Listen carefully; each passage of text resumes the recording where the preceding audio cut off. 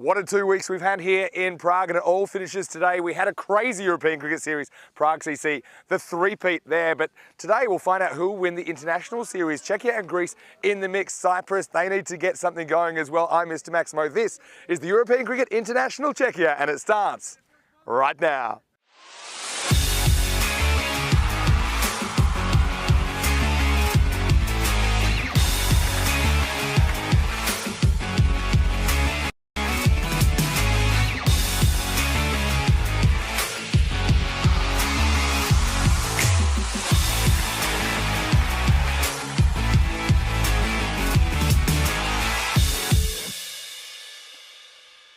This European Cricket Network event is proudly brought to you by HCL Software and Bizaway. Good morning to you, Dobry Den, wherever you're watching from around the world. Welcome back to Prague for the final time. It's day 14 of our Czech adventure, day 2 of this ECI, and we'll find out who will get to raise the ECI trophy here in this wonderful country. We're at the Scott Page Field in Vinoj, just north of Prague, and today, like I said, kind of two still in the mix for me. Czechia, the host, they were good through their first 3 games, but did lose their last game to Greece, which has kept the series alive. First up though, we're going to see Cyprus taking on Greece in match number 6. Charles Croucher, the Sheriff, he's with the 2 captains over there with the coin. Let's see who wins the coin toss. Cyprus to toss. Tail. Tails is the call. And it's a tail. Yes, we'll bowl first. So the news from the toss is that Aslam Mohammed has won the toss. He has elected to bowl first. Doesn't really surprise me because Cyprus, they struggled with the stick yesterday, particularly early in the morning against Czechia, where they lost a whole bunch of wickets early, just couldn't get to a competitive score. I actually think their bowling and fielding has been okay. It's just the fact they haven't been able to really come to terms with this pitch, haven't been able to put a competitive score on the board, means they've had nothing to bowl at. Certainly they'll be hoping to find some runs from somewhere this morning, and if they can do that, put that 100 plus on the board, I think they'll be competitive here against a Greek side that went the cycle on day 1. 1 win, 1 loss, and 1 no result. In fact, when these two teams met yesterday, it was a no result. They had to share the points. So it's kind of put Greece behind the 8 ball because they split their matches with Czechia yesterday, but the fact that they cost that point may come back to haunt them. Let's talk about some of the key players. Of course, Cyprus, I think their captain, Rajvinder Brar, he's actually been pretty good with the ball. He's been getting it to do a little bit. Hardeep Singh, a player we saw in the ECS earlier this year, do some very good things. I think he was one of their shining lights yesterday as well. For Greece, the captain, Aslam Mohammed, it's hard to believe this guy is 52 years of age. He just continues to pump out the performances. We're likely to see him behind the stumps, but he can kind of do everything. He can bowl seam up, he can bowl some spin, but I think his runs are super important to Greece, who have been a little bit shaky with the bat themselves. I've got to say that I'm always a fan of Georgios Galanis as well with his leg spin. I think he's a very good player. And Sinan Khan, I think he struggled with the pace of this pitch yesterday. Let's see if he can come to terms with it a little bit better today. They've got other good performances across the board, Greece.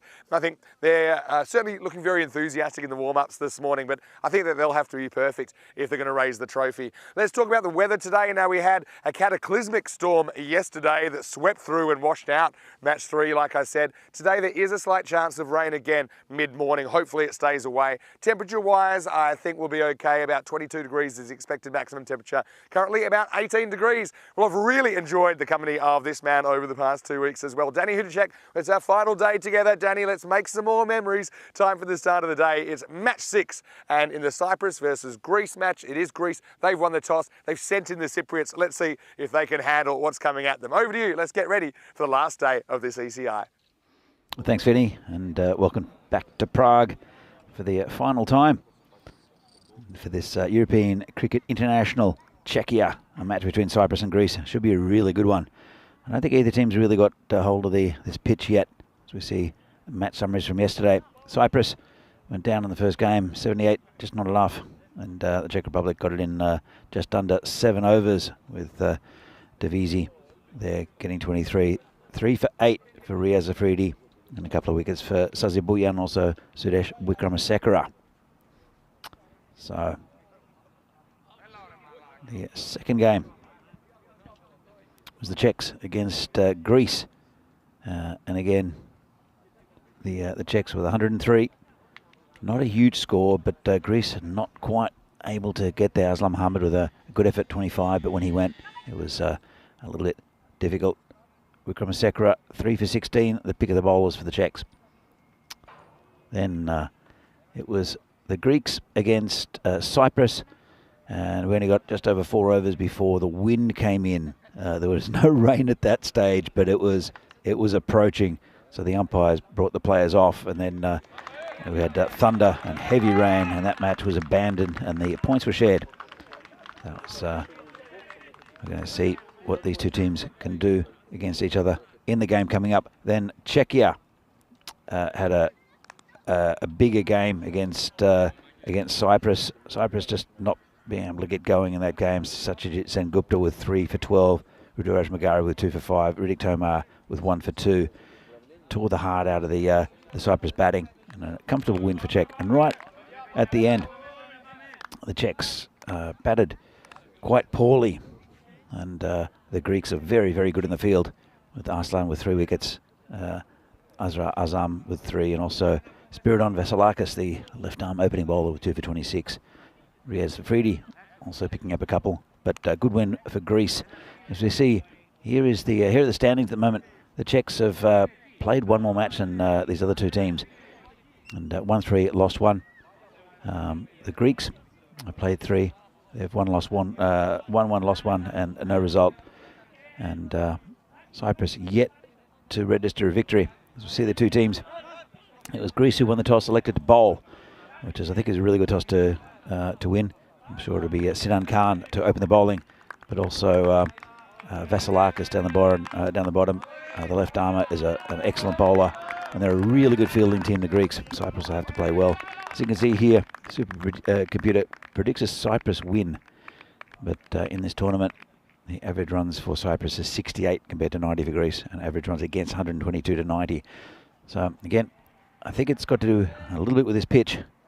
It's different to what is they normally play on in Greece and Cyprus, and if the Cypriots get used to this pitch early on and put pressure on Greece, then it's definitely match on.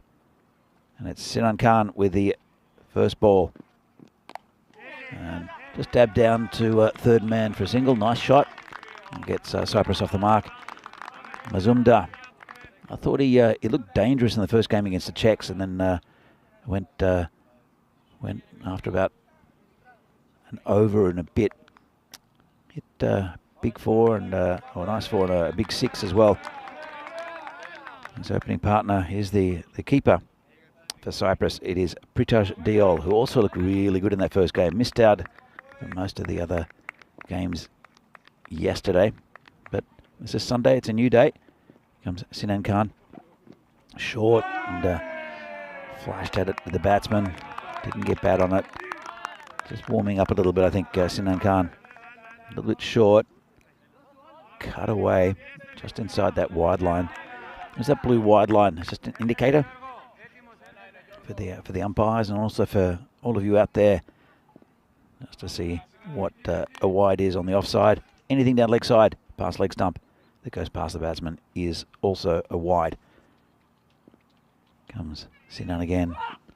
And, it's a good ball, hitting the covers, and there was a chance for a run out.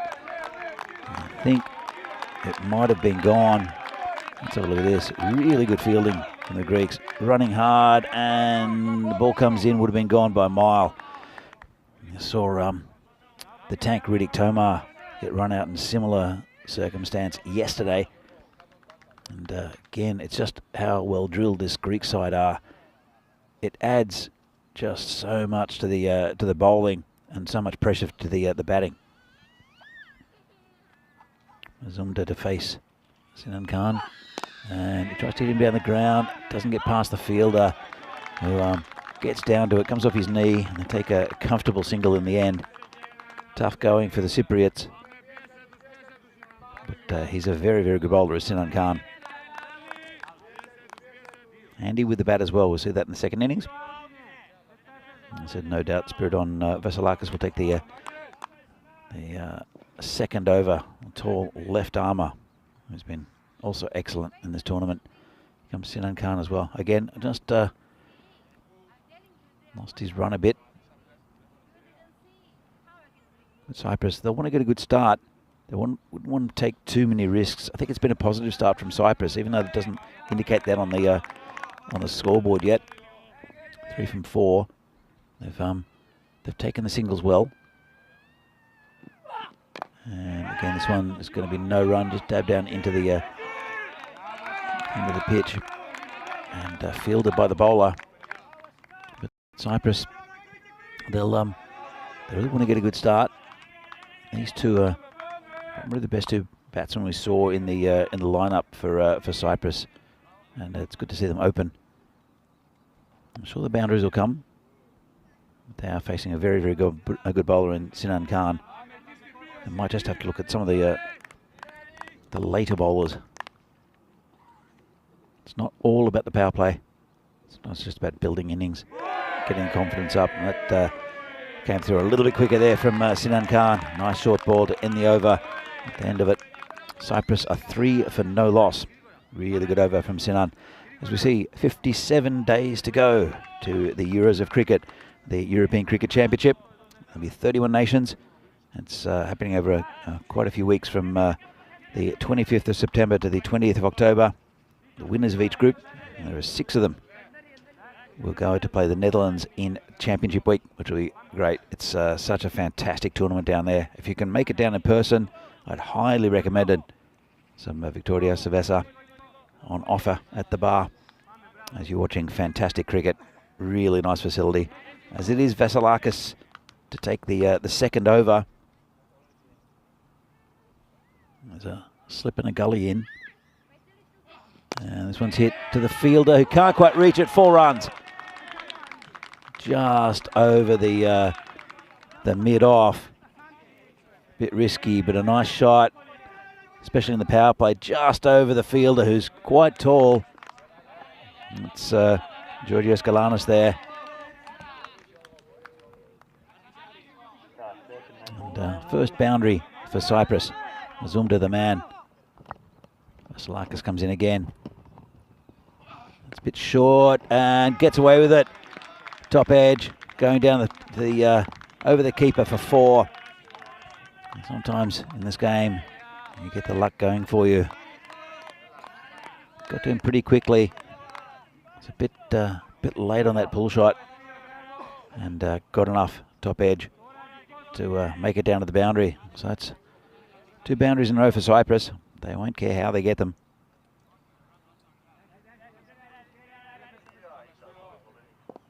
Vasilakis will continue. Bowling to Mazumdar, who's 10. It's short. And that'll be the one for the over. Not the quickest bouncer you'll ever see, but pretty well directed. Let's have another look at this. What?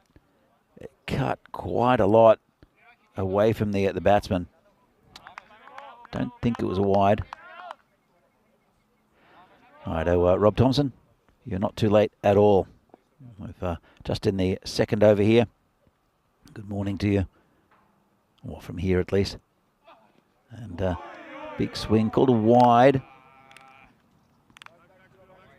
Again, with this field, even though we've had a little bit of rain, it's lightning quick. The first few days, though, we saw here, we saw forward defences go to the boundary. It was that quick. Field was no chance. As soon as it got past the infield, it's evened up a little bit though. As this is going to be in the gap, hit in the air, not timed, just a single. It'll bring Britaj Diol on strike. He batted quite well against the Czechs in the first game they played Cyprus. It was one that held the innings together somewhat and got them to a decent total of 78, which hasn't been defended in the tournament here, but at least it was something to bowl to. Vasilakis, 10 so far off the over. Comes in, bowling to Diol. It's going to be called a wide again.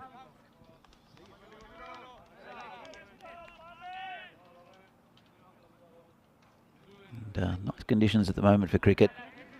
There's no breeze. There's it's probably about 18 degrees, maybe 20.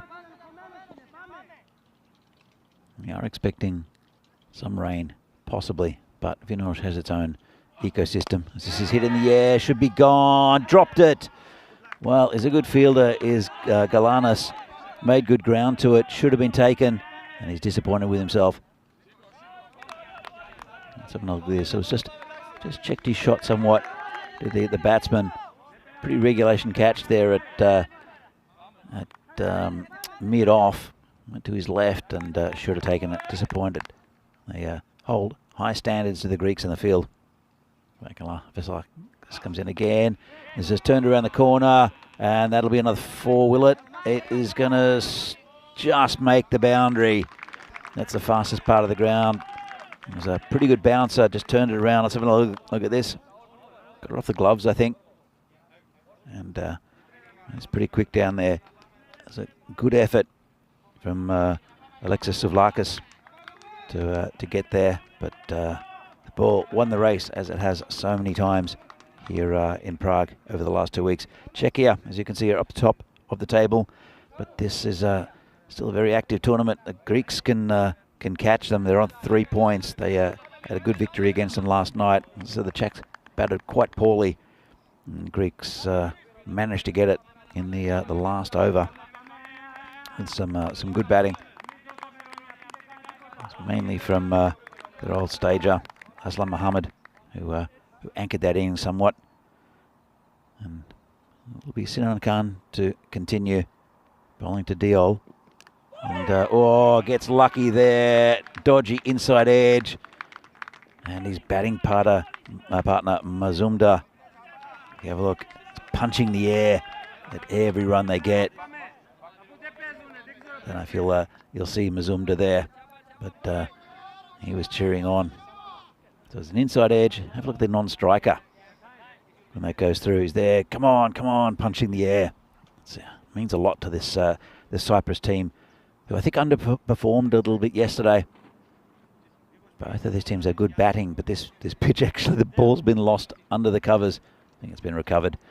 Both these teams have good batting, but this pitch is very, very different to what they used to at home. Used to faster pitches. This one will hold up a little bit and will vary and bounce. And it's just because it's an active clay base, which means that it needs a little bit of moisture in it. It's pretty lively for the faster bowlers, but sometimes keeps slow. And it's just hit there to Galanis at mid-off. So it's played very well, this pitch. I don't think I've ever seen it play better than it has. And this outfield's been lightning quick, which was a bit of the criticism from for this field, the seasons we've had here, the series we've had here. It's a pretty new surface, though. As Sinan Khan comes in again, just dab down on the leg side. Another run. 3 balls left of the power play. It's been a pretty good one for Cyprus. They've had a little bit of luck, the drop catch and dodgy inside edge for 4. But at the same time, you make your own luck. And Mazumdar, you'll want to see out this power play and then go on with a score. The main thing for Cyprus is they haven't lost a wicket yet. Sinan Khan comes in. This is hit firmly down the ground and shy at the stumps. Well, he's a good fielder there. It's Bogdanos, who we saw with a spectacular catch over the boundary, and I think it would have been gone. As the ball comes in, yeah, if he did hit, I think that would have been the end of Mazumdar. But I guess it's a calculated risk with these quick singles to these Greeks.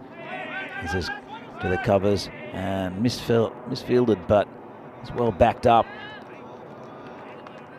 It's Andreas Gastaratos, who came in behind the cover fielder. And again, that shows how well drilled this fielding unit is for Greece.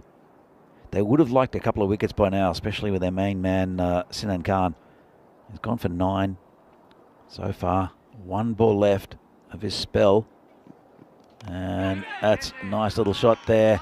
Well, it's gone through the fielder as well. I'll be disappointed at that. It's Spiridon Vasilakis down there. Oh, look, a tall man.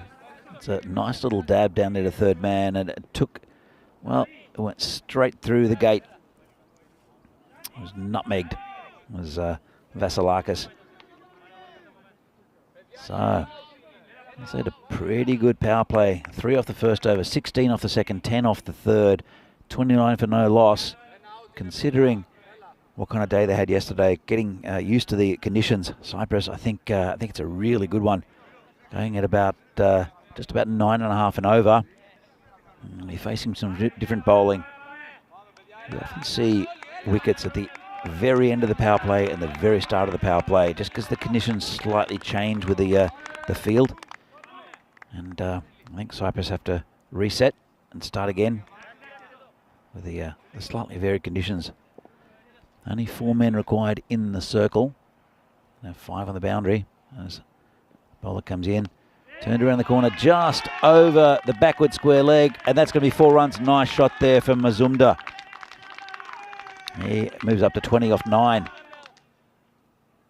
Just a bit leg side. Got a bit of turn there. The bowler is coming. But the ball's going away from the right-hander. A bit of spin as well. Just didn't quite get it in the right area. Tad short as well. Aslam Mohammed, sorry. Asrar Ahmed is the bowler. And this is hit. Yeah, but safe.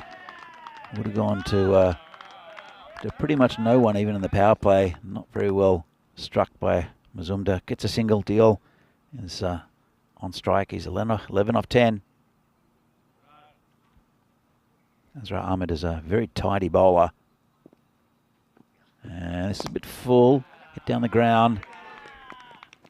It's Galanis who does the fielding. The good throw to the keeper. There's no one backing up. So I'm lucky he didn't get a dodgy bounce. Ahmed continues to bowl. Right arm around the wicket. And the batsman uses his feet. Doesn't hit it cleanly. Picked up in the covers. Just another single.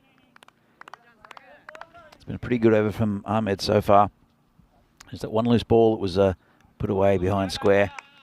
Dial moves on to was on 12. Mazumdar moves on to 22. And again, this one goes past the gully fielder, and that is 4 runs. Lovely shot there. Let's have another look. Just waited on it. Dabbed it down to that vacant area, and that's easy runs, really. Don't know if they're going to put a man back there. So many go down there to the third man region. All it needs is the bowler to bowl outside off stump, and that's it's a real target for a lot of these bowlers. That offside tram line. This is full, slower ball. Batsman had to wait on it. Ended up thinking about 3 times what to do with it. Left it in the end. So when I look at this, just didn't quite know what to do. I did have a little swing at it. So at the end of the 4th over, Cyprus are 40 for no loss. Looking pretty good, going at 10 and over. It was a slow start, but they've batted pretty well since. And they've just grafted these runs. Nothing really fluid about the innings, but they're putting a big fight on against this Greek side, who are also very competitive. The bowler is Sabir Aslan, who gets that one slightly wrong down leg side.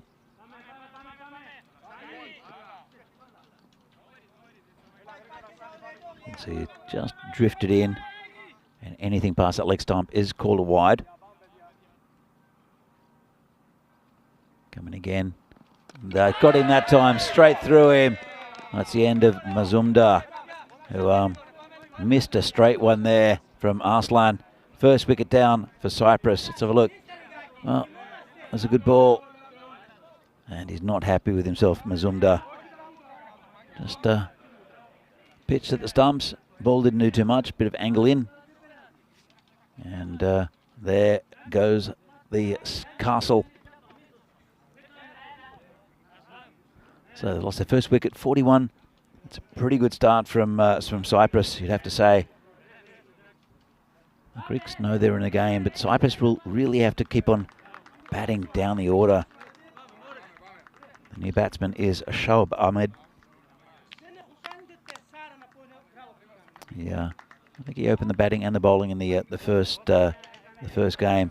A little bit of drift in. It was well pitched up and just the wrong shot to play. They don't need to force the issue at this stage, Cyprus. They're looking pretty good. They've got a good base to rack up a decent score. They'd like something well over 100. They're on track at the moment.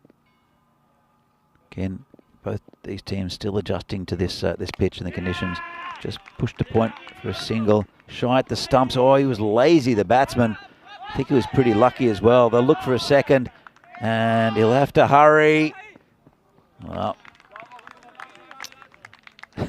Shoaib Ahmed doesn't look like he likes to run very much. That's all with this first one. So he's just cruising, and that would have been out by a mile if he hit. And then they look for another one.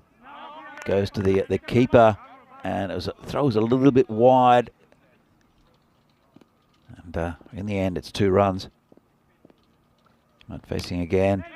This one just reaches from one outside off stump. Possibly going to be a wide. Been a good over so far from Ahmed. Let's have another look. And yeah, I think it would have been a wide. Ended up getting the inside edge, hitting himself in the shoulder with the ball. Well, the gloves. There's a bowler again. Hit high and long, and that will be 6 runs. Got that pretty much out of the middle. Did Ahmed. And just got under it. Galanis was there, couldn't reach it. That's 6 valuable runs here for Cyprus. They were almost to their 50, almost halfway through the innings. And Vinny, welcome to the marshmallow. It's a good game. This is going to be 4 again, or is it going to go all the way? It will be 4. Actually, it's 6 and a no ball and a free hit. You've come in at the right time, Vinny. Well, come in, and Cyprus go to heaven. They get a 7 here. Yeah, waist high full toss or above will be called. I think for me that's waist height. And Shoaib, he puts it away as well. So, Cyprus, they were stung by their performance yesterday, no doubt, Danny. No, it's tough. It was tough for both the Greek and the Cypriot sides because they've never even played here before. Slightly different conditions. And you can see, as I'm just getting the warning from Joe Foster, saying the bowler, he's bowled a high delivery, waist high or above, and that's the first warning for Arslan. But anyway, yeah, good morning. What a time to come in. It'll be a free hit as well. And there's the golden boy, Joe Foster. But hello to everyone in the chat. I know we've got a lot of good chat happening already in there. ECN European Cricket Network. Hello to everyone on fan code. Hello to Jacob Baranowski. Hello to you. Hello to Morning Chill. I'm feeling a bit morning chill this morning. Oh, me too. A little bit of a chill on the ground as well. Just a little one. Free hit, free miss. Oh, it's well done there from the bowler, who before, or a couple of balls ago, he had very good figures. Got a good wicket, and just got hit for 2, well, a 6 and a 7. So just ruining his figures a bit. And 56 the score now, almost halfway through the innings. It's pretty good for Cyprus. They want to go on from here though. And hit straight down the ground.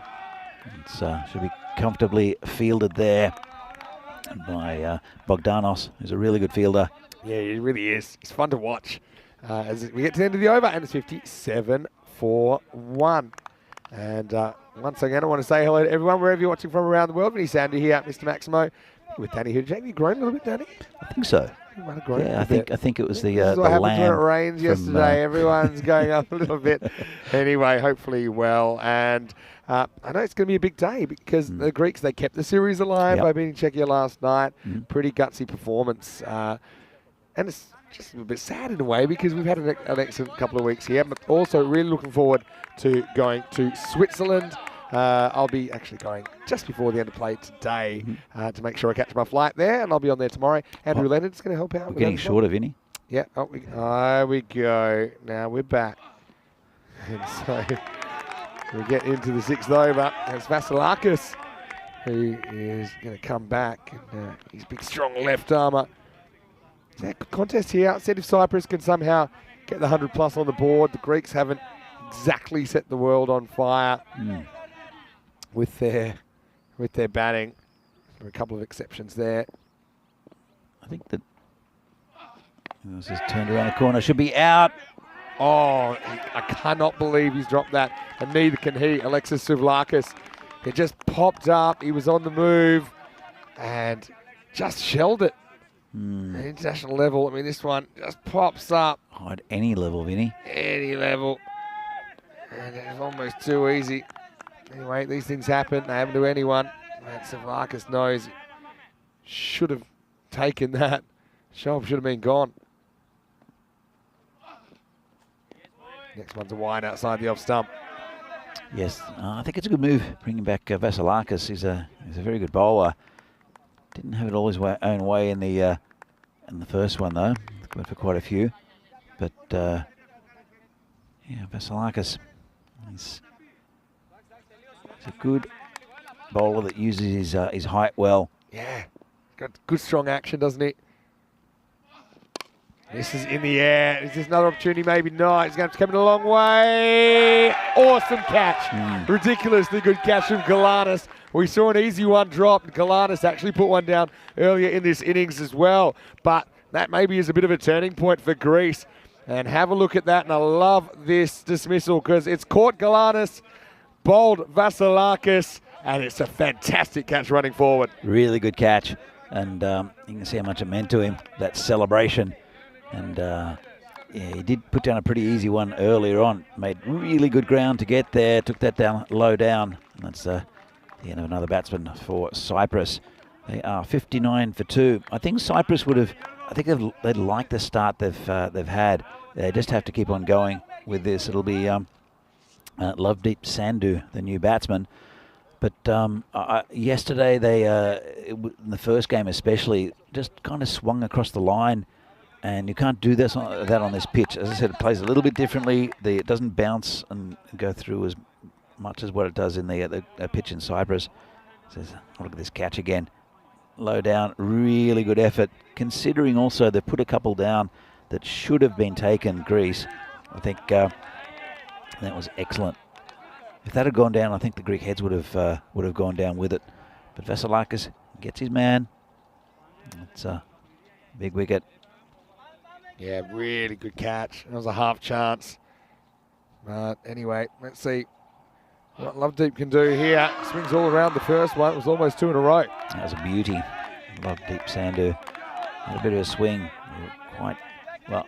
He knew it was there somewhere, and this one just missed that off stump. I think his length should be about on a length or just short, and angling up to the batsman, kind of like that. This is going to be on the boundary. 6. Just got there, did Lovedeep Sandhu. Just being the word. And he did everything right there, the fielder. There's Azra Ahmed, I think, out there on the deep wicket boundary. He went right back. He leaned over. He saw where he was. Knew how far he could go. Just couldn't pull it back in. Lovedeep gets a bit of luck there. Then he carries the fielder. I suppose he hit it that hard. 6 off 2. Now a big swing. So he's 1 for 3 basically. As Vasilakis finishes his spell. Another good effort from the youngster. He takes 1 for 24. And after 6 overs, the score is 65 for 2. Yeah, with that big 6, I think normally it would have carried pretty easily. because the breeze does push it that way, but there's no breeze at the moment. Let's have a look at what's coming up. And I think I mentioned that I'll be headed to Switzerland. I'll be there tonight, believe it or not. And we're only a week away from the Continental Cup T20IWs as well, which is going to be great. With Rico doing the honours there, I'll have Andrew Leonard joining me for the first full week, I suppose, working for us here at ECN. And then the ECS will move to Dresden, but there's also T20 International Cricket, both men's and women's through August. There's also some T10 International Women's Cricket in the ECIWs. So, yeah, can't wait. Should be a really busy week ahead. Just week, but month ahead. And here's Galanis, who just took a brilliant catch coming on to bowl over number 7. Yeah, he's a good bowler, Galanis. And, again, right time to bring him on. They've brought him on towards the end of the innings. And this one's full, hit well, and 6 runs. Unlucky again. Great catch. Here's the bad news. He's definitely touched the rope. He hasn't realised it. He's definitely touched the rope and he hasn't realised it. Oh, look at this. Oh, this guy's so unlucky. That's a brilliant catch. He dives, and in the kind of movement, he's definitely touched the rope. There's no doubt. But because he's moving so quick, he assumes he's fine. But have a look at this. Great catch. But here's a problem. Bang. Yeah. He's just touched the rope.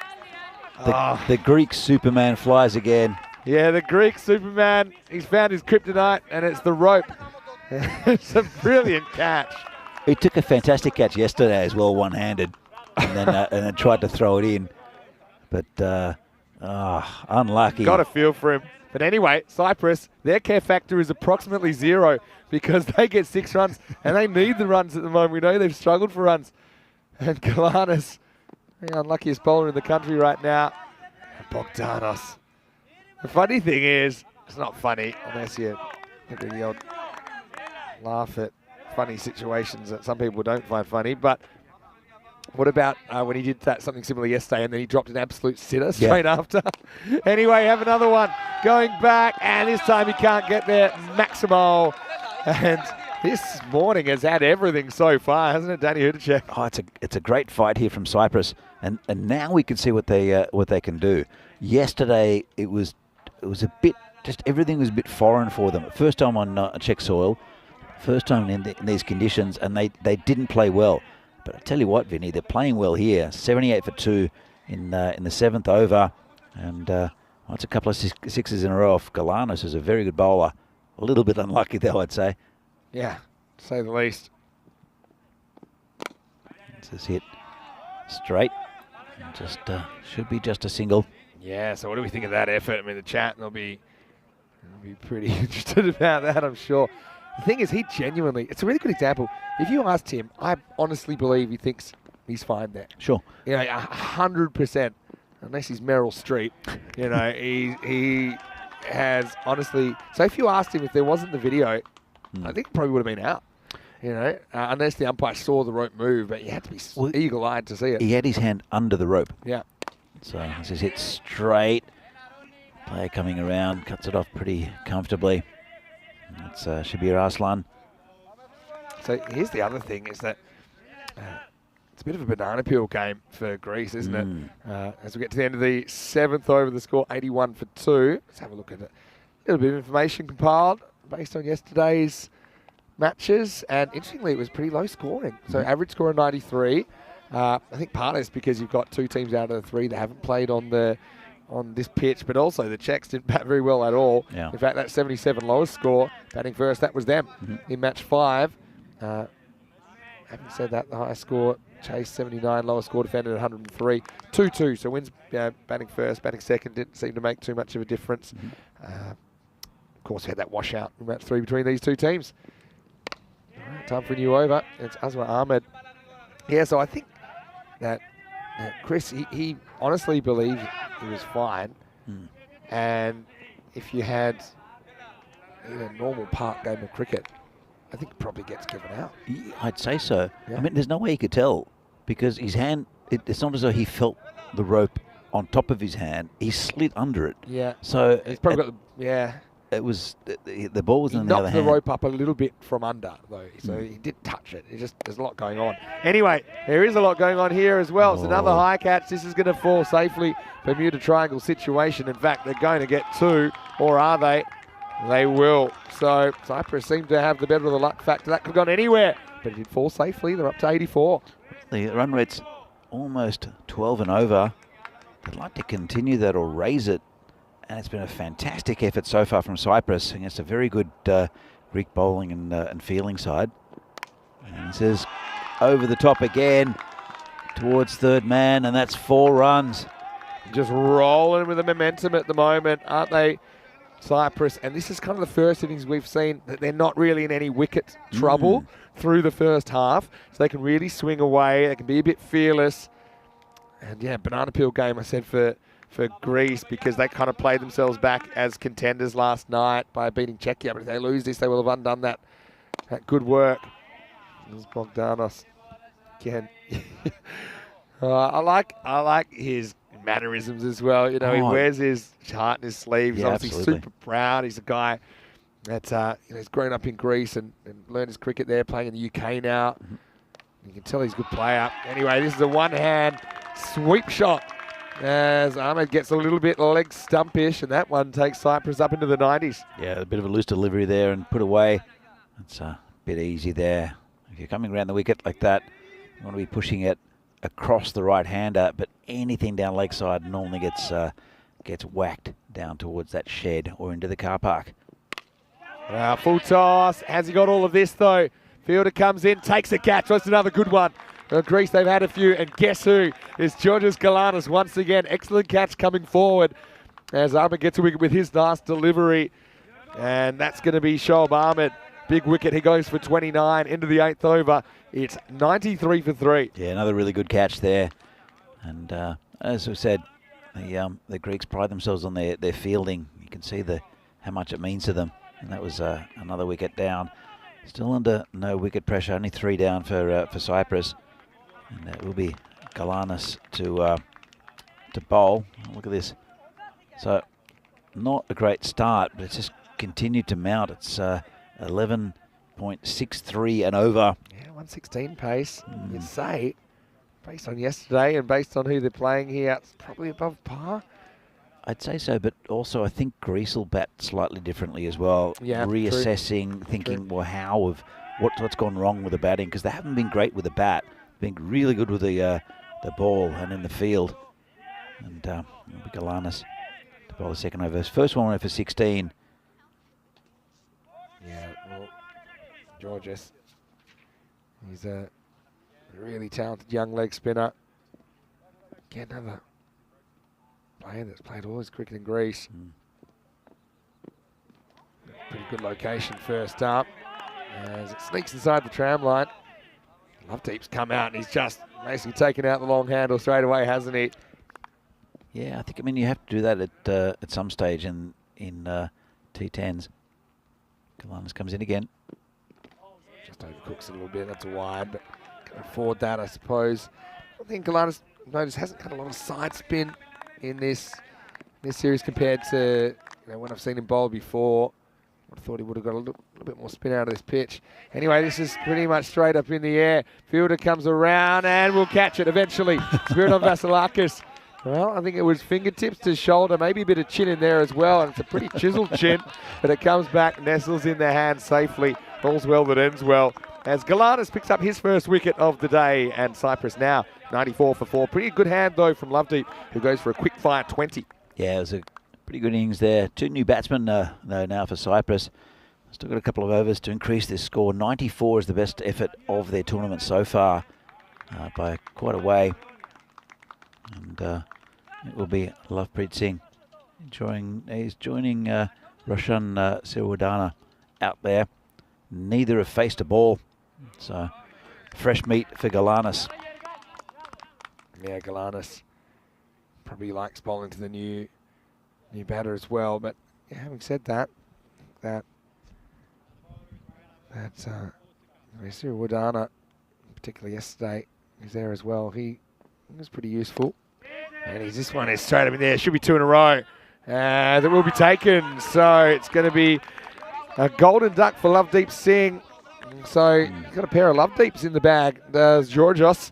He's on a hat-trick, and Cyprus just falling away a little bit in the ninth. All happening for Greece. It's 94 for 5. It is a ninth over, but if they can get 10 and over from here, it's 114. And it just wasn't the greatest shot there from Lovedeep Singh. They if they get a boundary and over, they should get 10-ish. Well, they should have until this, the start of this over. But still, 114 is a pretty good score. Anything over 100, I think, is defendable for Cyprus against the Greeks, who haven't really adjusted to the conditions with the bat yet. From a couple, though, the skipper, Aslam Mohammed, looked pretty good. See here, the Hall of Fame for hat-tricks. Yeah, could we get a Greek name in there? Hat-trick number 23. Just had the one hat-trick here, Piyush Kumar. That was a week ago, exactly. That was a Sunday. Maybe Sunday's hat-trick day. Let's find out. So it's left-handed Hardeep Singh, who should have been batting quite a bit higher, I think. Good man to bring in late, though. All right, hat-trick ball. Goes catchable height, but goes around the bowler. So he won't take a hat-trick, but still, it's been a very good over. Because this is kind of a middle-of-the-road total for me.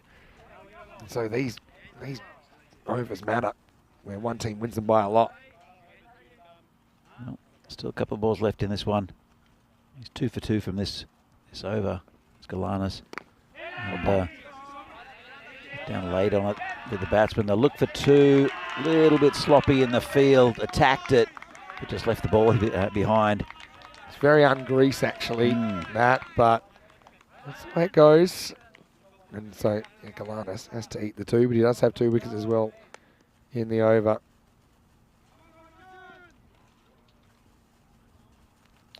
So here's Galanis, the final ball of his spell. And well bowled, really well bowled. Stepping away is going to be tough. And yeah, Georgios, he's certainly been in the action this morning, hasn't he? A couple of really good catches, couple of wickets there. And not everything goes his way, but I think he can be proud of his work in this innings so far. As we'll go to the last over, and the score is 97 for 5. Yeah, look at this these bowling figures. Sinan Khan is the only one not to take a wicket, but he's probably been the best of the bowlers. 13 from his 2.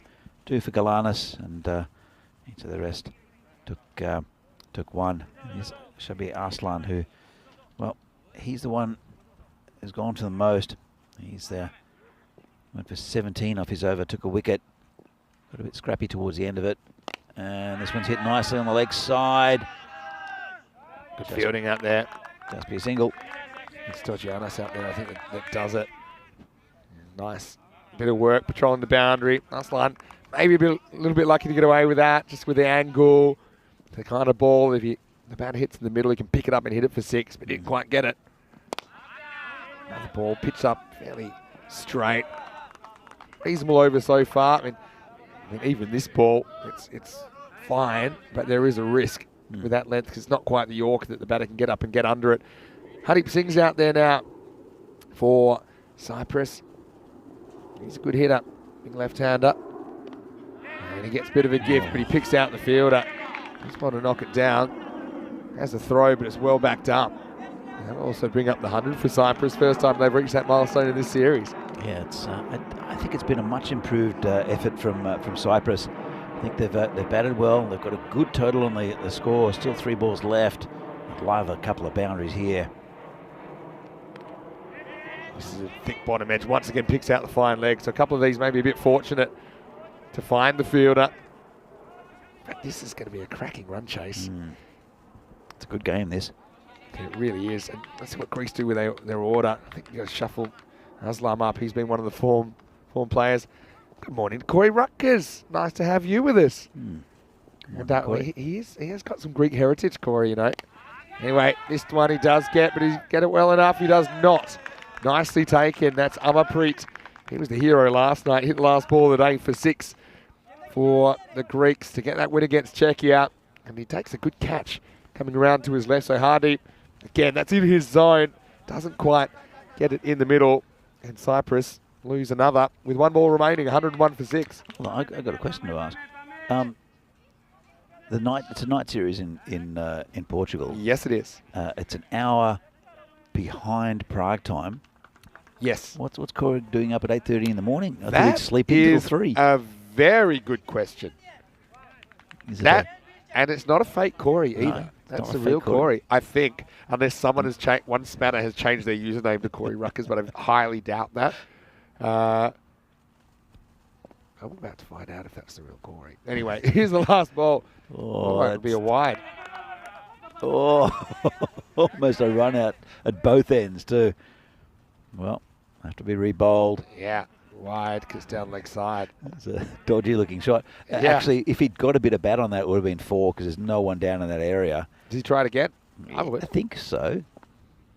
Ball will go further. Oh no, bowl's the same ball. He does the opposite, gets in the way a little bit. He'll come back for 2. Should be an easy run out.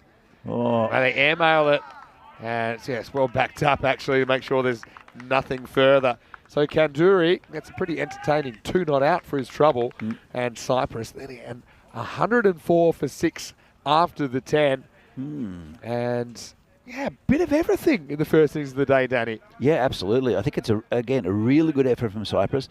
The key to them is that they didn't lose early wickets. They're under pressure from Sinan Khan, who just went for 3 off his first over, and they just dug in there a bit like a tick and just didn't let up. They did, didn't they? Hey, Corey's reply, he said both teams in Group A in the ECC. So Spanish coach, perfect time to snoop.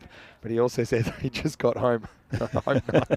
Anyway, 104 will be the score for Cyprus to defend. I did say, can they get 100 plus? If they do, I think they're a shot at defending this. Greece, it feels like a must-win game for them if they're going to challenge this weekend for the trophy. That's they got their work cut out for them. A bit of the good, the bad, and the ugly for them in the first innings of the day. It's, some very good catches, some easy drops, some flirts with the boundary rope. It was all there. But Cyprus, one thing I liked about them, they attacked, didn't they? They had the wickets in hand, but they weren't afraid to play their shots. And I think they make their own luck to an extent as they put on the ton. Agreed, Vinny. But I think also what they did is they picked the bad balls to go after. They didn't take too many risks in saying that. That was a dodgy inside edge for 4.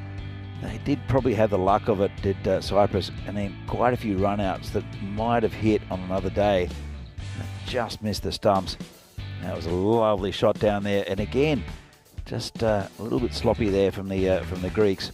That was Vasilakis there on the boundary, and a couple that went just over fielders, a couple of drop catches.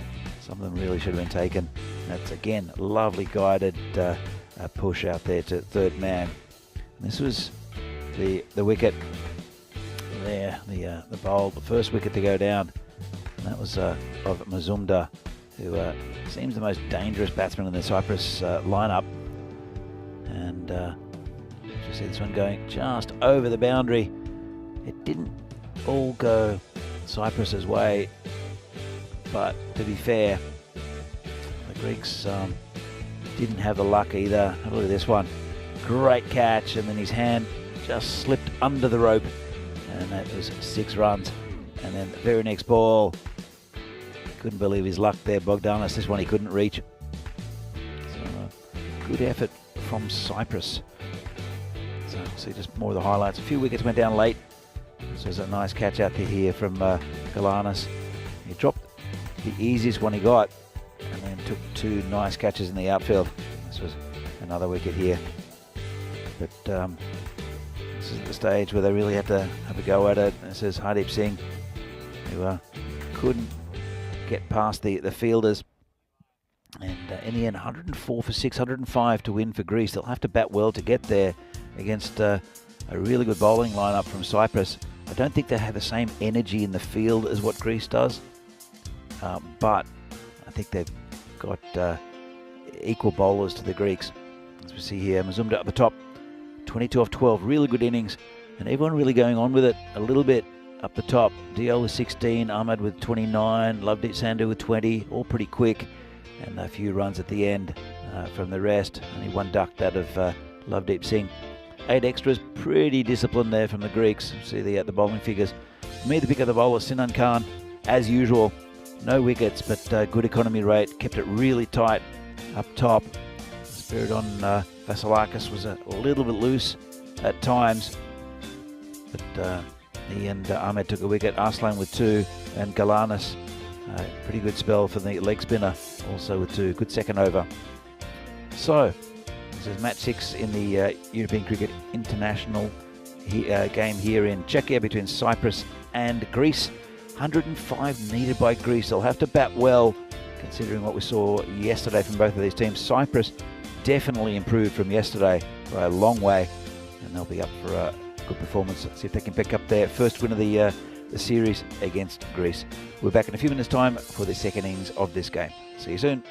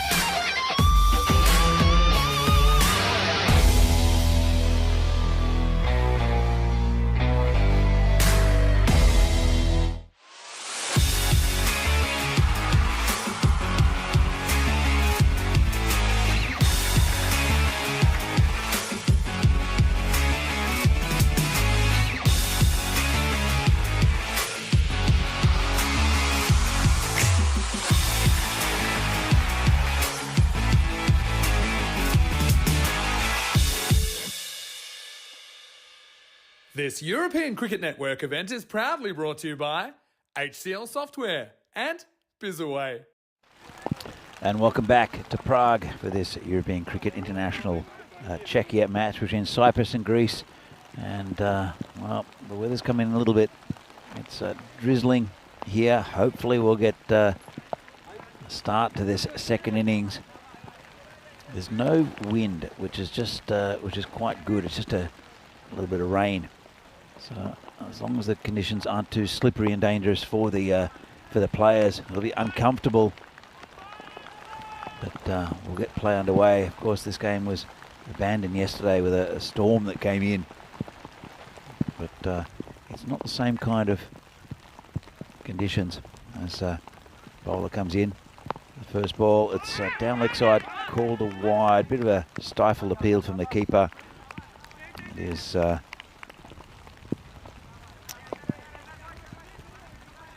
just a little bit. Probably would have hit the batsman if he hadn't got out of the way. I'm just wondering if that went over the leg side, the stump, or was just wide of the leg stump. Bowler comes in again, and that's called wide as well. It's Shoaib Ahmed. Tricky conditions for bowlers. Just a little bit slick underfoot. It'll mess with your run up and your delivery stride. Also the batsman. It's not ideal conditions for anyone out there. And well, looks like they're going to come off. They're going to put the covers on. Rain getting a little bit harder. So that's unfortunate. Hopefully it's not going to delay the game too much. A lot of grey cloud up above. I know we knew we might get some rain, and a little breeze coming in now. So the umpires are bringing the stumps in. The covers are going to come on, and it's unfortunate because this is all set up to be a fantastic chase from Greece. Cyprus 104, easily the best they've batted in the series, with a little bit of luck, but it's just unfortunate as well. One of the umpires takes one of the covers by himself. Yesterday it was almost like a yacht race with the spinnakers set, but just not the same breeze. Well, in saying that, the wind's got under that cover. Vinny is back in. Yeah, I'm back, and it's not ideal, obviously. Yeah, you could just feel a few drops of rain. I was worried if we were even going to get a ball in, and we didn't get a legal ball in the end. Just the two wides to get us going. But remember, 3 overs is the minimum, so Greece, they don't really want to get out there and at least have a crack at this. A 3-over target, what would it be? Yeah, probably something like 36 or something in 3 overs. It's difficult. If I had to guess, but at least it gives them a shot, because Cyprus, I don't think, can displace Czechia, but Greece can. But they do have to beat Cyprus twice, and they won't get that opportunity. So, I mean, that's something they'll want to do. But it is coming down pretty heavily, just the way it is, unfortunately. We have had mostly good weather in this series. Unfortunately, right here, right now, we're going to have a stoppage. And it looks like it could be a fairly lengthy one, though. If yesterday's anything to go by, it can brighten up and we can still have a really clear afternoon, because the weather can change really quickly here. Absolutely, but it's slightly different to yesterday. It sort of just rolled in quickly and disappeared pretty quickly, and we had bright sunshine in the afternoon. This is a little bit different. There's no real breeze.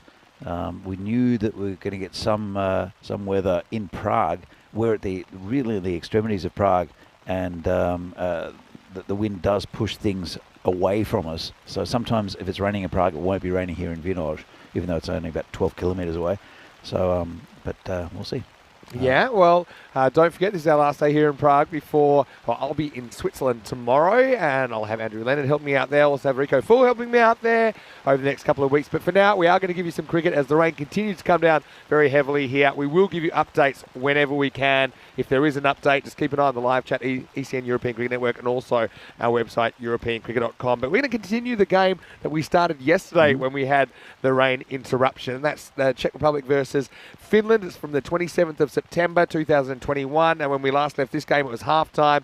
The Czechs had made 92 for 2 off their 10 overs. So the finish innings is about to begin. This is from the beautiful Cardiff Oval, where we will be in just a few short weeks' time for the third edition. But in this one, it will be the Finnish captain Nathan Collins and Peter Gallagher going out to bat. Satyajit Sengupta will be opening the bowling. Stay and watch this. This is a good one. 93 is the target for the Finns, and we'll be back here, hopefully, with some cricket live from Prague very shortly.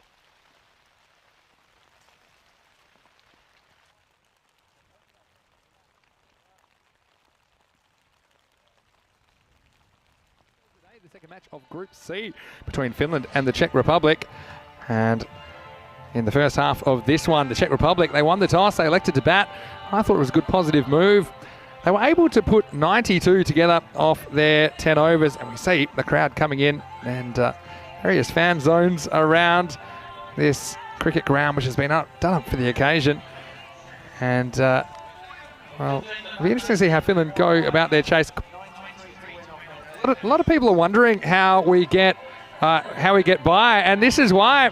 This is our secret, isn't it, Rico? This is how we know everything. We seem like we know what we're talking about, don't we? Pluff your way in cricket.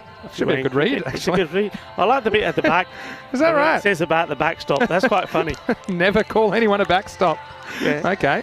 No, go on. There you go. This is good one for you being a wicket keeper. All right. Okay, there is a long stop, but the position is only occupied when a fielding side has an appallingly bad wicket keeper. Well, no, I feel bad if they ever put one behind me. But anyway, let's get back onto task here, and we're going to see Finland coming out.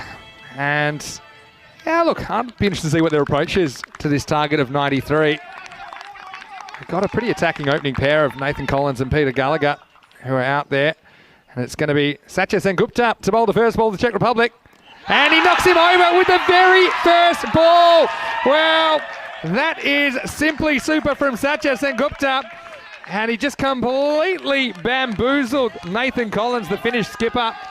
And I don't know if it was a change of pace. It definitely wasn't the pace that Collins was expecting. And Rico Full, what a start for the Czechs. Well, what a very clever delivery this is. And we always say, and you hear me saying all the time, when you're bowling it, bowl it full, bowl it straight, and there's every opportunity you're going to get a wicket. And I think it's just been done by the pace. I think it was a perfect ball. Look, he's come out to it a long way, still hasn't been able to get to it. The slower ball does the trick. And isn't he happy? Well, so he should be. His very first ball ever in the Dream 11 European Cricket Championship. And he takes a wicket. But one man who won't be happy, of course, is Nathan Collins, because he's gone for a first baller, golden duck. Oh, a tale of two first balls. I mean, the first ball for Sengupta capturing a wicket, does it by hitting the furniture. And Collins, the first ball he faces in T10 international cricket, he's on his way. You know, I just think he was too quick through that shot. I think it was the lack of pace that did Collins. And just like that, Finland lose their captain. I often say, though, don't I, if you're going to make a duck, make it a quick one. New batsman is Aravind Mohan at number 3. And Finland will get their first run as Mohan tucks this one away down to short fine leg. This will bring Peter Gallagher on strike, and well, just watch the way he approaches things. He is very dynamic, maybe a bit combustible at times, Peter, but yeah, I think they still have to attack. They don't want to bat themselves into a hole, otherwise this 93 target starts to look a lot bigger than it actually is. But what a start. Satyajit Sengupta, who was drafted into the squad as a late replacement for Samira Madaranga. Perfect start for him. And this one's in the air, and this one might be catchable. It's in the air a long time, and it's taken. Well, what a catch this is, and what a start this is for the Czech Republic. And it's the captain, Aaron Ashokan, who had to go back a long time, but it was just had so much hang time that he was able to get there. Didn't even have to turn himself around. And his second wicket goes down now. Finland in some serious trouble. It's 1 for 2. This is a very good catch. It really is. I mean, he's had to make the ground to get back. And then not only does he make the ground, he then takes a very good catch. And you can see that's been appreciated there. That's Mark Lovell there enjoying the cricket. And they're giving the fielder a good clap because that is a really good catch. And, well, it's a fine start this for the Czech Republic. Exactly what they needed to do. Well, that's both openers gone. Very first ball. And I think, again, with Gallagher, he's just early through the shot. That's why it doesn't go forwards as much as he wanted. It goes just pretty much upwards. No, it did carry most of the way to the boundary. Just showed you how long the ball was in the air by how much time Ashokan had to get from in the circle back to within 3-4 metres of the boundary. Held onto it. So they will cross back, and Jonathan Skamans, the keeper, will come out a bit earlier than he thought he would. He comes out after 3 balls. A second wicket to Satya Sengupta. He's got 2 for 1.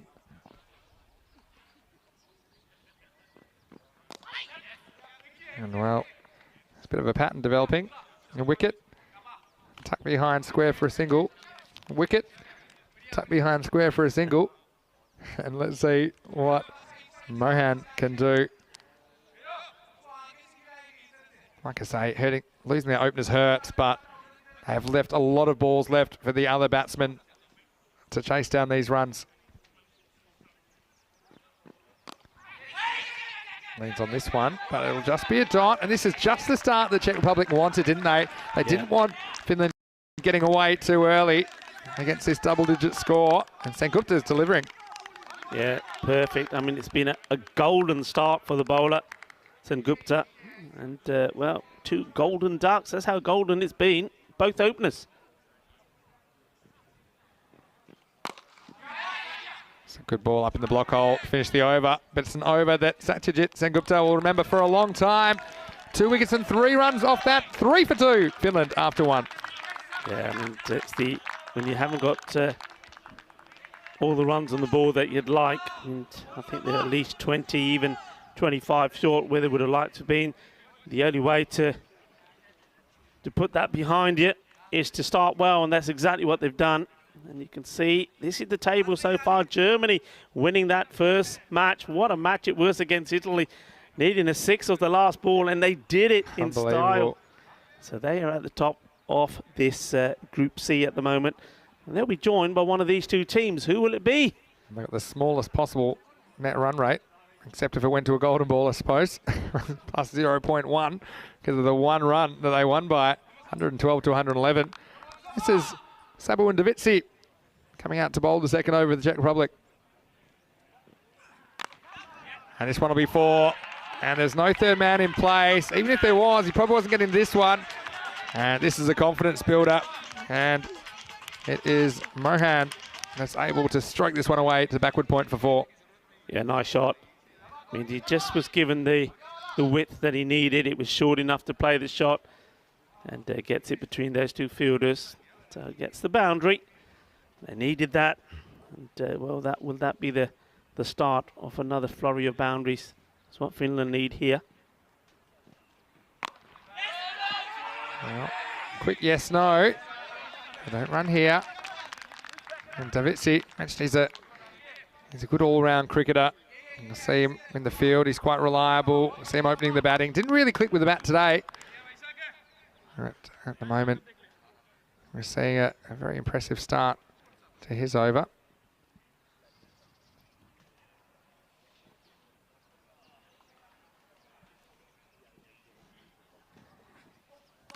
This one, no ball. This one will be for pitching off the pitch surface.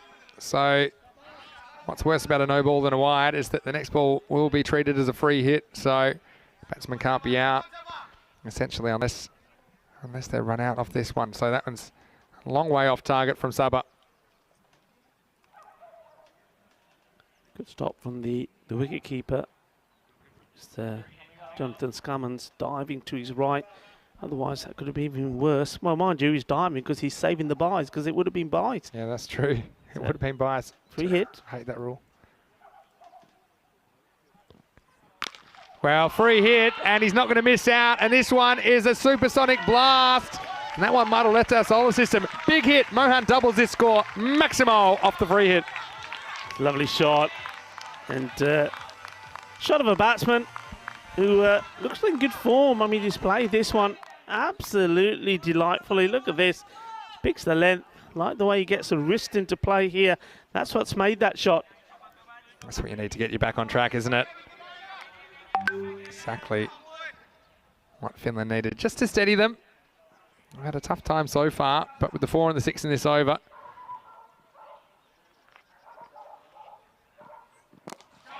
Good comeback from Davitsi. And Mohan's forced just to dig this one out, no run. Yeah, that's a good delivery. That's where you need to be. It's giving him no room to play this one anywhere. And in fact, it was just tempting him to try and go across the line to try and get something from it, make something from it. But the batsman, well, good from him. So he's not going to give his wicket away after playing such a lovely shot, Mohan.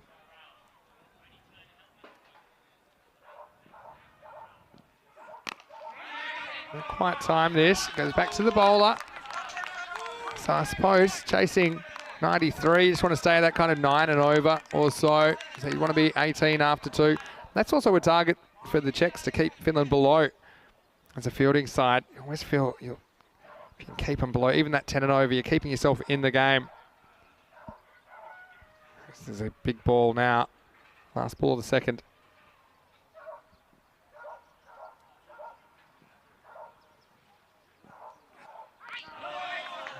Wide, but a little bit too wide. So they'll get a bonus run here. Yeah, he's going for the big finish with that one outside the off stump, just trying to keep it inside that line. The line's there only as a guide for the umpires, but they're being very consistent all the way through. And as soon as it touches it, they're calling those. Oh, it's a really nice shot. This is going to go all the way. Maximal! Well, that's the problem when you're in the VIP seats behind the fence. Well, I hope that's a bulletproof fence because it had to stop a bullet. 6 more to Finland. Yeah, this is a good shot. I think he knows where this is going to be. He knows what the bowler's trying to do. And there you go. Watch out. It's coming your way. Pays to pay attention. Takes us to the end of the second over. It's 21 for 2.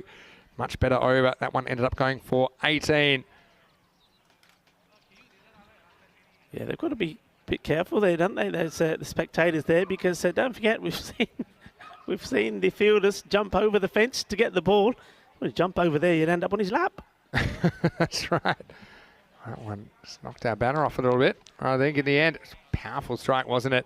This is what I talk about as well when you lose wickets early, but you don't want to lose balls. I mean, the balls are sometimes more valuable than the wickets you lose, even though you do normally have your top hitters up the top of the order in this form of the game.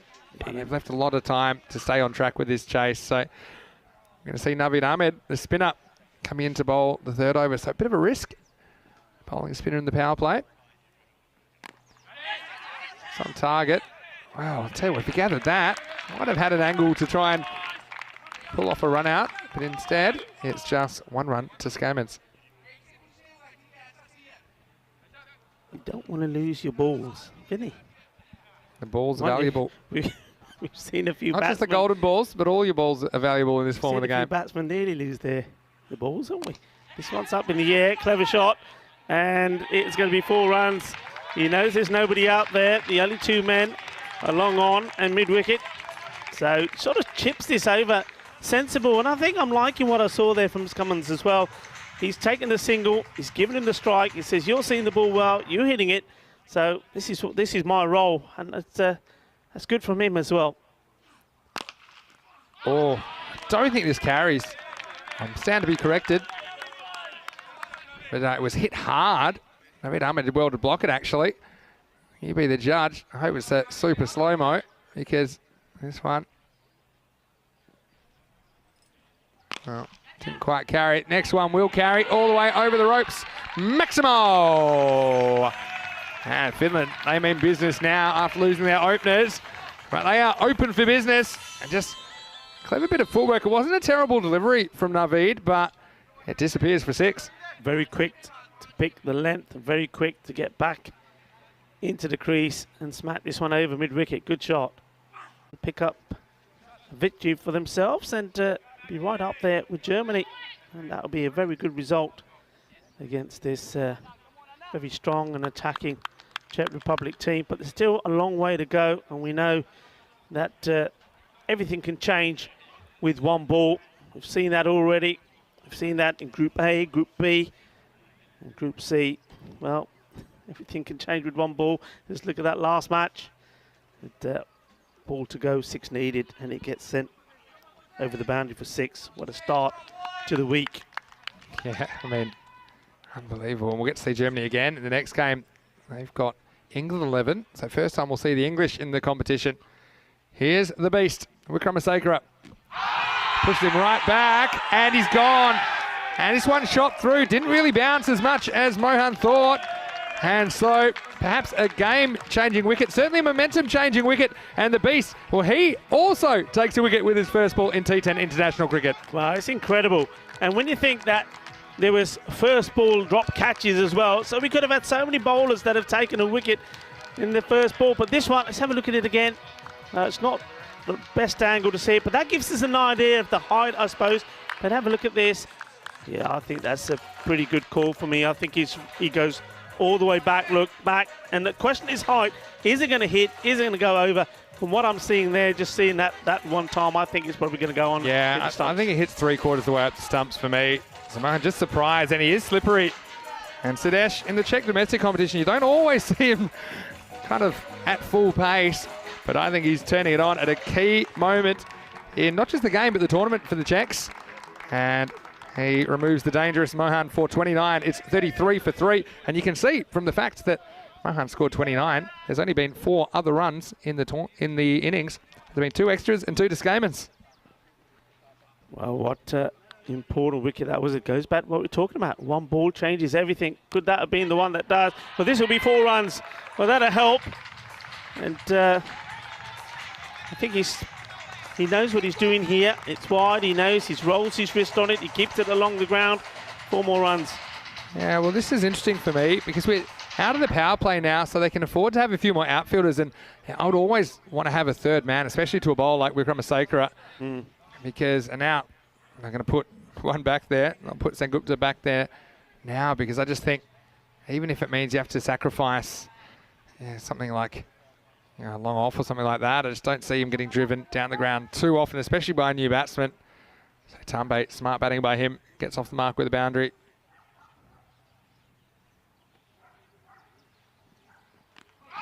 Oh, this one is too high and almost has I gone to the stumps. But That's also the difference. I think we can clearly see that now that we return back to this end. Certainly the end that the bowling was from last week in the Battle of Group B. I think there was a lot more bounce, wasn't it? Coming slightly up the hill on this pitch. Whereas this side, it doesn't tend to bounce as much. And a chance, and an easy chance as well. Caught and bowled, and he's made the difference, hasn't he, the beast? He performed pretty well with the bat, and now he's doing it with the ball. What a start to his Dream 11 European Cricket Championship. He's a big game player. And you say the bounce, I don't think it's just the pitch. I just think it's the way he bowls as well, is that he does hit the seam a lot. Sometimes he scrambles the seam. So this one seems to bounce a bit more than Mahesh Tambay thought. And he was just late on that pull shot, wasn't he? And, well, time for the foot dancing. Tambay, he's 4 and out. And Finland in a bit of wicket trouble now. It was 37 for 4. Yeah, the wicket's falling. And so we were talking about the power play, 33 for 2. We thought, yeah, that's okay. They're going nicely. But we did say, be careful, because in this format, one ball changes anything. And I think that LBW, Mohan going for 29. Well, that swings the favour back towards the Czech Republic. And with that wicket going there as well, off Tambay. Played a nice shot for 4 and then gets himself out. Now the pressure is going to be on these Finnish batsmen. Yeah, sure will be. You got your number 6 coming out in the 4th over. And he's got his tail up now, doesn't he? Wickramasinghe has 2 for 4. Oh, he just goes for it straight away. This is going to be another one. And it is! Well, now the Beast's on a hat-trick. He's gone full beast mode. Well, there were 2 wickets in the first over. Now there's 3 in the 4th. And that's the wild thing, who comes out. And once again, he's late on the shot. It just hangs in the air. Now he caught one to his right. Now he catches one to his left. And Wickramasinghe turning it on. This is what he does for the Czech Republic. And now Finland in a real spot of bother. It's 37 for 5. Amjad taking another 2 in 2.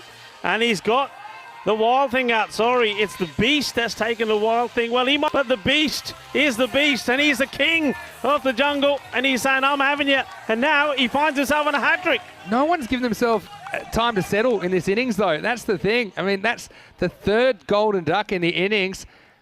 And we also saw Tambe go third ball. You know, it's not an easy shot to play first up. You're trying to time up a pull shot against a bowler that you're not quite sure of the pace of it. So now we've got the beast on a hat-trick. Oh, and he almost gets it. Oh, how close is this? You won't get much closer. And this is Pavin Kumar. It comes out and survives, but not by much. Let's have a look at this. One whistles past the outside edge.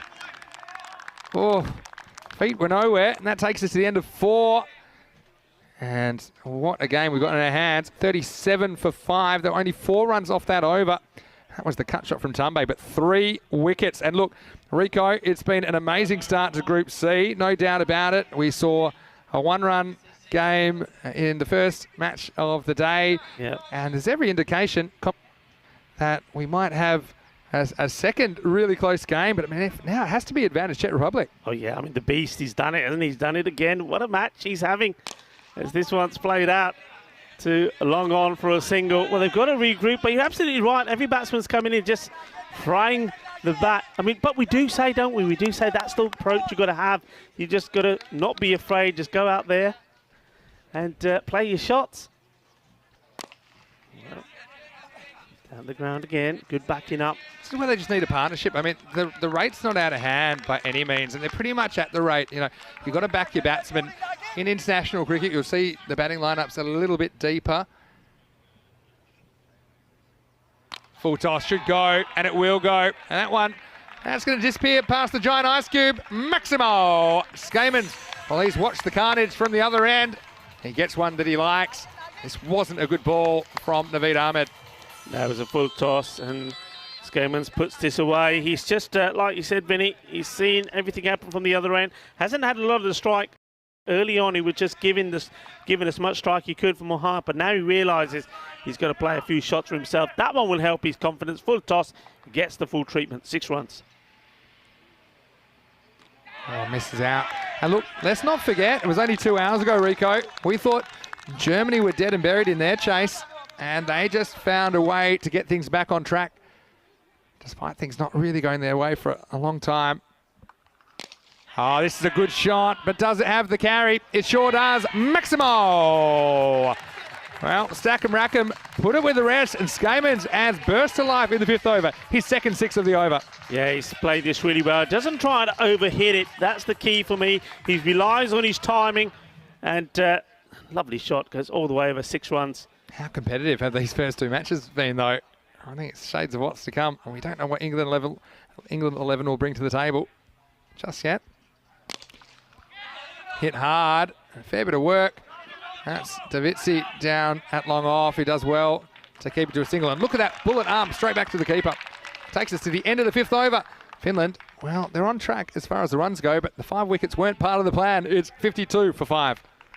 Yeah, those 5 wickets falling very quickly. I wonder what they do here. I mean, would you go back to the beast? Well, I would. Yep. I would say, look, you know, because you know maybe it's Skamans there. He's the main man now. The new batsman that's in alongside him, Kumar, hasn't really. He's got 1 of 2 balls. And they're not going to do that, though, Rico. Interesting one. They're going to, for Kushal Mendon. And the thing is, yeah, Kushi's a good bowler as well. But for me, when a guy is running hot, I mean, I think I'd still want to get him on as soon as possible. Yeah. I mean, if he can grab 2 or 3 more wickets here, then you can pretty much win the game with him right here. But they're taking a bit of a risk. They're trying to basically sneak an over of a new bowler in. So it is Mendon to bowl. And it might have worked, because this is a chance, and Saba, he doesn't drop him, and he takes this one.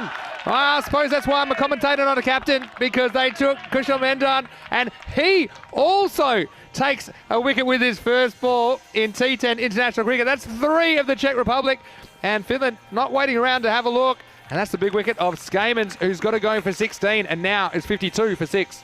Yeah, I mean, he's played that shot well, and he's got away with it a couple of times, but this time I think the head was the key. Head goes up in the air, doesn't time it well, and a straightforward catch taken. Another wicket goes, so that's 6 down now here. So Mendon comes on. We thought it'd be the beast to finish him off, but it's Mendon who does. Well, is that going to be the critical one? But you're right, another bowler coming on this big screen. This is the big one. This is the Euro of cricket here, the European Cricket Championship, and off his first ball, takes a wicket, and what an important one it is. Jonathan's come as well, 16 of 9, he batted well, but they needed him out there for a bit longer. Maybe that's the secret. Just keep using new bowlers, because every time they do, they seem to take a wicket. And now, like I say, the run rate's only 8.5 and over required, but they're running out of resources. 6 wickets in the first 31 balls. Naveed Shahid, the new batsman. He will be on strike, don't forget, because of that rule, where if the ball is caught by a fielder, the batsmen have to cross back if they have crossed. So now, I mean, I'll say it again, and we say it all the time, they really need a partnership. This is quite an unusual one because the run rate required, they're actually ahead of the rate. I mean, it's still under 9. It's very gettable. It'll be a wide. I still think this has got thriller written all over it. The difference for me here, and we're seeing it compared to the European Cricket Series, which are the domestic club-based tournaments that we cover most of the year here on ECN. You know, you might have 3 or 4 good batsmen, then it falls away pretty quickly. But in internationals, you do get people holding the bat well till 8 or 9. Oh, this one hits him on the back pad, and he's given him. Well, another LBW. And so Kumar, it looked like a slightly slower ball. And, well, they're just not satisfied with 1 wicket in the over. Ever these Czechs. And this one, you see that, for me, the height was the issue. It's on the way up. I mean, we might see it from side on. And, well, it's touch and go. And, well, in the end, the umpire's in the best position. And he says, that's good enough for me. So Parveen Kumar goes for 1, and it's 54 for 7. Yeah, he's totally played down the wrong line there. I think the only thing that could have saved him was the height. I mean, looking at it again, I think, like you said, umpire's call, umpire's in the right position. And umpire Nilkesh Patel saying, yep, that's going on to hit. So another one bites the dust, and they're crumbling here. Certainly one thing you always have to be conscious of is the bounce, especially that looked like a slightly slower ball with a bit of overspin. But hit him in line, that's for sure. His 50-50 is not really going to Finland at the moment. Now they're 54 for 7. Next one gets through Qadir. And, well, suddenly, I mean, this is what I love about this format of the game. You never see 2 games quite the same. And so you've got a situation here where the run rate required isn't actually the biggest problem. The run rate's the least of their concerns. The fact they've lost 7 wickets. They're running out of batsmen. And now this one in the air a long time. Oh, and he gets half a finger to this. Davitsi, this could have been an 8th wicket. Oh, and that could have been 3 in the over again. And in the end here, he never gets off his feet. I think it's to do with the fact the fielder was coming. The other fielder was in his eye line. He's a little bit worried about a collision. So he didn't really fully commit to this, Subba. Yeah, you see this, just holds up long enough. Yeah, I think he started off slow, and then when he realised the other fielder wasn't coming, put the acceleration in. Got fingertips to it, though. And this one's probably going to be 6. And it will be Maximo. Naveed Shahid just making this game 20% more interesting as we get to the end of the 6th over. It's 61 for 7. What an over that is. Just everything's happening. We've seen wickets going. We see bowlers coming on, bowling the first ball and getting a wicket from it. 2 wickets again in that one. But that 6 after last delivery there keeps it interesting. But you just have to think here, but those 7 wickets that are down, well, they've got to, these 2 have to got to bat sensibly. But they can't take, well, too many risks. But at the moment, I think they should just be thinking about taking this as deep as they can. That's right. For the moment. If they bat the overs out, it's hard to see them not making the runs. I mean, they need 8 and over. Yeah. So, I mean, sure, you still need to, you know, you can't be completely defensive, but there's plenty of gaps there. If you score off almost every ball, you'll be fine. But now you've got the beast coming back, so that worked out great. Bring on Mendon. He took 2 for 9 of his over. Beast starts with a wide down leg side. Yeah, he'll be disappointed with that coming back. But he'll get it back right for sure. And he's bowling to Qadir. Hello to Akash Gupta in the chat as well as everyone else. It's hard to keep our eye on the chat today because there's so much going on out there in the middle. This is a pretty good shot. He leans on it. And they might get 2 here. A little bit of a foot fielding effort, which was good enough to save the boundary, but they do get back for 2. And these are the little things. They all count, don't they? It keeps the same batsman on strike. Also, they creep at 1 run close to that target. Yeah, he played this nicely. You can see the fielder here opted to put the foot on it. And both of them, it was do a bit of passing, a bit of the Euros and the footy here.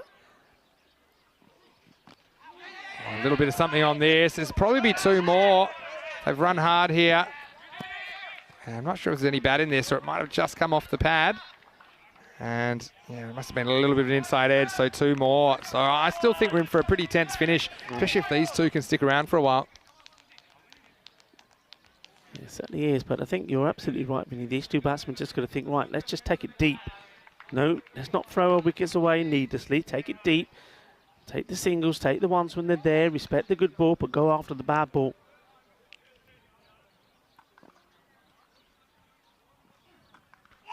That's a big shot to a ball.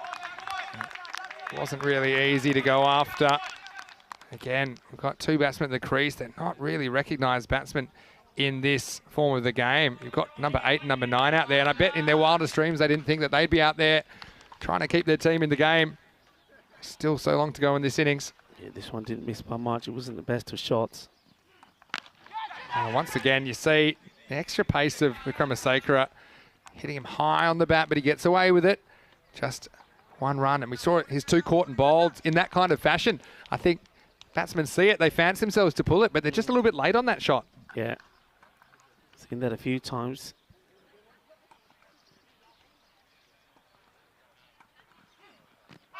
Oh, a little bit of an inside edge on this one, and that's what saved him, I think. And that'll probably be 1 run. In fact, it is no signal from the umpire. And you see there, a little bit of an inside edge, otherwise it was a long way back. It might have been trouble. Yeah, got a fair bit of bat onto that, but yeah, he goes right across his stump, doesn't he? Yeah, good umpiring though. Had the double noise. Oh, this one gets a bit of flesh, but they won't care how they get him at the moment. This will be a leg by, and they're just creeping. So this over, I mean, they do have 7 off this over. In fact, that will make it 8. So they get the 8 they need off that over just by sticking around. Yeah. There was nothing fancy, nothing pretty about it, but at the end of 7 overs, Finland are 69 for 7 with 24 runs required off the last 3 overs. Yeah, that's what they've got to do. They've got to hustle now. They've got to dig deep. And I think one thing they've done well is they've got those runs, what they require of a good bowler. And, well, they know that things, well, they were hoping that things get easier. Yeah. Well, this is going to be a great match. This is going to be really interesting. Germany, who won on the last ball with a 6, they're taking on the England 11, and they're led by Dan Lincoln, who will probably open the batting for them as well. And, you know, they've got a blend of youth and experience, that England 11. They're the best amateur cricketers in England, and so it's going to be great to see them out there as we start over number 8. And now this is where you just don't want any real non-productive overs if you're Finland. As long as you can grab 6 or 8, I mean 8 keeps you at the rate, and then you're fine. Just you don't want to lose a wicket, that's the key. You just got to hang in the game. The longer it goes, the more nervous Czech Republic will get. Swing and a miss. So a valuable dot ball. What a great morning of cricket. That's why you don't want to be late. Make sure you get to us Monday morning, bright and early. Well, depending when you're watching the world, might not be that early, but haven't had to wait too long for the drama in the ECC in week 3. Goes after this, but this could be out. Oh, and he took a very indirect route to that. And that's Sharan Ramakrishnan.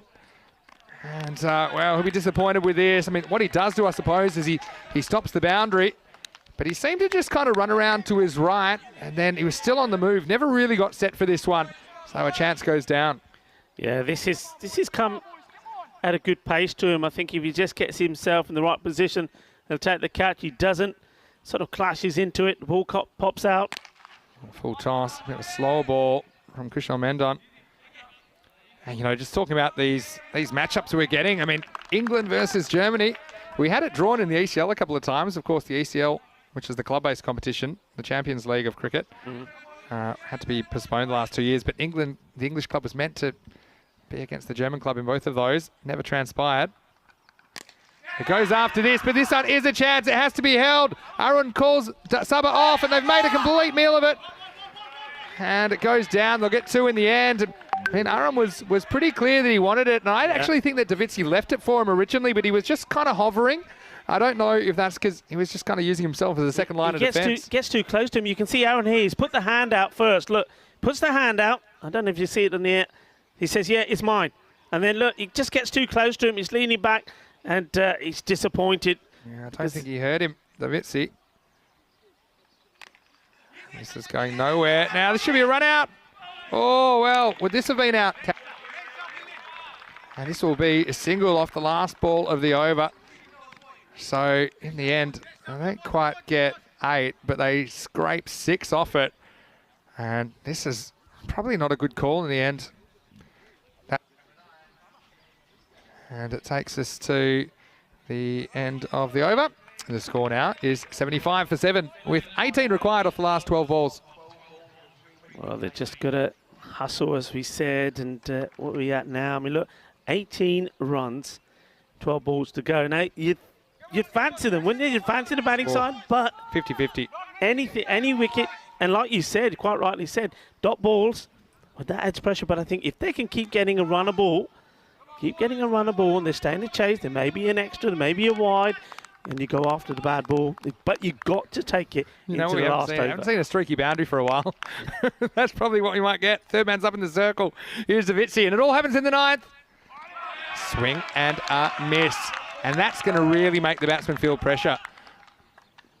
And, yeah, now, I mean, once he gets out to that kind of 9 and upwards, you're starting to think that 1's not enough. Whereas when it was 8 and below, you feel like, okay, if I keep scoring, we'll get the occasional wide, we'll get the occasional 2 or the boundary. It starts to feel like it's creeping away from you. And another swing and a miss, and he's just not quite in a position to play this shot. And that's a bit of gold dust for you, Rico. 2 dot balls. Yeah, it's shot selection, isn't it? I mean, here now, for me, if you're the batsman, he's staying well inside his crease. You've got to be coming out. The wicketkeeper is standing back. Come out your crease. Change your guard. Look how he's standing here. He's looking to play that shot. But that delivery outside the off stump, he's not going to get bad onto it. If he does, he may get lucky and get it past the third man. But really, he's got to be coming to the ball here. Can't miss another one. Hits it. Should just be 1. Yeah, it's probably not the worst result. At least it takes Shahid, who's actually batted pretty well in this innings. But you go through his little runs, don't you? And, you know, that'll definitely be in his head. Gives Kadir a chance, who's been watching from the other end. Again, it's pretty good bowling from Davitsi. It doesn't quite hit the Yorker, but pretty close to. Just a single. Yeah, that's a very good ball, especially to a batsman that's been moving around in his crease. Who's going to be a hero for Finland?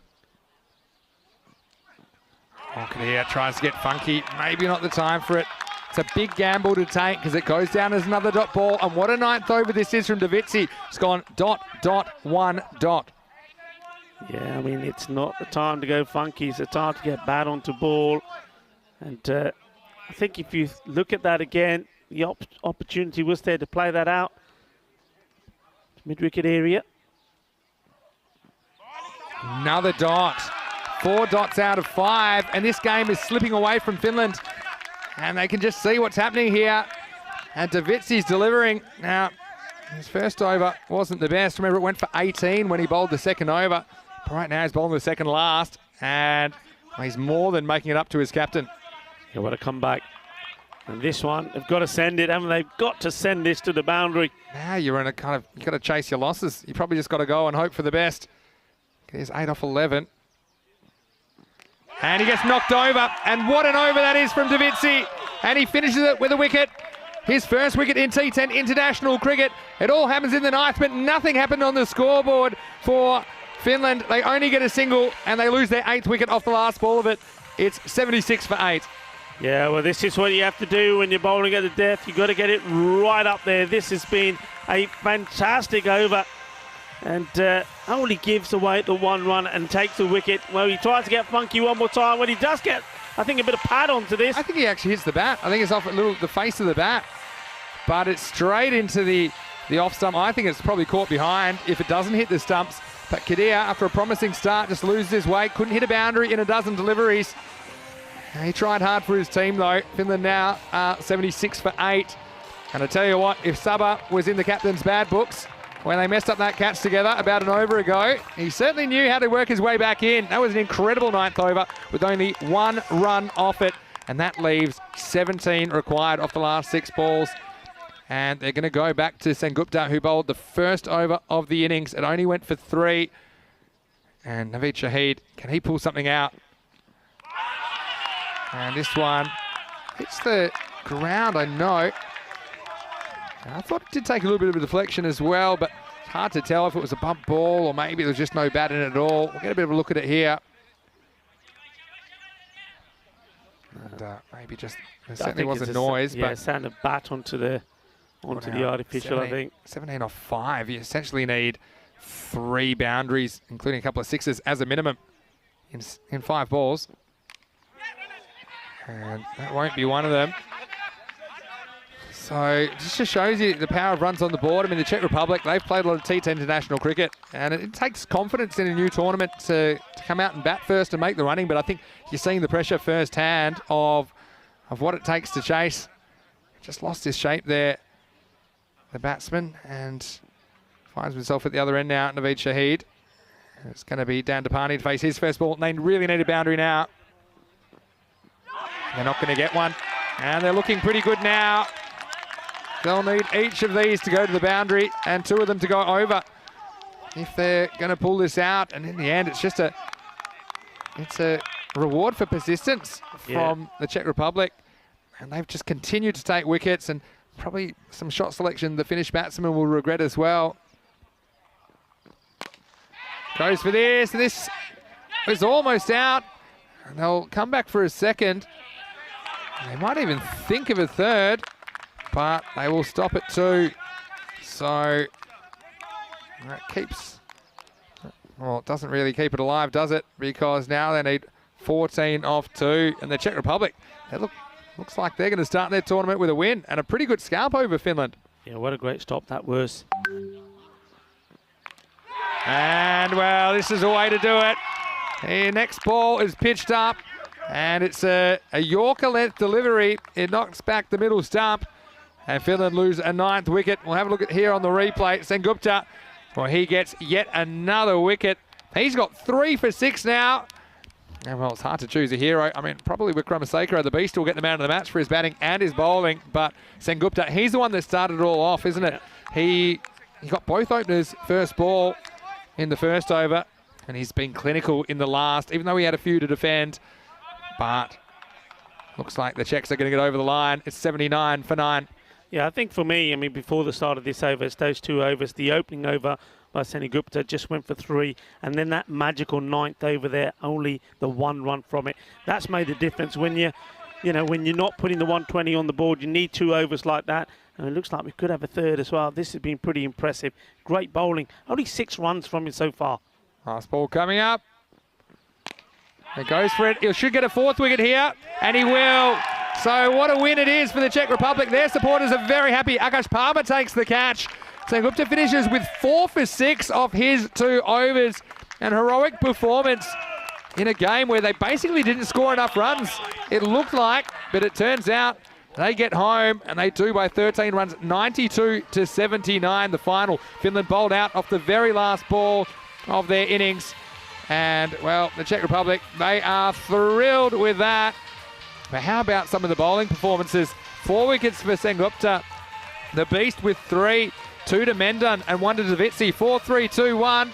Countdown, and it's the first win for the Czech Republic. What a way to start their tournament. Yeah, it's good, and that's a happy team out there because, well, they looked positive and confident with the bat. Though, you have to say you thought that 92 wasn't going to be enough, especially if some of the Finnish batsmen got going. But, well, they stuck to the task really well. I think the same way Finland were in the field, they were pretty disciplined. They bowled well, they got the ball in the right areas. And as we saw, more often than not, every time a bowler came on, his first ball almost bought a wicket. And on 3 occasions it did. Well, it seemed to be the case, didn't it? And I think it's probably a case that sometimes we see teams that haven't played T10 in a while. I know the Finns have some experience, but they either go one way or the other. They go too aggressive or too defensive. You saw this one was kind of neither. They just completely misjudged the pace of this. Nathan Collins. And That was one of 2 wickets in the first over. Davitsi came out, he disappeared for 18, and the fielder disappeared over the fence to get it, and Finland looked to be getting back on track. I think at this time it was Mohan and Skamans who put together a little bit of a partnership, and then the decisions just going against Finland at some crucial times. That one, I think that was knocking him out. It certainly wasn't going over the top. And then the Beast with 3 wickets, 2 caught and bowled. That was the first, this is the second. And you see that just going for these cross-bat strokes first up before they had a chance to adjust. And it wasn't like they were chasing a lot of runs. They had the ability to be a little bit more careful, I think, going about this chase. In the end, they just kept losing wickets at a high frequency. And that's really what got the Finns in trouble, Rico. Yeah, they did. And they didn't really get that partnership together. And that one there, well, that could have been a big moment, couldn't it? That catch being dropped. But the man who was guilty of it, well, he came back and he bowled this fantastic 9th over. So he made amends with his captain. He was pumped. They needed 18 off the last 2, but there was only 1 single run off the 9th over, which left 17 in the last. And it was just a bridge too far for the Finns, who made their own bed. They had to line it, and that was the one that topped it all off. Sengupta with a 4th wicket. And, well, they'll be disappointed, but both teams showed some good things, some things they can improve on. Remember, it's only their first match out of 8 group matches this week, and this is what's coming up next. And, well, if you love rivalries, you'll certainly love Germany versus England. We have the Germans versus the England 11. The Germans, they were cock-a-hoop after their 1-run victory. They hit a 6 off the last ball to win 112 to 111 in game 1 this morning. They've got nothing to lose. Now they get a chance to come out and put the runs on the board against an England 11 who'll be desperate to impress. Let's have a look at the scorecard. And well, I don't know what the price of gold is, but I tell you what, Finland, they had 4 golden ducks in there. 1, 2, 6 and 11 all going first ball. Mohan, he looked good while he was there. 29, but it was the Beast that got him at a crucial time. And then Skamans, he looked to pick it up, but when he was dismissed, there wasn't too much left. And Shahid, he toiled hard. He finished 14 not out, but in the end, pretty disciplined bowling performance. Only 3 wides and a no ball. We know that the avoidables can be crucial, especially in these low-scoring games. But congratulations to the Czech Republic for their first win in T10 international cricket. But also commiserations to Finland, who I'm sure will have some success based on some of the potential that we saw in this game. 4 for 6, Sengupta, the best of the bowlers, first and last, and he did a great job for his captain. A late inclusion in the team as well, so I'm really pleased that he did well. 3 for 11 for the Beast, Sudesh Wickramasinghe to go along with his batting in the first innings. 2 for 15, Mendon came on at a good time. The other wicket went to Subhawan Davitsi, who delivered that outstanding 9th over. Well, Rico, once again, time to take a breath, and Michael's going to step in for you, Rico, in the next game. And I tell you what, if the first 2 were anything to go by, there's plenty more action left today. Group C is bringing it. So join us in around about 15 minutes time. We'll be back with match 3 between Germany and the England 11. But for now, it's Vinny Sandu, Mr. Maximo, along with Rico Full. Hope you're having a wonderful day. We'll see you shortly for more cricket action and excitement on ECN. You're watching the Dream 11 European Cricket Championship.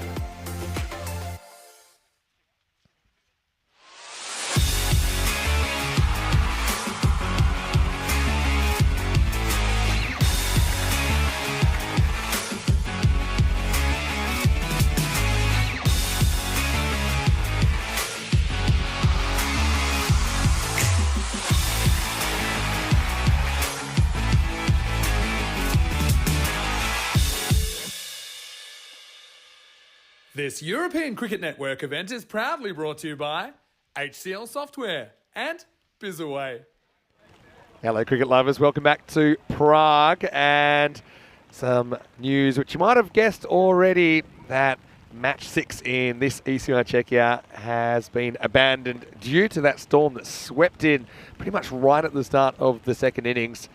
And right now, you can see the ground staff still working pretty hard. I mean, it's been so windy as well. The rain, I said in the chat, on a scale of 1 to 10, it was about a 12, and then I think it went up to a 15 at one stage.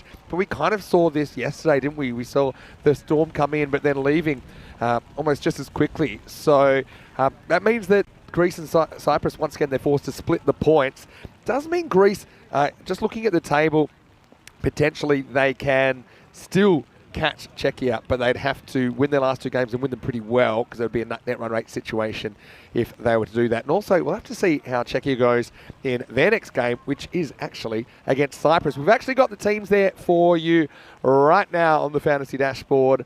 And you can see that Aaron Ashokan from Czechia, he won the toss. He's elected to bat in match 7. Now, this is scheduled to start in 23 minutes' time. My instinct is that probably won't happen, although the rain isn't as heavy as it once was. Then, so certainly it's not as heavy as it was some time ago, but it still is falling. I'm seeing a little bit of blue sky in the distance, but there's going to be a few things that are going to have to happen before that game gets going. So we'll kind of give you an update when that game is meant to start. Hopefully we've got some cricket then. It's looking unlikely. But, of course, we have a bit of a window of time to complete that match, even if it isn't quite the full 10 overs. So we'll leave you here from now with that news, expected news, actually, that match 6 has been abandoned. But match 7, hopefully on the way before too long. Until then, when you sound to hear Mr. Maximo for ECN, we'll see you after the break. We'll see you at the top of the hour, in fact, for more updates here in this ECI Czechia.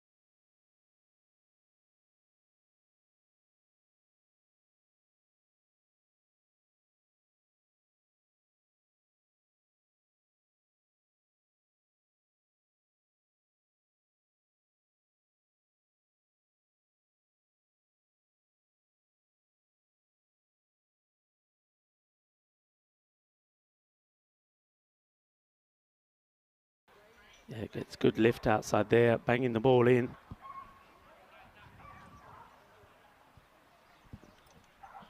So he comes in once more. Goes short, this is up in the air, should be a straightforward catch, and it's been taken. So the Beast comes on and gets a wicket of his second ball.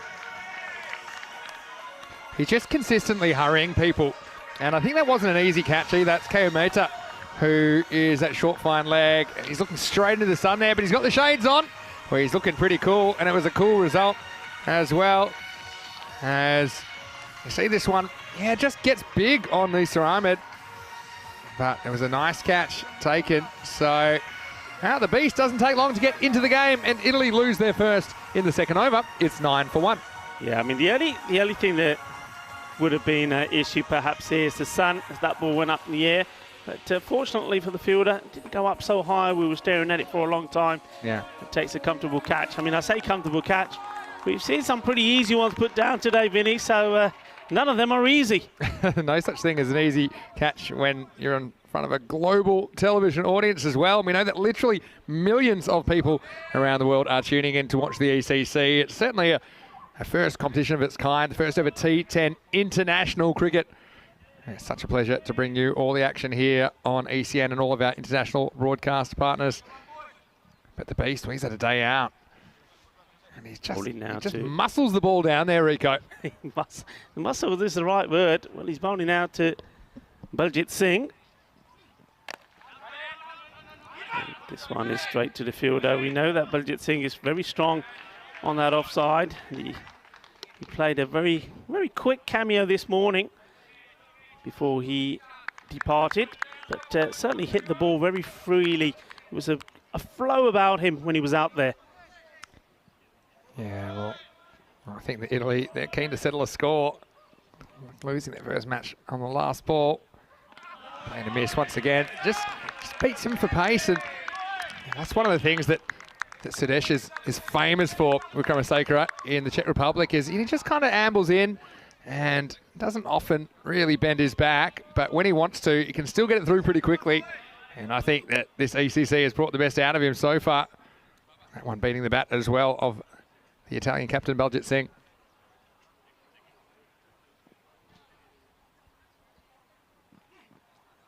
He's gone short again, and he's beat him outside the off. Surprising, because I was saying that was Baljit Singh's strength. He played those shots really well here, just a little bit cagey.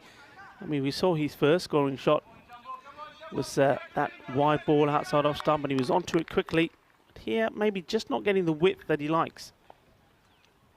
I must admit, I was a bit surprised when Arun Ashokan elected to field first, especially after they defended so well in the first game. This time he does play it out. A good throw. And, well, the batsman, the non-striker, has gone flying here, Ahmed, and I think he's been tripped up. Well, that's a professional foul if I ever see one. If you see a red card coming out, it'll be the first in cricket.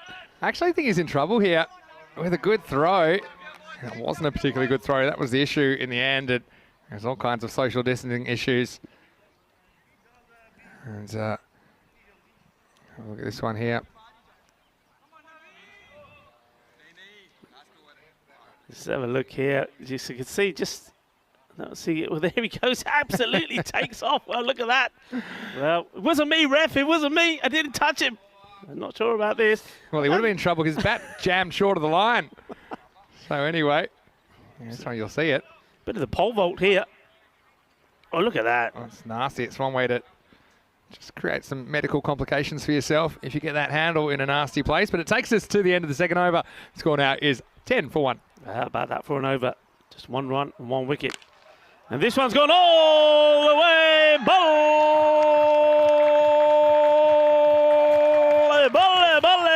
Seis Guerreras. There you go. And this is spin now in the third. Naveed Ahmed. And yeah, I'm a little bit surprised that they went to spin. I mean, they did it last time and it was effective, but Naveed hasn't quite been his best so far today. And you know, Italy, their approach will be all-out aggression against the slow man. Ooh, well, I think there's a bit of bad on this. He gets lucky. This one doesn't bounce as much as he expected. And you see there, no signal from the umpire, so go down as runs. Yeah, it just slides through on him a little bit. And lucky he did get a little bit of bat. But, you know, I think that Hassan Ahmed, he's a man capable of quite a lot of power with the bat. Didn't really get going in the first match today. And maybe this is a better matchup with the off spinner against the left-handed Hassan.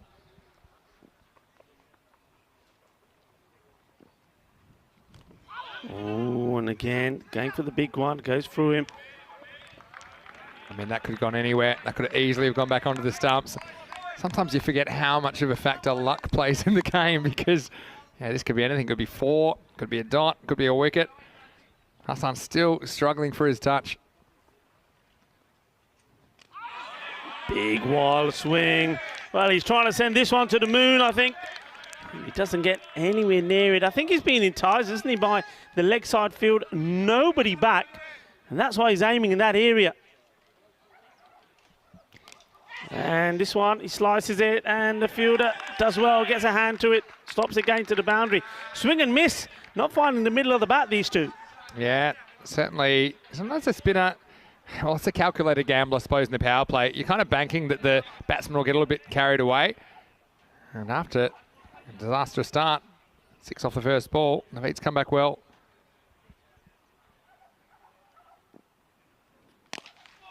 Hit hard and flat, but taken.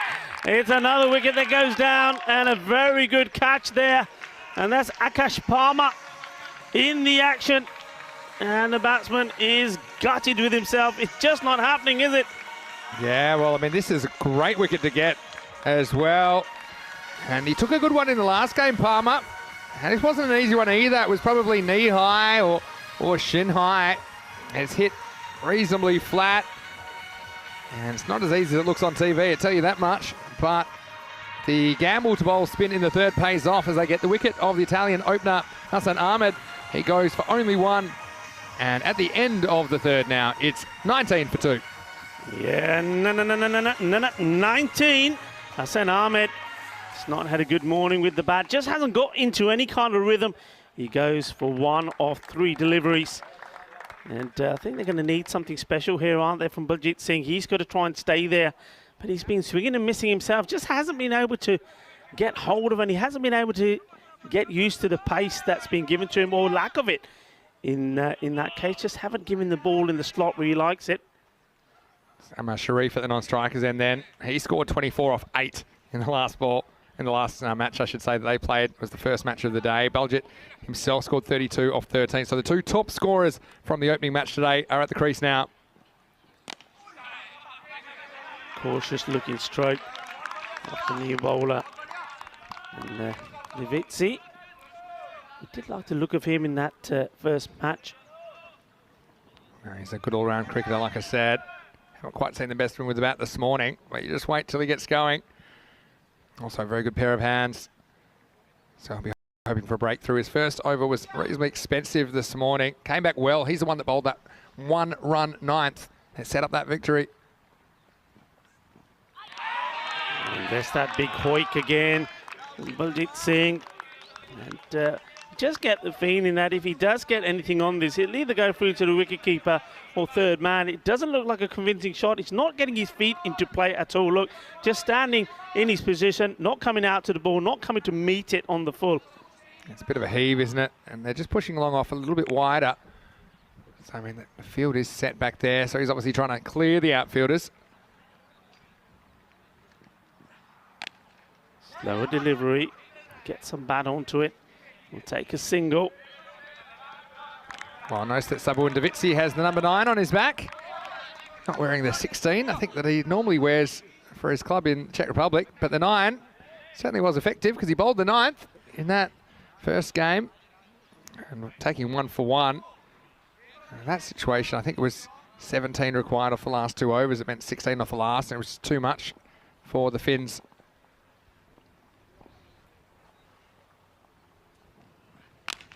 Well, he's got hold of this. Ball! Ginna Sona, Ginna Barda Shaka. Well, take the 9, turn it upside down, turn it into a 6, and this is a 6. And it's just a little bit of length, and these two, like I said, they are the 2 top scorers from the Italians' first match. And the one they lost by a single run. But this one, no doubt about it. See you later, 6 runs. He goes again. This time, a couple of bounces, gets fielded by Akash Barma. And take the single. These two. Keeps the step going. They need to get a partnership together here. And one thing for sure is that when they do get going, they're not gonna waste too many deliveries, and that's what's key here.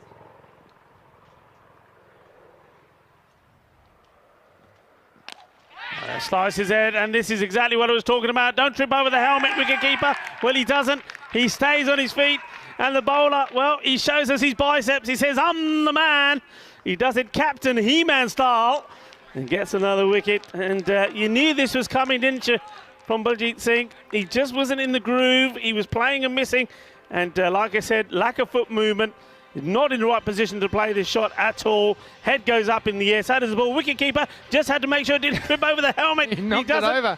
And takes the catch. Well, the helmet's meant to protect you, but he's almost caused him a bit of an incident there. And, well, I'm sure they'll give this out in the end.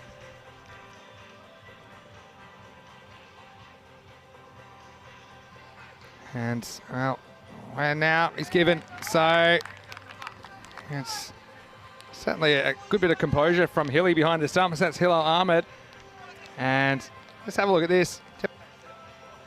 Jesse Wright, no real foot movement there, and he knew his number was up, didn't he? And Hilal, no problem for him. So more trouble as Baljeet goes. And only 10. He was able to score 12 deliveries, so just couldn't get going in the way that he did this morning. 27 for 3. And when you consider he faced 13 balls this morning for 32. He faced almost that many. He faced 12 and was only able to get 10. So it just shows the Czech Republic were putting the screws on the Italian captain in this match. Yeah, he just didn't look in the groove, did he? You could see that. He didn't have the momentum about him, didn't have the same flair about him as he did in the first innings. Now he goes, so somebody else has to score these runs now for Italia. Somebody's got to get them to a score that they can try and defend.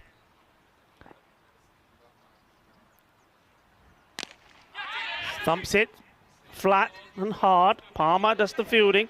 Would just be a single. So 27 for 3 becomes 28 for 3. It's great to see 5 new teams out there. And only 2 more places available in the championship week, which will start a week today. Czech Republic, well, they're making every post a winner so far. They look very organised and they know their game.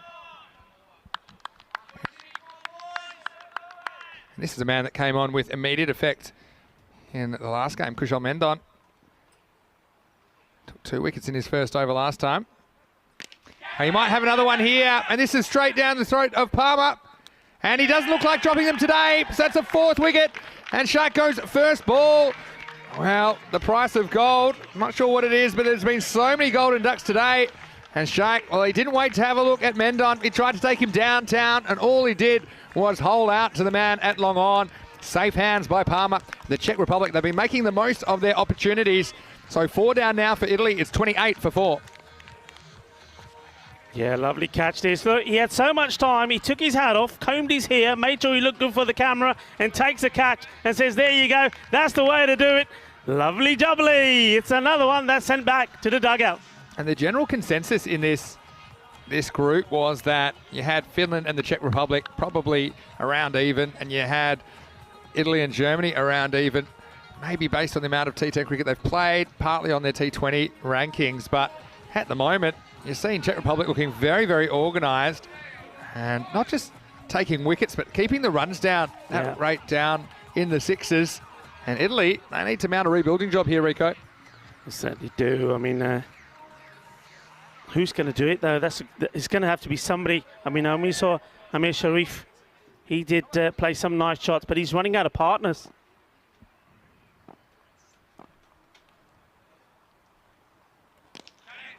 Places out onto the onside. It'll take the single. Mendon's done it again, though. How often have the Czech bowlers come in and just found the mark straight away, taking wickets straight away, if not first ball, then early in the overs? And it makes such a big difference because when the new batsman comes in early in the over, they're naturally a little bit cautious. Except if you shake, who just hit one straight up in the air first up. But it definitely makes you feel like you're on the defensive when a bowler's taken a wicket. Halfway through this one, the 5th at the moment. Big swing and a miss. I mean, what I've noticed from them is the Czech Republic, they just seem so composed. You know, they look really composed. We saw that with them in the first match. And it's very much the same in this one. They're not panicking, they're not rushing, and they're not trying to do too much with the ball either. That one's out of here, and it was a little bit short. Maximo time, Sharif. Oh, he's trying to stand up again. He did perform well, scored at a breakneck speed in the tournament opener for Group C. This one is flat, it's hard, it's in the jungle, 6 more. And Italy, they need him to perform, you feel, if they're going to put a decent score on the board. Boom, shakalagia. That's what they need. They need something to happen. That's a bit more like it. Goes again, but just gets the toe end on this. Oh, well, that's been very busy in the field, hasn't he? Akash Palmer. He's thrown himself around. He's chasing every ball down. Takes us to the end of the 5th over at the halfway point. Italy, they are 36 for 4. And I thought Italy, if anything, they'd come back strong after that first match where they felt they should have won it against Germany. And Spinny Sandhu, look, getting more and more stuff. I've got the Norcane caps on. Norcane, they keep great time. And this is what the player of the tournament, always worried it's going to fall out. And I cannot afford to replace this. Look at this. Catch that one, Rico. This is an engraved, it says MVP on the back, an engraved Norcane genuine watch. This is it's a work of art, this timepiece. And this is what the tournament MVP will receive. And, well, there's a few contenders already. I think we won't really know until finals week who's going to shape up. It's beautiful, isn't it? You know, it's just such a shame that you can't have it because the green actually matches your jacket. You notice that? Well, who says? Hello to Norcane. I am wearing the cap. I'm here. And I do tell you what, they're wonderful timepieces. And I do want to thank the support of Norcane as well as all of our partners, Rico. But, I mean, can you believe this as we get to the Norcane strategic timeout halfway through this innings? I mean, the Czechs, they've come out firing, haven't they? They have indeed. I mean, look, 36 for 4, 5 overs down. League have got a lot of work to do. You see the Czech Republic, I mean, all right, they weren't all guns blazing themselves when they were putting those runs on the board, but they just look confident. And I just felt that when they need to, they could up the gear. And I get the feeling that they are able to do that. Italy, well, we're going to have to see the response here because the chips are down, aren't they? Well, if you're feeling a bit low on energy yourself, and say your run rate's a little bit behind par, I do suggest the Biostrath, and I've got it here today because I do take it every day. And I'm heading for 800 matches tomorrow for the year. And I'm feeling great. I'm feeling great. So try it out. Shipping to over 100 countries. Thanks to all of our partners. Now, Naveed Ahmed is going to come back, and he's going to bowl his second over here in the 6th. Well, people say to me, as we see this delivery, this is launched up in the air, and Palmer getting underneath it. Who's going to take it? Well, they've got to have a call on it, and they do. And Palmer has a look to the man to the right of him, and he says, hey, Tony Gupta, I told you it was mine. He said, yeah, I gave you your space. It's a nice catch taken. He had to keep an eye on that all the way around, and he had to keep an eye over his right shoulder as well. With Seni Gupta there, but nice catch taken. Another one bites the dust, and well, at the moment, the Czech Republic, they can't do anything wrong. Well, this is the thing. This was up so high, they had time to debate it, didn't they? And I think the final word was with Palmer, who said, have you watched me catch today? I haven't even looked like dropping one. And you can stand there, you can watch me, you can get as close as you like, Satcher, but I'm still going to hold it. So that's one you thought might get lifted out of the ground, but instead it's a 5th wicket. Italy in some real strife now. They're 36 for 5. Yes, and well, who's going to give them the firepower they need towards the end? I mean, you're talking about the Biostrath. Well, maybe that's what's missing. Maybe they need a supply of Biostrath to be sent to them, to their hotel rooms for tomorrow morning, because I tell you what, at the moment, they just haven't looked themselves. They haven't looked like the team, or the players, I should say, that we've seen when we had that 5 weeks in Italy. And they need something, don't they? Something's got to happen. Somebody's got to perform. Somebody's got to give. At the moment, it's all Czech Republic. Ahmed is taking 2 for 9.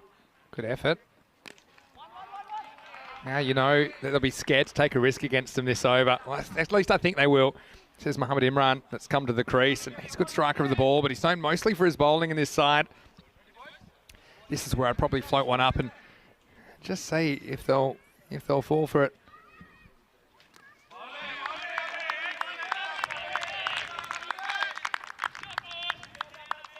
I tell you what, the Czech supporters, Rico, I'll be going right off at the moment. I tell you what, there's quite a few of them as this one's played out. Well, almost getting themselves into more trouble, Italy. Well, that's the last thing they need. I know that Terry, the CEO of the Czech Republic Cricket Federation, and Danny Hudacek and Phil G, well, they're certainly enjoying this, I bet. I think they're enjoying a few Cerveza Victorias as well. Hello, boys, give us a wave.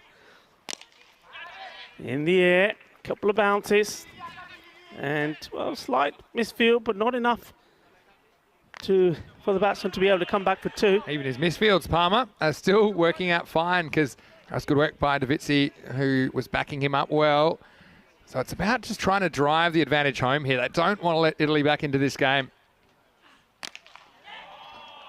And this one has gone the distance. Shaka Lagya, well, that's what they need. A bit more firepower, a few more explosive hits. And is there a master blaster in the making here? That was a nice shot from Mohamed Imran. Yeah, this is what they'll do. They'll still play their shots, even with those wickets down. They've played a lot of T10 cricket. They know, you can't sit on your hands. You have to still go there and hope that someone comes off. Takes us to the end of the 6th over. It's 44 for 5. Well, this is where 6 over check-in. I mean, I still think best case scenario, get 2 a ball from here. 48 would be 92, and that was around about what Czech Republic scored against Finland. But I do think Italy's bowling is probably a bit stronger. I mean, think of some of the bowling options they've got. They certainly put the Germans on the back foot in the first game. Right now, it's going to be beast mode time again. Sudesh Wickramasekara, who is coming off a pretty good first over. They only went for 1.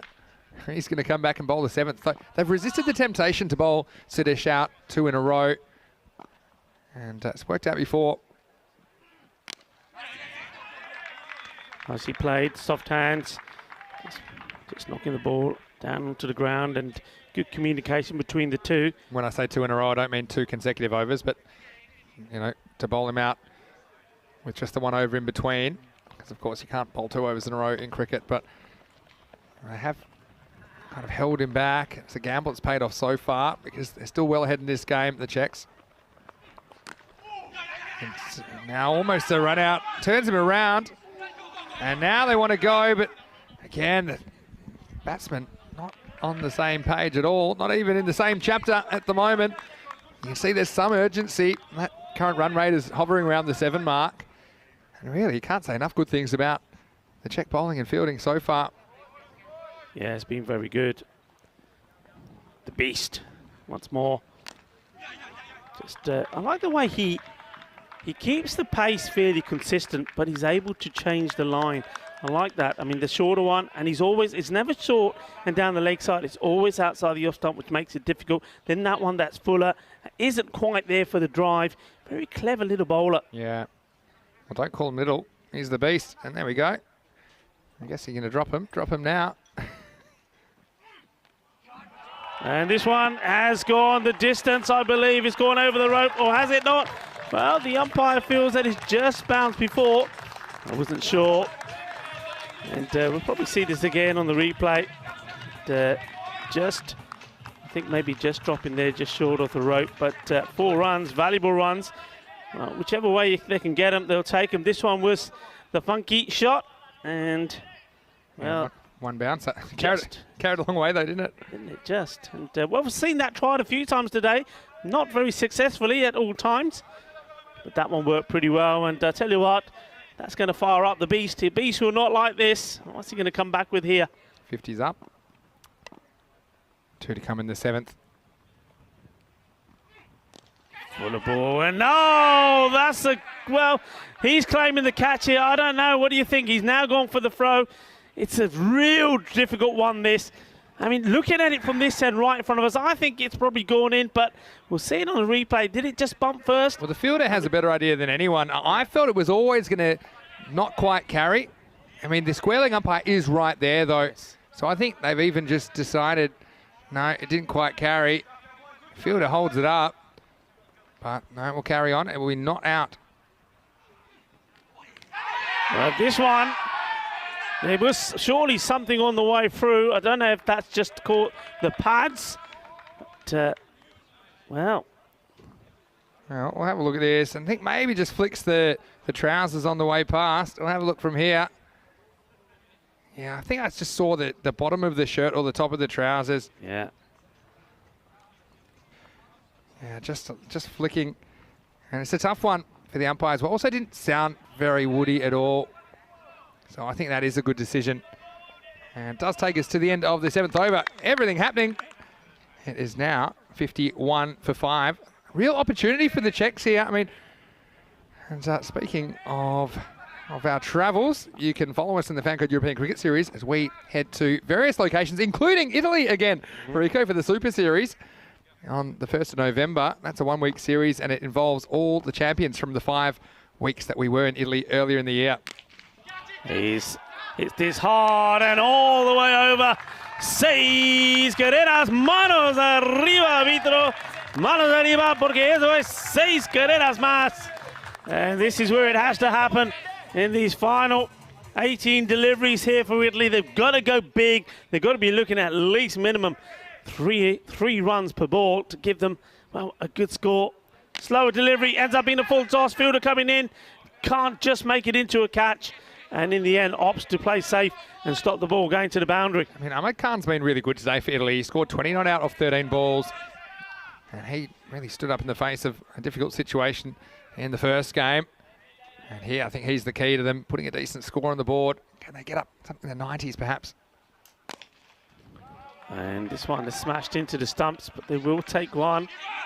And, well, didn't really push that first one. It's a good example there is why you've got to push that first one. You've got to at least turn and look to be taking a second, because once you see that throw coming in, you go and you take it. Yeah, well, that's exactly right. That throw was halfway between the bowler and the keeper, and it bounced on the pitch, and they could have got a second one, I'm sure, if they'd seen it. Still, Italy fighting on 57 now. And he's gone all the way. Balle. Quinta zona, 6 carreras más. Así me gusta. No pare, sigue. No pare, sigue. Quiero más, quiero más. Vamos, Italia. Well, the dealing in 6s when they are scoring. Oh, a bit of confusion again between these two. And he will get back, and maybe they'll go now. Well, it's still left to be quick. And going for the keeper's end. Gets a slide in, asking the question, and the umpire goes upstairs straight away. I think he could have gone for either end here. The fielder goes to the keeper's, goes for the keeper's gloves. And my suspicion is that he's probably just made it. I think he is just in. And see this one here. Yeah, he's made it. And good stuff by the guys. Getting that up nice and quickly so we can get on with the game. So in the end, it's an unusual 2, but I mean, 1 brings 2. It was a bit of a risky single. It was actually bowled in from point, which you don't see very often. And then it created an overthrow. So Mendon, a little bit more expensive than some of his compatriots. He's gone for 24. Last ball of his spell coming up. Get the 1, which is probably not so bad, because I think it's all about rotating. And Imran now that he's started to play a few shots himself, just looking to hit this one over the man who's the sort of backward square position. Doesn't get it cleanly. 67, 5 down, 8 overs gone, so 12 balls here. Vinny, what do you reckon? What's the minimum you think they've got to get to here? They've got to try and push for 90s. I mean, 90s is basically what Czech Republic made, despite actually not losing a lot of wickets. They only lost 2 wickets in that match against Finland in match 2. They have a very powerful top 3, but I think if you can get through them, especially with some of the bowling options that the Italians have, and I don't think the Italians bowled to their potential as well. When I think of people like Ravi Paul, didn't really swing the ball. He was clever anyway the way he bowled, but I mean, if he can get it hooping, it'll be a tough time. Here's the 9th with Sabadovitsi. Oh, and that's the first extra, Vinny. The first one. They've been so good. I was just about to praise them on the way they've controlled their line, but the first one to go on the ball. You jinxed him. You never even said it out loud, didn't you? You just thought it. That's how good a commentator you are. You can curse them just with your thoughts. But Still, I like that off-stump line. He's cracked this, and the fielder won't get to that. 4 runs. Joka Lagia. And this is the sort of shot he was trying to play. The end of that last over, just got it wrong, but this time he nails it. 4 runs. Yeah, just kind of used the pace a bit. Probably wasn't the length that Sub was trying to bowl. Remember, he bowled that amazing 9th over in the previous match. Only conceded 1, picked up a wicket as well, and that was it when the game was in the balance. Davidzi probably just needs to go a bit fuller outside that off. He's looking to play across the line. The batsman, 2 men wait on the leg side.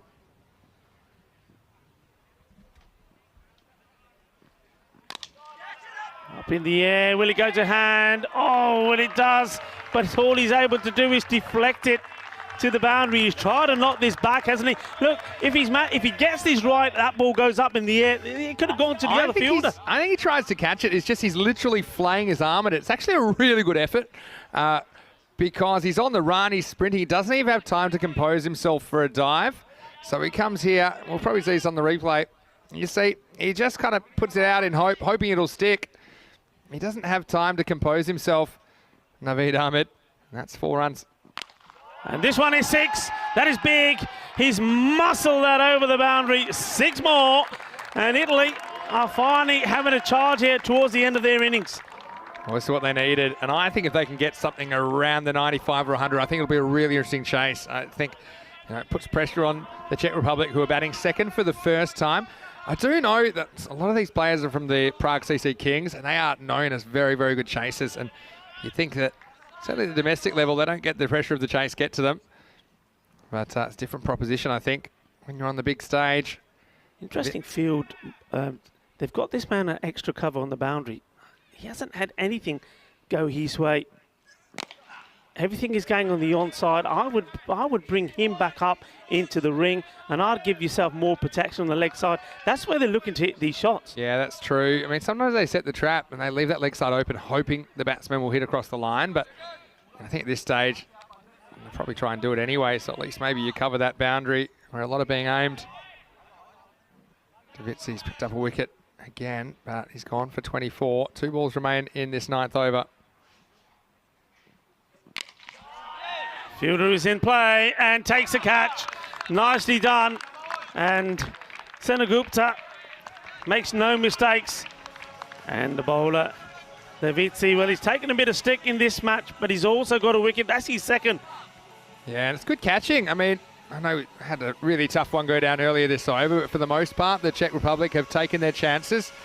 And we know that so many of these teams have such a renewed focus on their fielding. Wasn't always the way in European cricket, but I think in this 10 over format, if you can remove a dangerous hitter, can save you a lot of runs. But Ahmed Khan, well, he shone brightly as well for Italy. He ends up going for 22, a second wicket for Davitzi, and Italy are 83 for 6. Yeah, I mean, he's played his part, hasn't he? 22 of 12, hasn't wasted too much time out there, and he's got a good little partnership there going just when they needed to. But it's all about how they finished. They finished flat, didn't they, in that match against Germany? It was not too many runs that came off the last sort of 10 deliveries. They've got to do better here. So crucial 7 deliveries to come. And this man, I remember very well, Simran Singh. And if he gets it in the slot, he can crack a big ball. He's a big unit. Simran, here he is facing the last ball of the 9th. That's well bowled. Clever bowling, not giving it in the slot to him. And it's the end of the 9th over. The score goes to 83. 6 wickets down, 6 balls to come. That was a really good finish to the 9th. It wasn't quite wide enough to be called a wide, but it forced the batsman to reach for it. There's no real footwork from Simran, the new batsman. So 83 for 6. Yeah, I think something around the 95. For me, for some reason, I just think I've got that same feeling I had in the first game between Italy and Germany. Because I think Italy, they've got the ability to put the brakes on early. We'll probably see Davitzi and Arun Ashokan open up again. We'll have the Beast at 3. Haven't really seen who's next. Probably Palmer at 4. 10th overtime. Flicks away, and Niet to get dirty for his team here.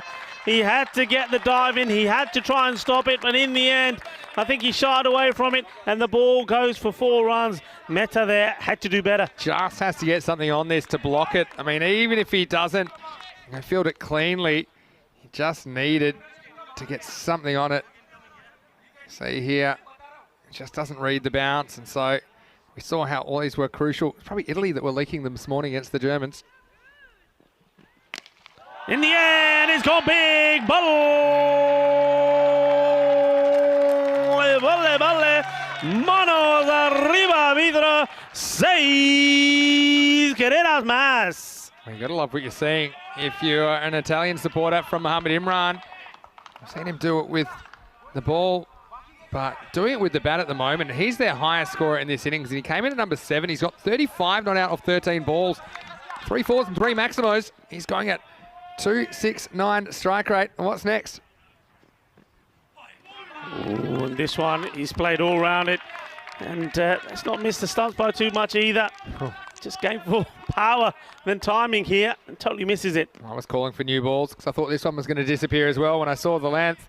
Sacha gambling on length. Ooh, did not miss the stumps by much. 3 to come.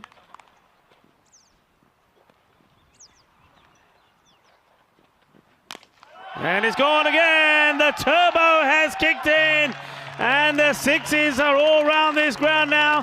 Patake hun chalpe the parlu. Shaka time, and that's a big one. Well, you couldn't get another one past Imran. He missed out last time, and maybe he was lucky to survive a ball that whistled past the stumps. But this is what happens when you run in and bowl length to good players. And he's a hard-hitting lower-order batsman. Slower delivery, it ends up being a full toss, and the fielder can't do anything about it. It's 4 more. Boundaries galore around the ground, and all of a sudden, we can hear the Italian camp. They're making some noise. The 100 has come up, 103 for 6, and a ball to go in the innings. It looks a long way away. Halfway through the innings, they were 36, and they'd lost 4 wickets. But now you can see that in this second half, they've got 67, and there's still 1 ball in the tank. Let's go, last ball time. Oh, it's gone all the way through. You can't blame me for going for a similar shot. But what a difference that a match makes. I mean, in the earlier match today, Italy, well, they struggled, didn't they, to accelerate towards the end. Here they've done just that. And the Czech Republic, well, those 2 bowlers, Seni Gupta and Davesi, they could not get any runs off them. And here they are, they're gone for plenty.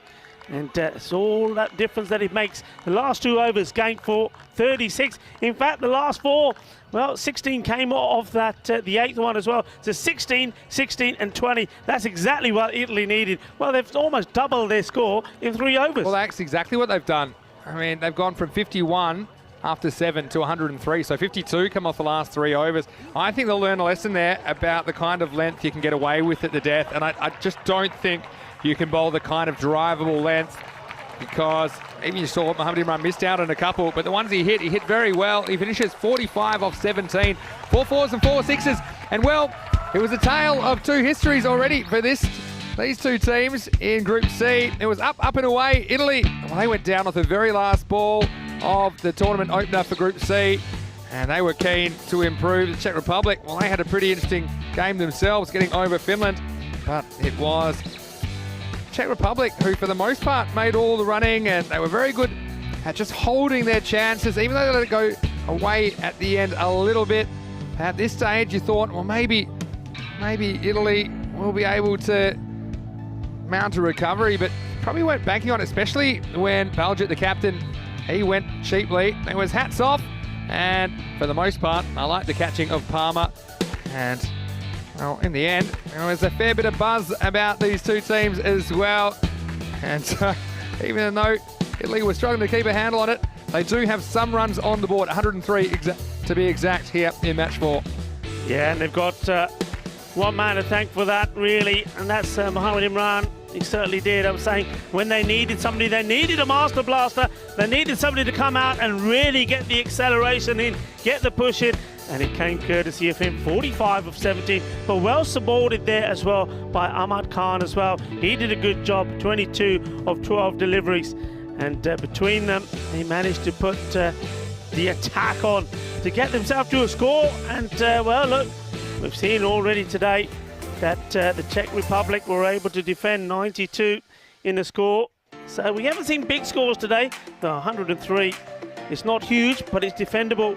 Looking at the scorecard there, nothing really started to happen until Ahmad Khan came in. He made 22 of 12, and he was then there was that good knock there from Mohammed Imran, 45 not out of 17 deliveries.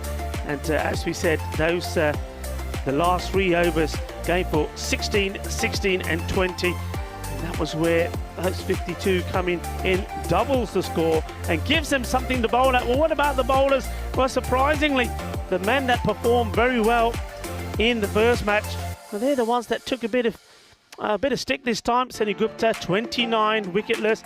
And then also Davidzi, well, he did take 2 wickets, but he goes for 24. Menden as well went for 25, though he did pick up that 1 wicket. But the main bowler there, Naveed Ahmed, took 2 for 17, bowled really well. So it means that this match, like all the others so far today, is going to be a really interesting one. Once you get into the 90s and the 100s, if you bowl well, you've got the runs on the board and you'll favour themselves, but they have to bowl really well quickly, don't they? They need to pick up those early wickets. We do know that they have a very strong bowling attack, and speaking to some of the bowlers, for example, like Ravi Paul, one of the things he was saying this morning, because of that dew, he did find it very difficult to get his footing right. Well, there'll be no excuse here now, so I expect he will be charging in. So, don't go away, make yourself a brew or whatever your poison is, and come back within 10 minutes time, because this is going to be a corker. Italy have put on 103 on the board.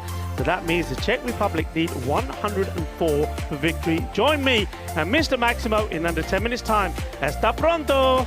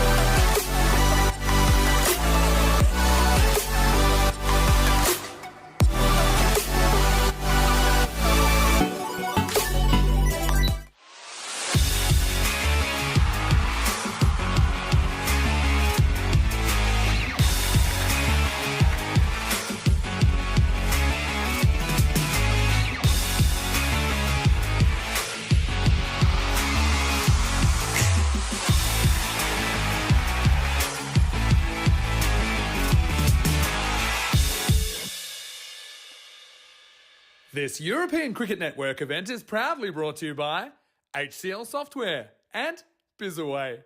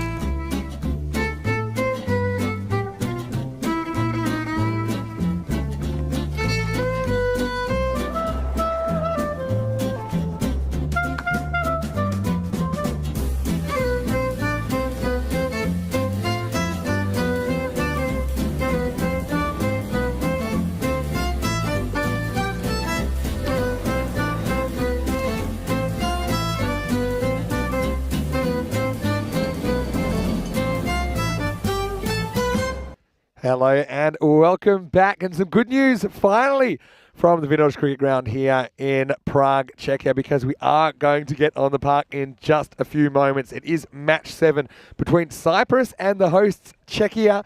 So this ordinarily would be a 10-over match, of course, but that's not the case anymore because of the big storm that came in. It is a delayed start. First things first, though, let's see what happened at the toss a lot earlier on before the storm when the two captains with the Sheriff, Charles Croucher. To toss. Heads. Heads is the call. And it's a head. To bat first. So Aaron Ashokan of Czechia wins the toss and he's elected to bat. And so the two teams are getting out on the field right now. And first, why don't we have a look at the two teams, because Cyprus, they do have 2 points actually now. They're 0-2 and 2. That's 2 losses, 2 no results, because both their matches against Greece so far have been washed out. So Czechia, they've got a 3-1 record. It's the first time we've seen them today. They'll just play the 2 matches, whereas the other 2 teams in the competition play 3. Funnily enough, this is our 100th ECI match already. So that just shows you what a busy year it's been. 100 10-over internationals in 2023. Now, I said it's not quite 10 overs. Here's the adjusted playing conditions because of the late start here. And we're starting around about an hour or so actually after the original start. So it is 3 overs per side. It's the minimum allowable game, but we have been able to get a game on, which is it's good for everyone, spectators, players alike. So 1 over power play, and of course just 1 over per bowler, being just a 3 over match. So selection's really important. Who do you choose to bat? Who do you choose to bowl? There's only one man I'd choose to commentate with in this series, and that's Danny Hudacek, who's with me right now. So 3 over thrash. Danny, what do you think? I think it's going to be interesting. It's it's the ground's actually looking pretty good considering how much rain we had just before. I don't know what to expect here. I expect some big hitting. Yeah. I mean, the Czechs are going to swing. Cyprus have got a good chance. I mean, it's a gamble either way. It's a toss-up, really, as to who wins this game. It will be Sabun Divisi to face the first ball. Yeah, and then going for Shoaib Ahmed. Seems like a good choice. 1 over power play. So this is your power play over. there's a fair degree of luck that goes into these games. We've had a few of them here. Now, obviously, the 10-over format, ordinarily you're getting 30% of the overs in. It's a bit like when 50-over cricket came in, 15 overs was lowest, so it's kind of proportional. Anyway, here we go. And it's a very good start for Czechia as Davidsey lifts the first ball out of the ground. Maximal, perfect start for the hosts. Perfect start, just straight into his pads, and that's you can't do that with Davidsey. He does well. He hits the ball very cleanly. Firstly, he's a bit unorthodox with his play, but if you put anything on his legs, it's gone. So very good start there. Buyan is the man at the other end. He'll also will swing pretty hard at the ball.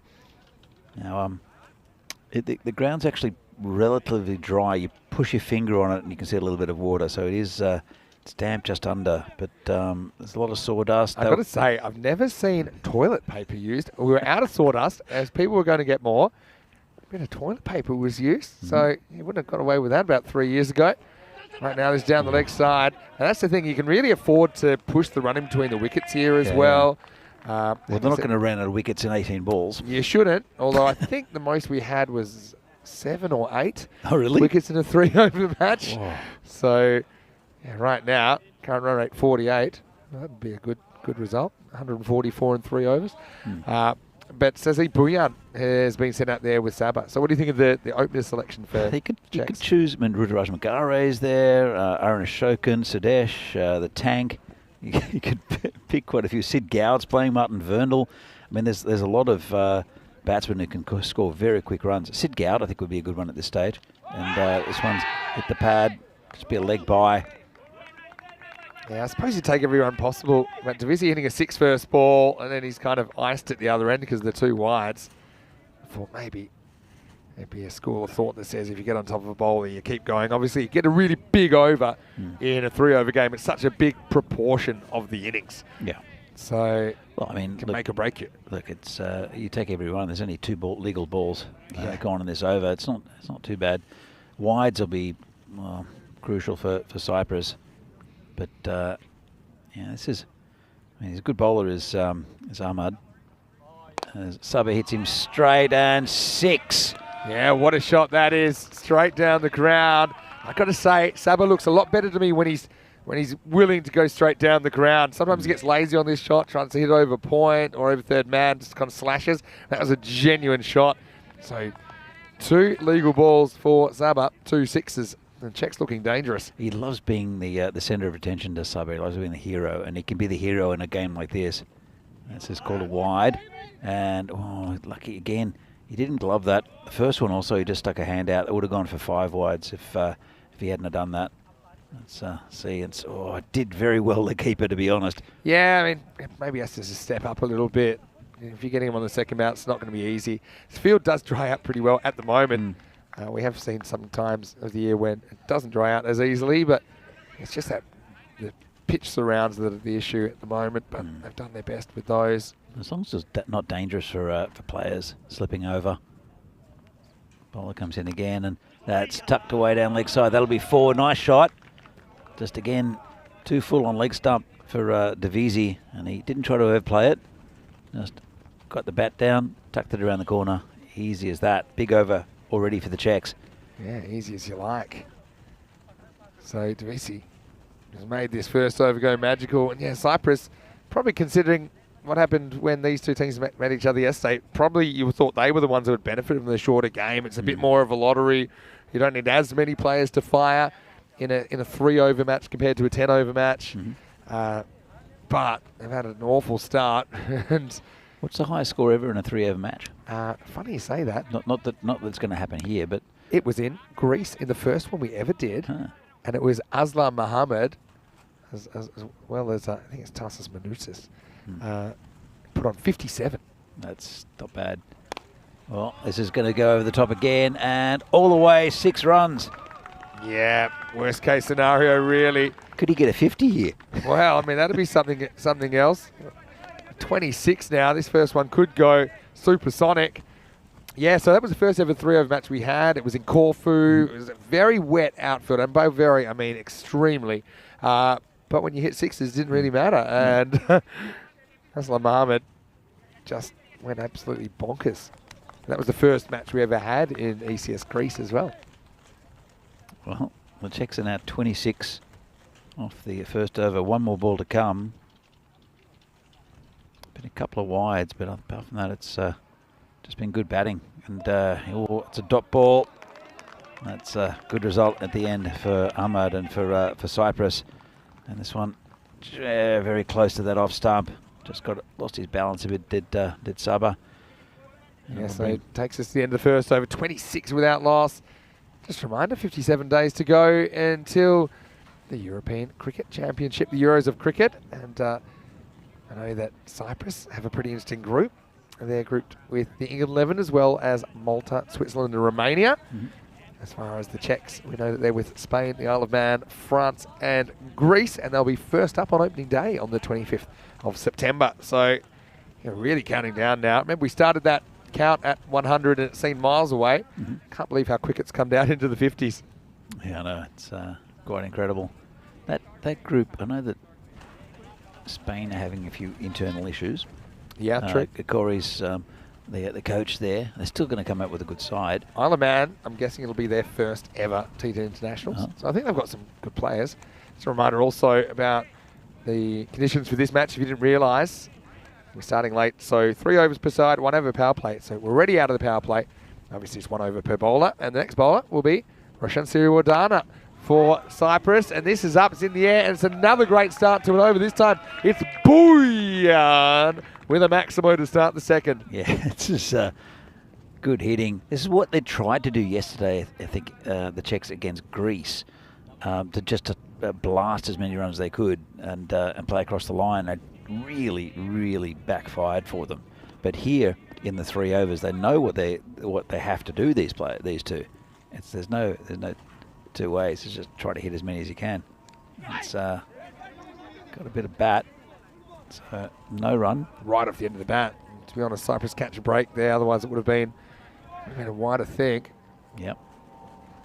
So yeah, even those little things in the 3 over matches, they can swing things. One ball can make such a big difference, kind of at any time of the innings.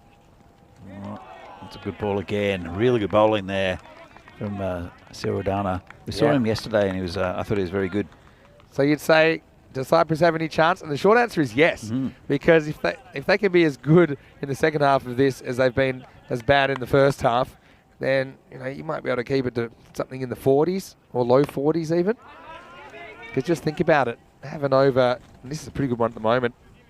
If you go kind of run a ball pace from here, 8 balls left, 41. I mean, that sounds crazy, but it can happen. Well, it's a right-hander, left-hander combination. So Siriwardana is going to have to change his line a little bit, and I don't think that Saba's going to mind his bowling. Who's going to be the last bowler, do you think? Kanduri? I'd be pretty tempted to go with the skipper, Rajvinder Brar. Yeah, he's a good bowler as well. I agree. In the third, moves a bit off the seam. Ball's always fairly new, but also probably getting a bit damp as well, which can make it a bit tough for the bowlers. It's a win, really, for Cyprus. It is. And look, Sazi Bouyan's playing. I think he's injured. I think he did a groin yesterday, and I think he's feeling it now. I don't really know, with so much batting in this Czech team, why he's out there. To be honest, he went off the field yesterday. He has so many injuries, they're almost cancelling out by now, I think, Sazeeb. Anyway, here's the last ball of the second. It's hit pretty straight, and 6 runs. Well, that's the Cypriot fielder there. He's having a chat to his captain just after that went over the boundary, wondering why he wasn't straighter. Yeah, I say, hey, I wanted to be here. Famous last words. Anyway, the second is bookended with Maximos, and it's 40 love in tennis terms. 40 without loss after 2 here in this 3 over match. So, interesting stuff, because if this was a washout, it kind of keeps Czechia and Greece a bit closer together. The way things are shaping up, that if Czechia were to win this, then Greece could win the last 2 matches to tie them on 8 points, and then it would come down to net run rate. Now, it's actually pretty tough in a 3 over match to get your net run rate moving that much, because you only face 3 overs and only bowl 3 overs. So it's certainly possible. Match 8 will still be the you feel like that'll be the match that really decides once and for all who, if there's even a contest on, and if Greece are able to beat Czechia, then there'll be some sort of equation in the last game of the day. Greece would have to beat Cyprus by a certain amount to raise the trophy. So Waka Ali is the bowler coming around the wicket to the left-hander who hits it straight down the ground. Just be a single. And, You said who you will bowl, but my question is who will bat for Cyprus? You really got to send your hitters out straight away. Well, Do you gamble on someone like a Lovedeep Sandhu came out, whacked a few sixes before? they do have an issue at the top. They do have an issue, Cyprus, that one of those overs, probably the first one's going to be bowled by Riaz Afridi. That's true. That's not good because he's going to be right at the pegs fast. Now, how will the footing be as well? That's the other thing. We know that Cyprus there, they have struggled to compete with the bowling attack of Czechia so far. I want to say a quick hello to all of our chatters. Yeah, we've been busy here trying to get the cricket back on. But hello to Gary Wheeler, to Liam Day, to Helix, to Chris Smith. And everyone else I might have missed. Good to have you with us. Straight, just be a single. Yeah, again, I'm puzzled as firstly why is Bouillon playing if he's got an injury, and why you open with him because he's not going to take. There's no quick singles there, and you've got other guys in this batting who can hit just as big as Bouillon. I mean, look at Riddick Tomar for instance. You know, I'm a bit puzzled as to this selection from the Czechs in this game, but you know. You just go with the feeling, I suppose. Maybe they said, look, go out there, swing at every ball, but anyone's going to do that. Yeah, true. Pretty much. 4 to come then. Oh, Summer gets funky and it fails and it could be run out. Well, he's gone. That's terrible all round from Summer Devisi. Yeah, well, we talk about his running a fair bit. Probably my criticism here, he doesn't leg it out. You know, he ends up just watching. He says, are you really going to throw this? This is what he always does, unfortunately. And there you go, it just bounces. Not a hard one to call. Absolutely ridiculous. Yeah, well, Saba does some very good things. But yeah, just some of those basics, I think, to be an next-level international player, that's something he needs to work on. Even the shot, Vinny, what was he trying to do? Yeah, ramp goes to reverse ramp. It hit him in the pad. In the end, I suppose he does his job and more as far as the first over. But he's hit 22 odd, I think, and he from clean hitting, right? And then he does that, and then just doesn't run. He's ball watching. Yeah, I don't get it. He's a young man. I mean, he should be fast. He is pretty fast when he wants to be fast. That's the thing. The thing is with Saba is he's played a lot of international cricket. That was fabulous.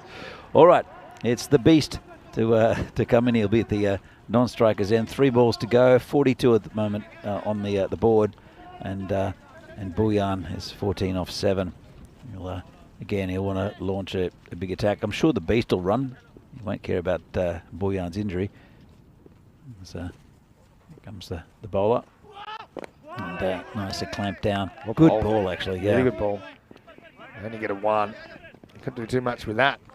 And Bouillon does get the single there, so we'll get a chance to look at the beasts with not too long left to go in this innings. I mean, look, if they bowl it anywhere in his hitting arc, he can hit the ball a long way, can the beast, but he hasn't really fired in this series at all. Even in the Super Series, we didn't see the best of him. Let's see what happens here. Good over so far from Waka Ali. And really good ball, and they're running, and they'll get away with it. Yeah, bounce on the edge of the pitch. It wasn't a great throw back to the bowler. If you get it on the pitch, he's got a chance of picking it up on the bounce. So yeah, it's worth taking pretty much everything. Again, it's a bit of a puzzle. It's a bit puzzling for me why Beastie's come in at this stage. Basically, he hasn't hit that many runs. There are other batsmen. Ruturaj Magari would be a good one here, or Riddick Tomar, to be honest. But you know. Yeah, I don't make the order. Last ball anyway, this is up, and that's going to sail out of the ground. So the fact that Bouillon gets on strike works out pretty well, and I suppose in the end adds a very good 3 over score. Czechia, yeah, you can debate the twos and froms and the pros and cons of their selection, but in the end they've got the runs on the board. 50 for 1 after 3 overs. It's a good total. I mean, honestly, I can't see Cyprus getting it unless something miracle happens, especially with Afridi bowling first. But they still have a chance. They're a good side, Cyprus. They were really good against Greece earlier on, as we see here the highlights. All about the start. From the moment the first ball disappeared, you knew it was going to be a bit of a rough one in the power play, shortened power play, albeit for Cyprus. And Davitsi, I know he's just one of those players. He's kind of scintillating but frustrating at the same time, because I think those of us who've seen a lot of cricket know how good he can be. But some of those basics, just like getting run out in that situation, even in a tight game. I mean, you never know what might happen here. If Cyprus could have a magical over, maybe a couple of top edges fly for 6 off Riaz, then it could be something different. Here he finds out the ball is quicker than the legs as he watches it go past him. Well, he ran off pretty quick. Yeah, well, then even this turned out pretty well for Czechia. They take the run, it changes the strike. So Buyan comes out and he bangs the last ball over long off for 6. And so Czechia get to 50. I think that's only the second time I've seen a 50 in a 3-over game. And so Cyprus, they'll need 17 and over to win. They'll need 51. Quick look at the scorecard then. They decided to go for Sabo and Davitsi at the top with Sazi Buyan, and between them, they get 44 runs. The other 6 were extras. The Beast just required at the end after that. Slightly strange run out of Sabo and Davitsi. Maybe not so strange. We've been watching him play for a few years. But in the end, it's going to be a pretty big uphill climb for Cyprus, who will definitely give it a crack, and you never know. I think they're going to need some very good shot making and a bit of luck on their side as well. We saw first over go magical, 26 including an extra in the first, and then we saw 2 other fairly healthy overs. Wakarali, though, his over probably the best of the 3. Danny will take a quick break. The Pies apparently aren't too far away as well, and the resumption isn't too far away as well, because we'll be back very shortly. 51 will be the chase in 3 overs for Cyprus when we return with more ECI Czechia.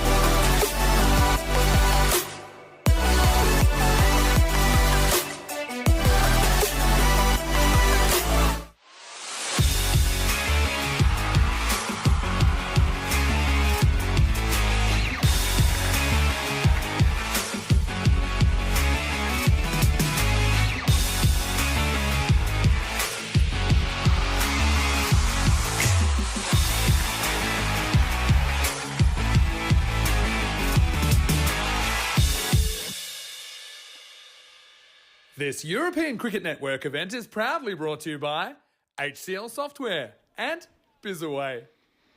And welcome back to Prague for this European Cricket International Czechia match between the Czech Republic, or Czechia, that's starting to be better known, and Cyprus. So Czechia in this 3-over reduced over match due to that rain we got. As you see, 3 overs per side, 1 over power play, 1 over per bowler, and 50 on the run on the board for the Czechs. It's a very good total, and it looks like it'll be the beast. So there's Vikramasekaran to take up the attack, and I know that with Arun, the captain, he trusts Sudesh implicitly to give him a nice tight over. He definitely will go with Riaz Afridi, I think, as well, and I'm probably think he'll go with Madaranga, but he might go for the Tankeritic Tomar, who's been also pretty good. For Cyprus, they need well, a lot of runs in each over. They need boundaries first up. It is a power play, so they can go over the top and then get early runs. Still taking a few risks. Here comes Sudesh with the first ball. It's a bit short, tucked around the corner. That's going towards the boundary. I don't know if it'll get there. It does. Well, Sid Gow there. Not sure what he's saying to Madaranga back there. So there's a bit of confusion. Sid tries to kick it back in and, well, kicks it twice. Good start here for Cyprus in their chase. Need about 16.5 and over. 4 off the first ball as Sudesh comes in again. And a bit short. Get a single. He has a free, he'll pick the ball up. So Sudesh, he's, I said, a couple of balls short. The first one was down leg side, not the greatest opening ball. And we know that Mazumdar can hit the ball hard. So Shoaib Ahmad is the batsman. Will face the next ball from Vikramasekaran. And that's quick. And it's outside off stump, and it's a dot ball. It's a better line of length. Let's have a look. And well, it cut away from the batsman inside that line. I'd have to say it's pretty much a perfect delivery in this when you're trying to keep down the runs.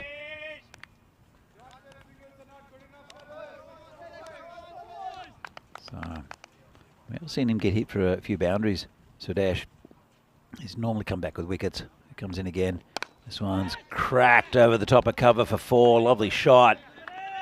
Well, he pitched that one up, and it left the square pretty quickly. Let's have another look at this. Just lovely shot, actually, over the top. It's amazing how the pressure of just a few overs in this 3-over game, how some batsmen just stand up and absolutely hammer the ball where they might have struggled in other times during a tournament.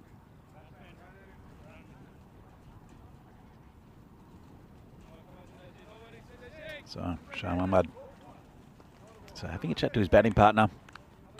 There's no shot clock seen there. Vikramasekaran comes in again and hit with the same result. Nice shot. Good over this from Cyprus. And right, tried to pitch it up. Didn't quite get it right, but nice shot. Used his feet well, did Ahmad. And 13 so far. Cyprus looking pretty good. Need 38 off 13. Comes Sudesh again. And this is over the top. It should be 4 again, I think. One bounce over the boundary. And Cyprus, they're pretty much on target. Let's have a look. Just one bounce over the boundary. And, well, that's a good over there from Cyprus. 56 matches since the last golden ball. And that was last Saturday. 56 matches from here and also from Portugal.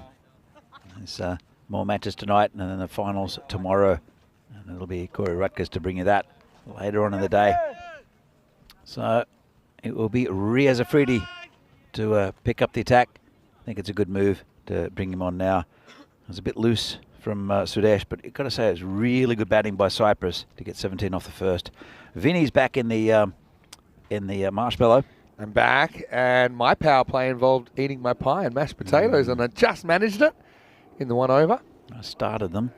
Don't worry. This game started a bit too soon for me to finish. Won't be too long. Anyway, yeah, Riaz, he's been the most exciting bowler to watch in the tournament. Here he is, bowling over number 2.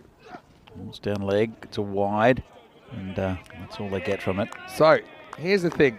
Yes, it's unlikely, but you just have to have a heater for a short amount of time to get close. They already had 17 off the first. I mean, imagine that goes for 4 wides or something like that, or 5 wides. So, keep your eyes on the prize and check you out. Should not lose from here. He has a little wry smile, saying, okay, that one got away from me, but I'm going to be attacking the stumps here. It comes in, and that's right at the stumps. Good fielding. And that's a dot ball. There is almost a backstop. Actually, there's 2 men back behind Divi Singh, just in case something gets loose. If I'm honest, I would have even more.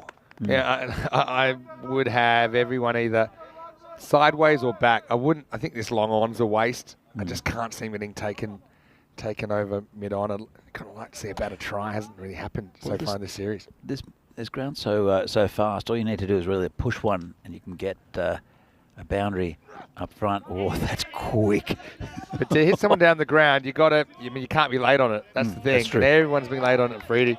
I'd rather even have a normal mid-on, mid-off, and have 2 fine legs and even 2 third men there, because I just think there's a lot of balls that are flying away like that.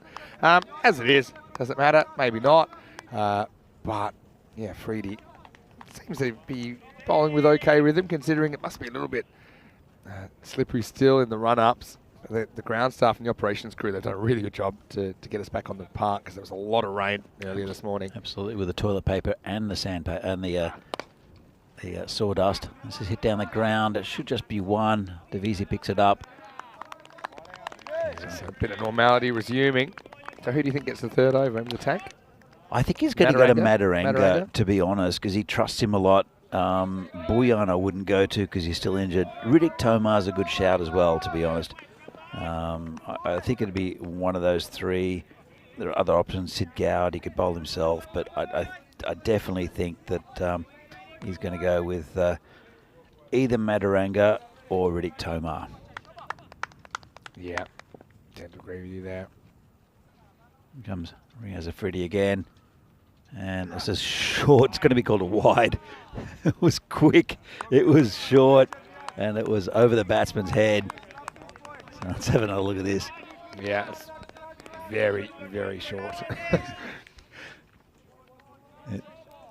It'll flash on screen for a moment before it departs. I think that's even a wide on Danzilla, if I'm honest.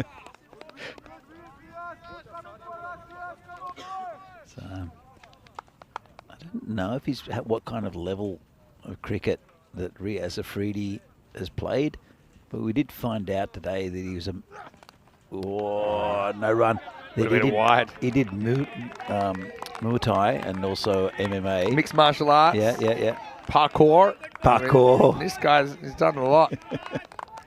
This is frustrating for it. It always hit the ball. That's the problem there. I know. If he hadn't, it was going to be a wide. And if you get an edge, you'd hope it'd fly away for 4. It doesn't even do that. So, yeah, Cyprus. Brave effort so far, really. The 21 in 10 balls.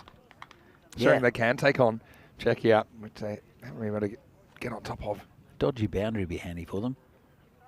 So, this has got a leading edge. It could be a chance for a run out. Oh, great effort there. And that's a wicket. Looks like it might be Sazi Buyan there. I'm not sure actually who that is. We'll check in a moment. brilliant stuff. Slides into the pads. I mean, obviously just kind of going on everything. And Shoaib Ahmed, he had a really good start to this innings. Unfortunately, he's not going to be so happy now. Thing is, he doesn't really put in an effort here to slide. Could he have gotten closer? I think so. I mean, he's not. Yeah, definitely closer than he was.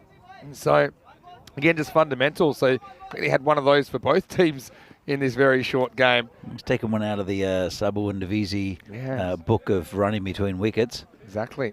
So, and it looks like it's Hardeep Singh, I think, he'll be coming, which is, again, a really good move. He hits the ball very cleanly, there's Hardeep. And, well, Afridi, it's been a good over, 4 from it. And 21 for 1. Still got a chance to Cyprus. There's only 1 over after this. Last ball of this second over. As Afridi comes in. Hardeep, the new batter. It's got him with a full toss. Well, let's have a look. I think he's been well, he has been bowled, and the question of height I don't think is a question. So let's have a look at this, because he hits the top of the stumps on the full. Attempted Yorker. Oh, I think that's a no ball. I think it is a no ball. I mean, he's walking off, but it might have been. This will be 5 runs, I reckon. Why 5, Vinny? Did it go to the boundary? Yeah. That's snowy. Yeah. I reckon. Yeah, so that just shows you. I said that's not dipping at all. But, yeah, my question is, that's odd, isn't it? Well, the thing is, the ball's dead at the moment. He's given out, but you're never really given out for bowled. So I think, we'll come back to this in a second. This is toss news. Czechs winning the toss and electing to bowl. Interesting. I'll be curious to see how they handle this. Yeah, because it did look like it definitely went over waist height, and it is called a no ball. And Hardeep Singh's back. Well, he had a bit of a chat about it when he was there to the square leg umpire. Let's have a look at this. It's around about the waist, so that's over the waist. It came down, it hit the bails, and I think it's a good decision. I'm just not sure what happened after that. It went down to the boundary. That's a lot happened just then. So it should be 5 wides, I think. Sorry, 5 no balls, I think. So we'll have a look. I think it. Vinny reckons it went down to the boundary. Well, I thought it did, but I'm hurt. I thought Divi stopped it, but I'm not. Oh no, it did. I don't know actually. It says in the air. Free hit.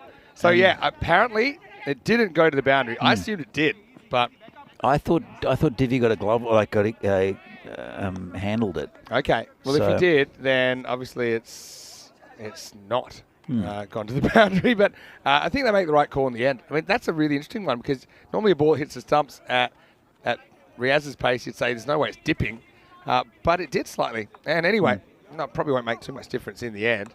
And so Czechia certainly well ahead in this game, although we've seen overs go for 27 before. That's what Cyprus need. And it will be Mataranga. He's bowled well in this tournament, but he probably can go a bit. As we see the sides come up here for the next game between Czechia and Greece. Is a vital game for Greece. If they beat the Czechs, then they're in with a good chance of winning the tournament. Yeah.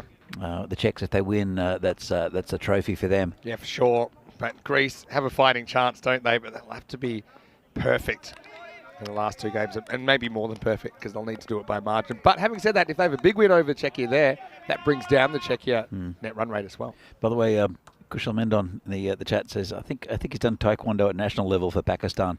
Does not surprise me. Says good ball from Mataranga straight up, just be a single, and again really good from the Czechs to come into the stumps just in case. It's Rudraj Magari who backed that up. So good start, and yeah, I mean, Arun trusts Samira. They've been playing in the same side at PCC for such a long time, same as Sudesh. Yeah, if any bowler's been taken a little bit so far in this series for the Czechs, it's been Sudesh, but then he's always come back with a couple of wickets. That's true. That's a really good point.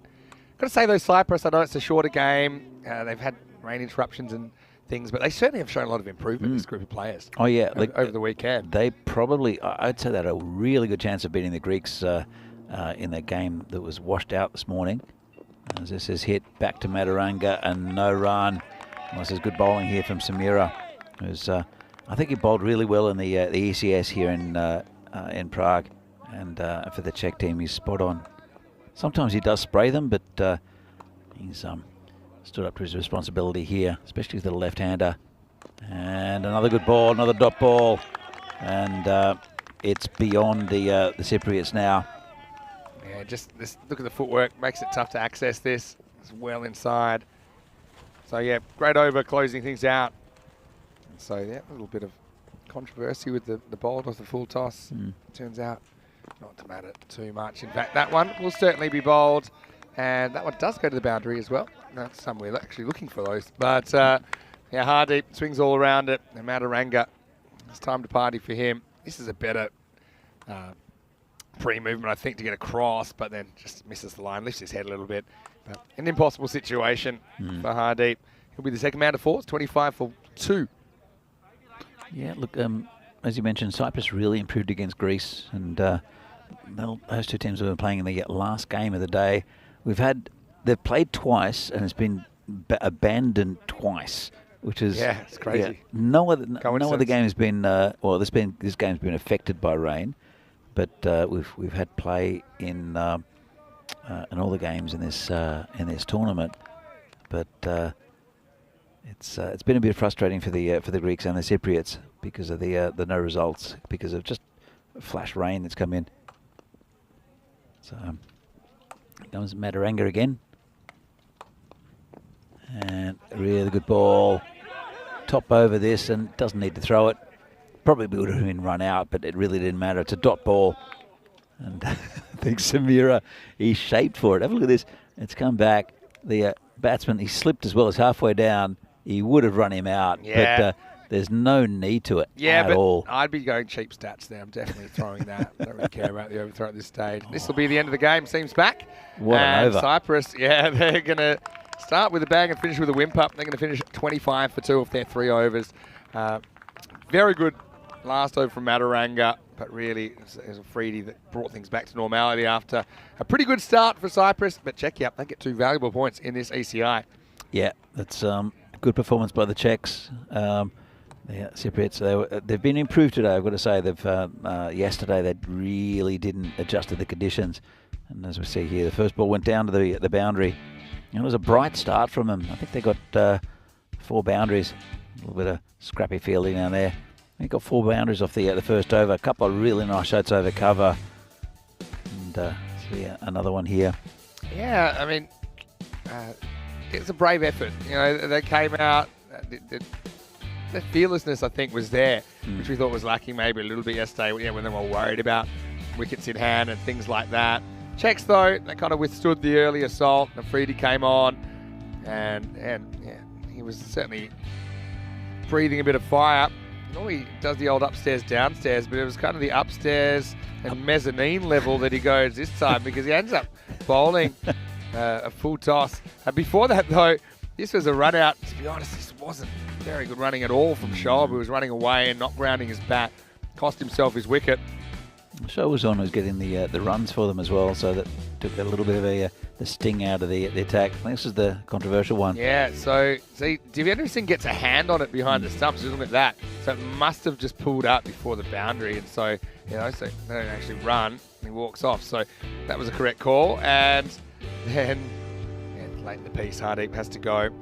But it should be a really interesting game coming up, match number 8, because I think it's the game that ultimately will decide the trophy when we look back, one way or another. The Czechs can sew it up, but the window's open at the moment, and Greece just might be able to slide in with a big win over the Czechs and then a big win over Cyprus. And you would say the Greeks are very capable of doing both those things if they play well. As we look at the response, Shoaib runs himself out for 13, but he did make a decent start for Cyprus. Apart from that, Mazumdar, he batted through the 3. Hardeep made a brief appearance. And ultimately there was that little strange moment with the bowled off a waist-high full toss. which you don't see very often, especially someone as quick as Afridi. Mataranga, brilliant the way that he shut the gate 1 for 1, but really Afridi brought things back after a fairly expensive first over. Yeah, momentarily, Cyprus were on the pace. We'll take a break. Just to let you know, there's been a 10-minute delay to the next game, so it will start at 1:10 local time. It's in about 15 minutes, and that's when we'll be back. Vinny Sandu here, Mr. Maximo, with Danny Hudacek. We'll see you after the break for more European Cricket Internationals.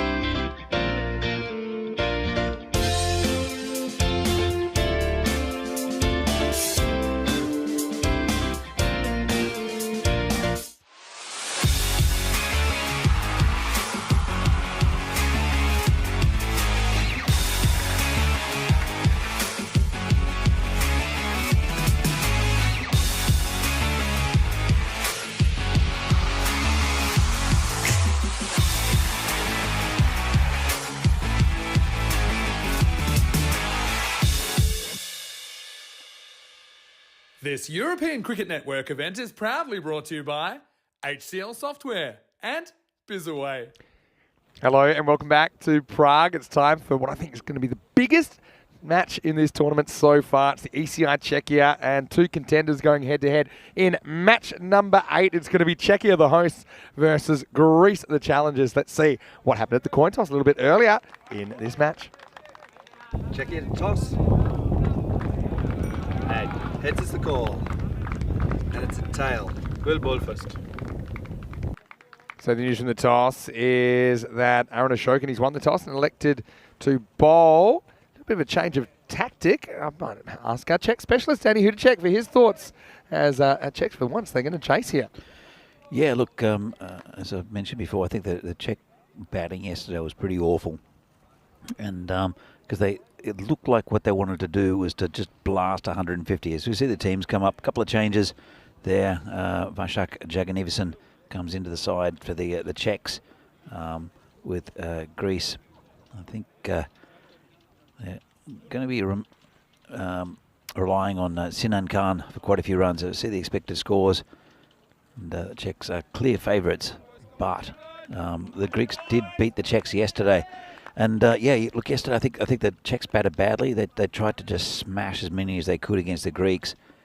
And they're just a good bowling and fielding team of the Greeks, and bowled the Czechs out actually for 77, the lowest score in the tournament. Great performance. So I think what the idea is if they have a mission, the Czechs, whatever the Greeks put on, it could be over 100, it could be under, it could be 130. It doesn't really matter. They'll have a clear target to bat towards, which I don't think they did in the game yesterday, and they were just wildly off. So we'll wait for Samir Madaranga, who bowled a really good over in the last game, that reduced over game against Cyprus. Just took 1 for 1. Yeah, not often you get to bowl 2 overs in a row in cricket. That's true. One of those times. He bowled the last over of the last game, or the first over of this one. Just want to say quick hello to James Stewart, who's watching from Estonia. Said he's got Jacob's friends heading on home. Jacob's his son, and Jacob sometimes tunes in. So please say hello to Jacob for me as well. Hello to Sada, and let's get ready for the start of this game. And it's Souvlakis that pushes and runs, gets off the mark with a single. Yeah, just watched it carefully under the bat. Took just a early single. A lot of chat in the Czech side.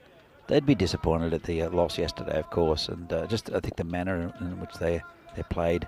They restricted the Greeks to not many, but they got over the line right at the end. Did the Greeks with about an over to spare.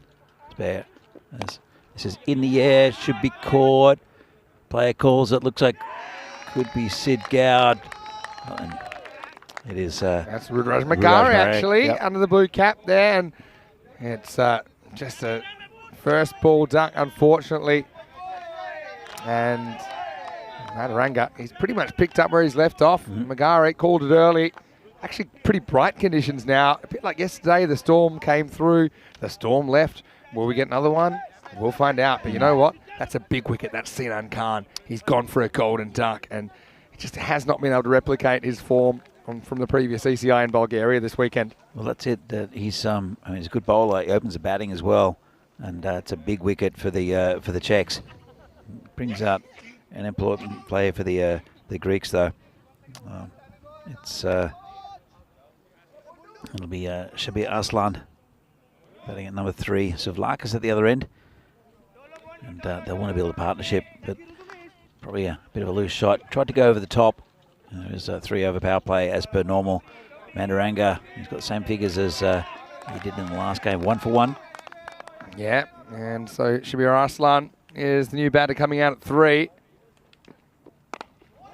First ball, yeah, full, pretty straight and knocked away. That's the Tankritic Tomar. They're just looking at the side. Jaganivisan back in the side. Sharma left out for this game. It's a bit of a tough one. Mutton Verned also not in the 11. I think he's enjoyed just being around, Danny. Come back to that in a second. It's up and it's over the top, and this will test the outfield. It will get there. I think he had the plan to get there, but not much of a plan about how he's going to pull it back there, the fielder. But the result is 4 runs to Greece. I think it was Jack Nevison who he won the race of the ball, but lost the race, lost the contest with his feet as he stood on the ball. That's not how you do it at home, Never try and kids. step on the ball. It's not a good idea. It's not worth it. It's not even that effective. But yeah, Arslan trying to pick up the pace here. He's beaten outside the off stump. So it's been a really interesting weekend for weather. And now you'd never know. We had that storm come through, and it was a pretty violent storm. It's happened 2 days in a row. We've actually started every game, but the issue being interruptions and getting the 20 overs in for a full match so far today. Last ball the over, and it's a little uppercut, nicely executed by Shabir. Well, maybe he can be the man with a plan for Greece, who do get something out of the first over. 9 for 1 after 1. That was a good shot there. It's nice and close to his body, and he just flicked it over the top of Sudesh Vikramasekara for a 4. 57 days to go to the European Cricket Championship, Vinny. This is going to be fantastic. This match you're watching right now, you'll see it. You will see it at the ECC, because these two have been drawn in the same group, and then every possibility that they could meet again on finals day. So the format in the group stage, there's 10 group matches. The 5 teams will all play each other once. Then the bottom team drops out, and the top 4 play in a finals day on the 3rd day. Well, definitely checking each other out, these two sides. It's the beauty with these ECIs is that, it's to do with the culmination of games and, culmination of the international series at Kardama. But as I said, it's been a really nice tournament. Just those couple of games that have been called off, and both of them being Cyprus-Greece games, and I don't think either of those two sides are too happy. No, true. The guys are here, they want to get out there. It's frustrating, but not much you can do about it. Here's the tank. Ball's wide outside the off stump. Devendra Singh behind the stumps for Czechia. That was a bit of a question we had at the start of our 2-week adventure here in Czechia, who would have the gloves.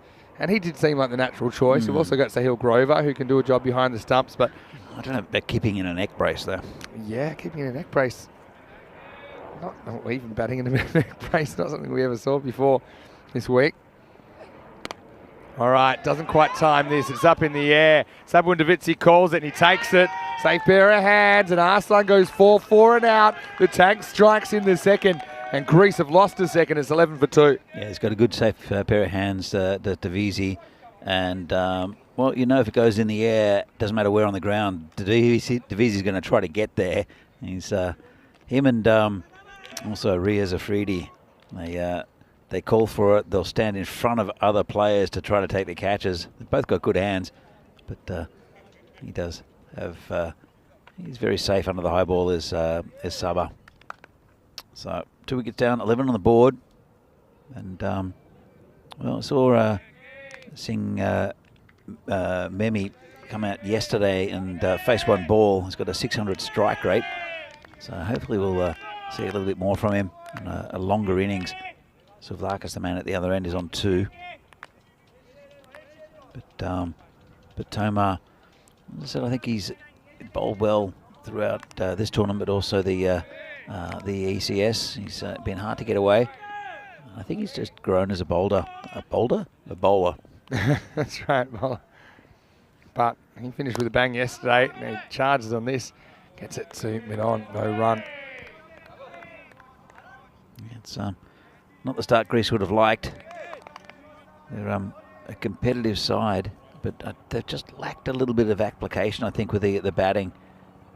Still trying to work out the conditions, maybe. Well, I think Cyprus really improved today, especially in their first game. They were at just over 100 against Greece. Driven and just over the top. That'll be 4. So Amarpreet gets off the mark, and he is a man that ate up the pressure yesterday. He's under a bit of pressure coming in early on. Here come the choppers. Here comes Amarpreet as well. some other sounds you might be hearing a little bit later on. I don't know when it starts, but Depeche Mode are playing in Letňany, just where all the it's in the direction of Prague, just behind us. Yeah, it's really So, close. yeah, so you might hear some Depeche Mode later on. Not sure what time they start. If their support band will be there before them. Might be before the end of play here.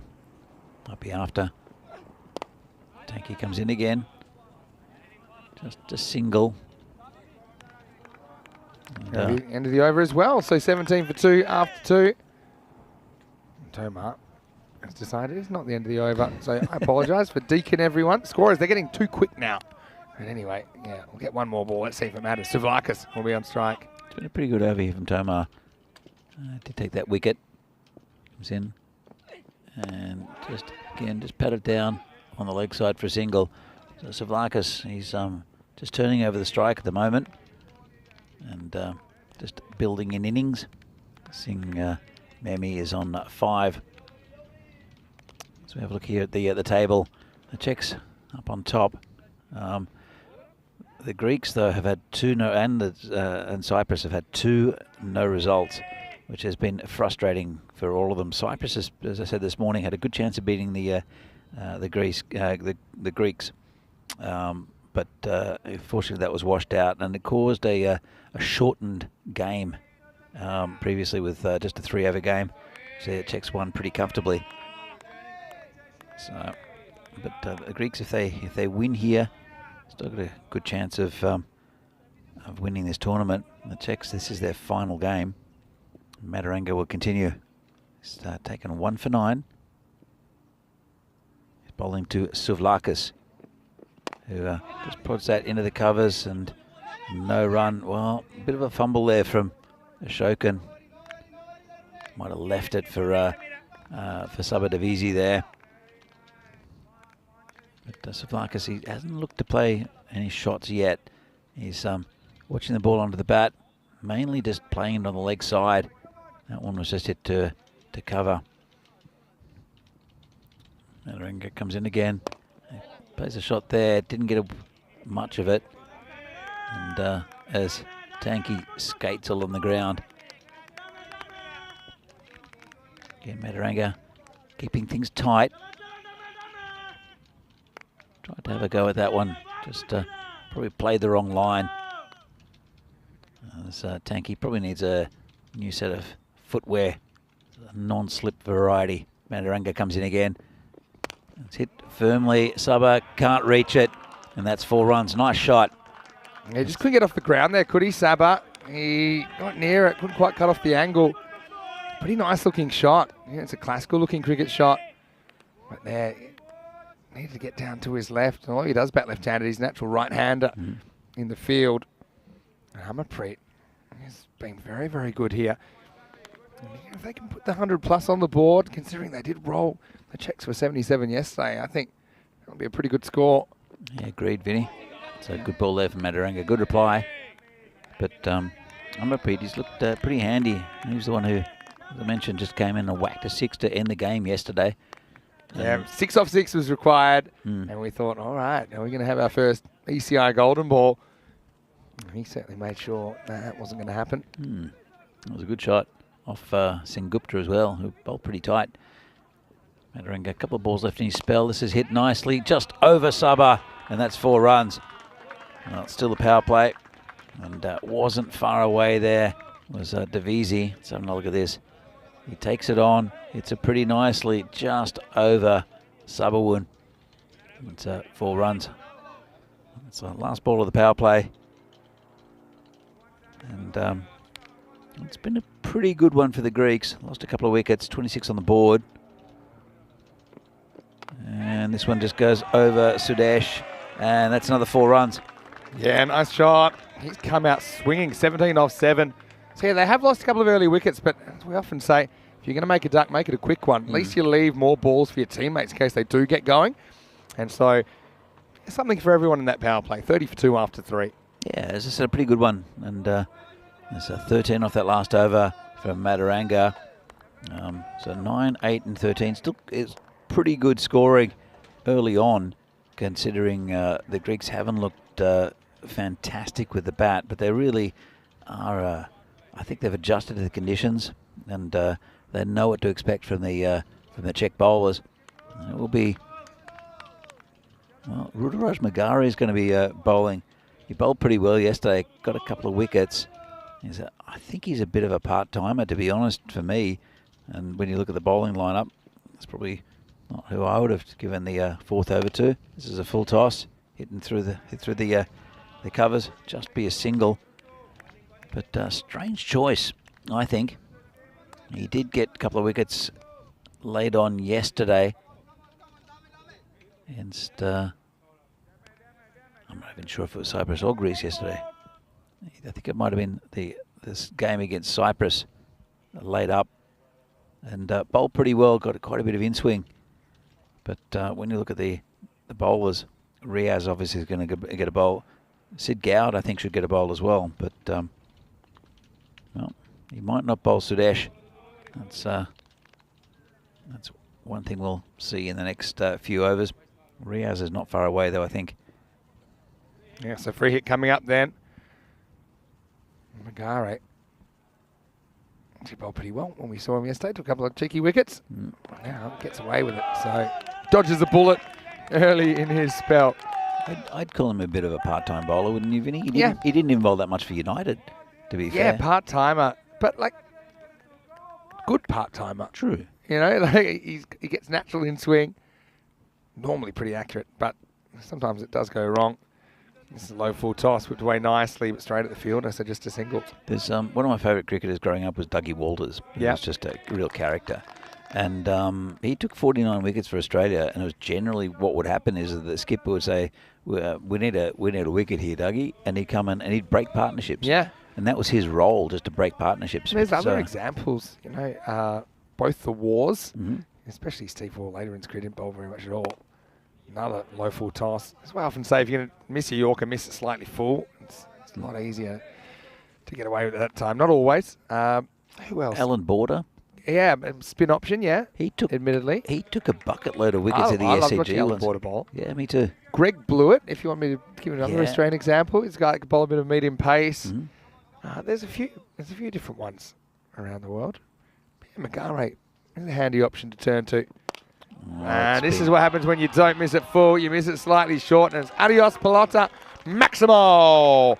Amarpreet Singh Mammy going bang. That was right in the slot, and that wasn't coming back. Yeah, it's a lovely shot. And, well, they're in a game here, the Czechs. They know that. Again, a bit puzzled as to why Magare is getting a bowl, apart from the fact he got a couple of wickets late. But, well, I'm sure they're going to turn to someone else who's a little less part-time in the next over. That was smashed back to Magare. He's taking a catch already this innings.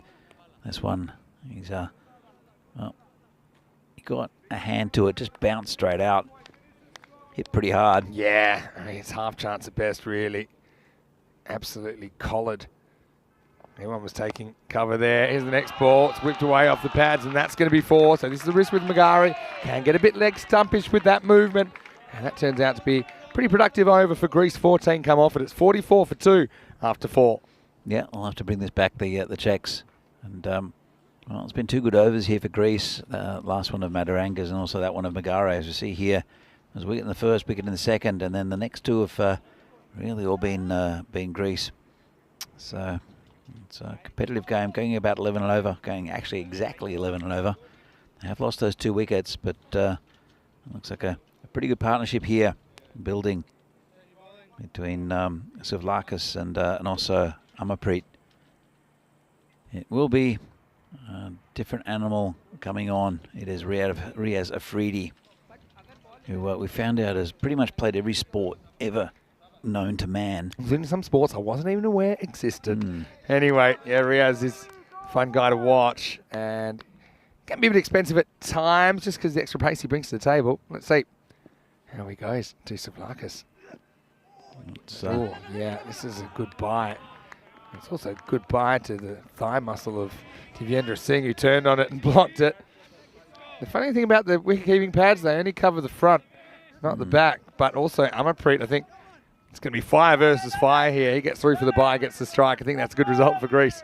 Yeah, it's a difficult bounce there for Divi Singh. It just didn't get up.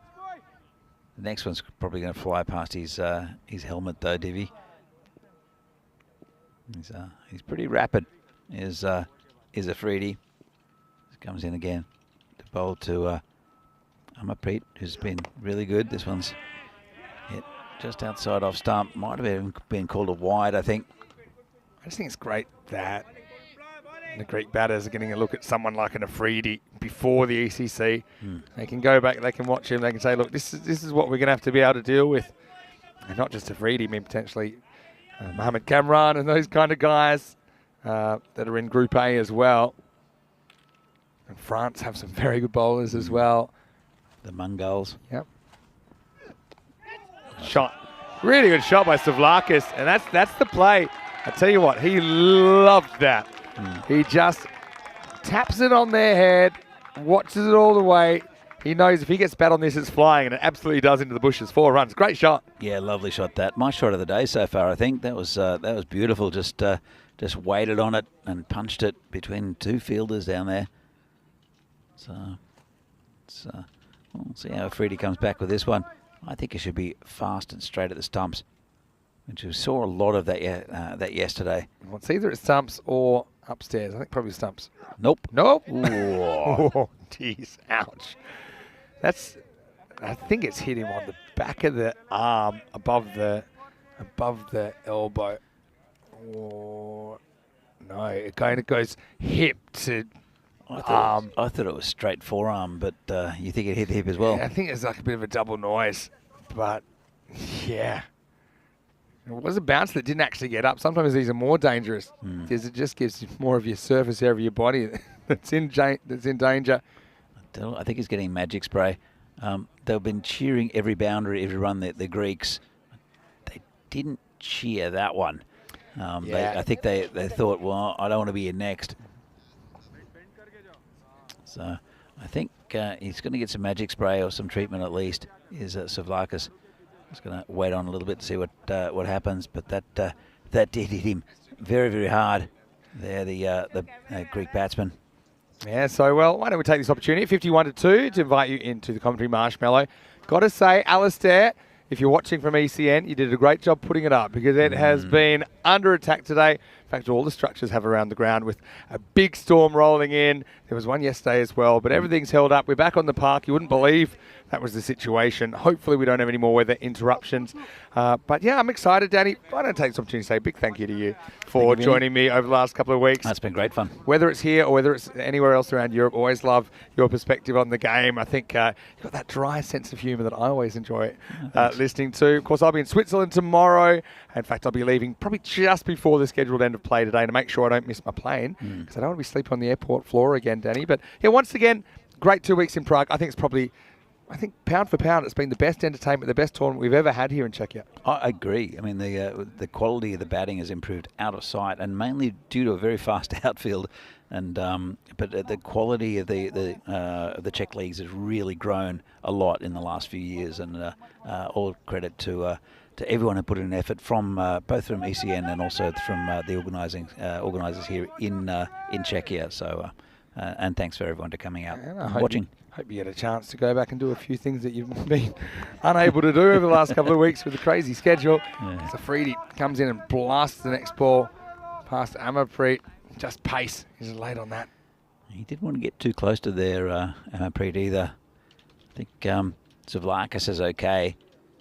It was a bit more than a glancing blow, but he battled on pretty well. Amarpreet's been really good though. And that one's over the top. That should be 6, I think. And that's gone all the way. Nice shot.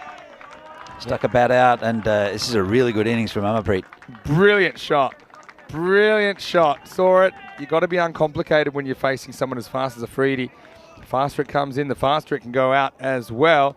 As we get to the end of the 5th over. That over goes for 11 in the end. It's 57 for 2. Let's have a look at some of the events that are coming up. Of course, I mentioned Switzerland. I'll be off later today. And next weekend, we've got the Continental Cup. That's the Women's T20 International. There's also a Men's Continental Cup just a couple of weeks after that. They're both in Romania. We've got other T20 international cricket from the Netherlands coming up, also some T10 international cricket in the ECIW. And the ECS, after Switzerland, heads to Germany for 4 weeks. First 2 weeks in Dresden, then 2 weeks in Krefeld. Oh, the Greeks are going pretty well at the moment. Halfway mark in this innings, 57 for 2. A drastic improvement on yesterday, going up about 11.5 and over. It will be Sazir Buyan to bowl. Again, there's a bit of an injury cloud with Sazir, but they've obviously risked him, the Czechs. And there's not sure what the discussion is between the umpires. Might be to do with the ball not being retrieved or choosing a new one. I do have a lot of spare balls to the umpires. Just makes everything go a little bit quicker. Some of the shots we've seen have been hit a long, long way. So there we have the yellow jackets who go around and pick up the balls. We'll see Joe Foster's parents, Cecilia and Colin, are there. Yes, watching the game. It's just perfect condition to watch cricket right now. It's absolutely beautiful. Anyway, Buyan comes on. He gets smashed up and in the air. Now, is this a chance? Fielder comes around and takes it. So, Savlakis is the man that's going to have to go. It's Mataranga that takes a nice catch coming around to his right. Buyan strikes straight away. He just seems to have that touch, doesn't he, Danny? He does. And the score is 57 for 3. Yeah, so nice catch out there from Samira. He's judged that really, really well. And the batsman didn't quite get all of it.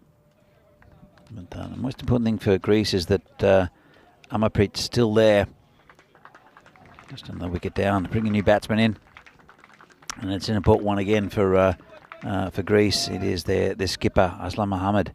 This could be an interesting partnership here for Greece. If these two get going, I think they'll end up with a very, very good total.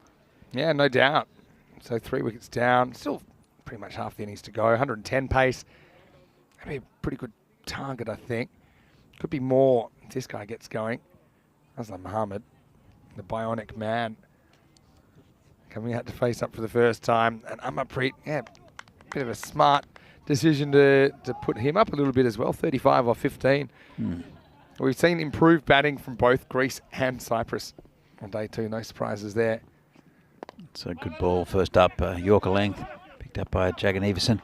Yeah, look, it tends to be the way it goes here with touring teams, is that it takes them a game or two to really get to use with the conditions, especially this pitch, which is a little bit different to other pitches around Europe. But when they get used to it, it just levels things out quite a lot. As this is hit in the air, I don't think he'll get there, Willie Subber. He won't. He pulls the shoot in the end. I thought maybe it's never going to go for 4. You know, maybe you get off your feet there. He's not a natural diver. That's the thing, Subber. You see, gets in, gets close-ish. Well, it bounced. What? Like to see him get off his feet and try and dive forward for that. Anyway, next one's a wild swing. They like it. It seemed to be an appeal that had a crescendo to it, as if they didn't really think it was, and then they started to convince themselves. Anyway, Aslam Mohammed, at times, he's gotten a little bit carried away with this kind of a shot. He's a lot better than that shot suggests, but he does get away with it. Going back to the Davisi catch, I mean, they need to be taken, these type of catches. You see a lot of players just cut off runs. That was never in danger of going to the boundary. Yeah. This is hit on the leg side just for a single. It was coming from so high. Don't know why he didn't make the commitment. It was a step forward. You know, you've seen the Greeks, especially Galanis and Bogdanos, also taking some amazing catches, and it's just something that should be rectified. This is a nice ramp shot there. I think it's gone all the way. Wow, what a shot that is from Amarpreet, who's having an absolute heater here in match 8, with the trophy potentially up for grabs. It's the old no-look ramp. Protects the head. Doesn't see where it goes, but he likes the sound off the bat. Maximal 6 to finish the over, and it's 66 for 3 after 6. 110 pace still. Really good effort here from the Greeks, and it shows that, well, yesterday it was just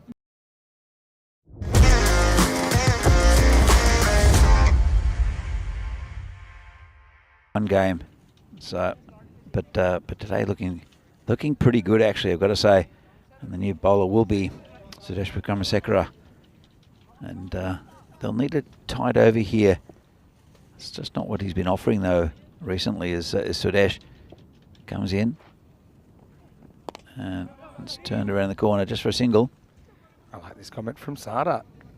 And I don't think he's being sarcastic. He says, Danny is the most good-looking ECN commentator ever. Ever. Is it the beard? Is it the glasses? It's a hat. You have a certain appeal, je ne sais quoi, as you'd say. You know, you speak fluent French. I think I got a pretty good head for radio. But that old one. Here's the beast, and he gets pulled away leg side this time. Amarpreet Singh Memi moves to 43. Where's the Freddie doing the fielding? Yeah, I'm looking forward to some more battles resuming.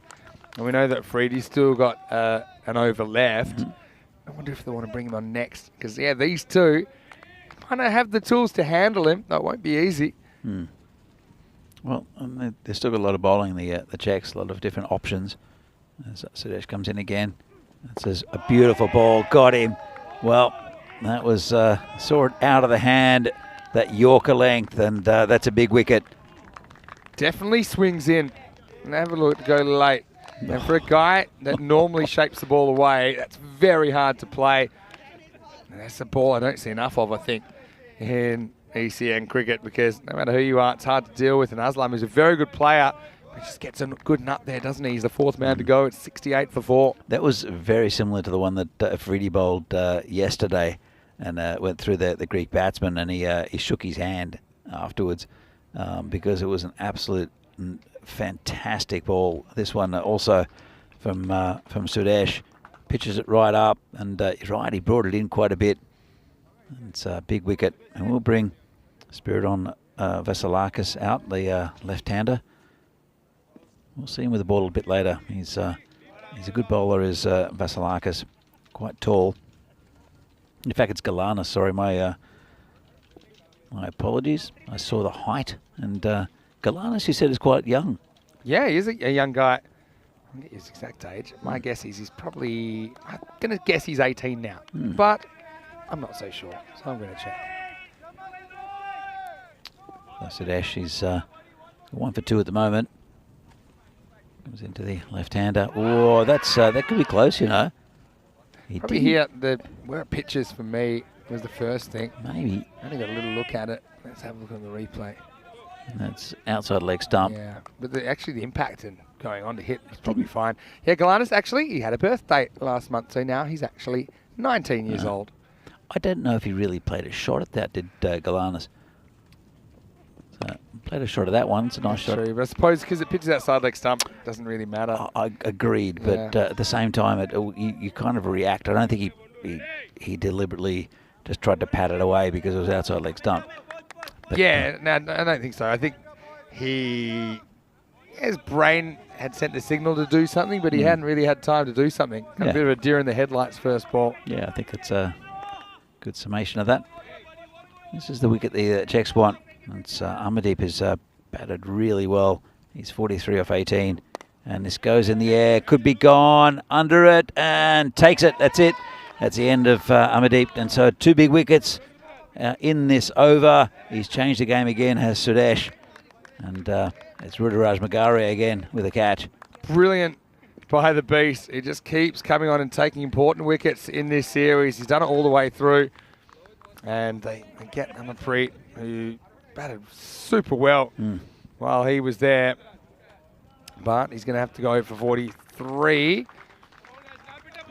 Top knock, though. 69 for 5 after 7. Having a look at what we will see at the ECC. We've been talking about it a lot more, and we're going to keep talking about it as we get closer and closer to September 25. You can see Czechia and Greece, they're drawn in Group A with each other. We talked about some of the bowling they'll have to face.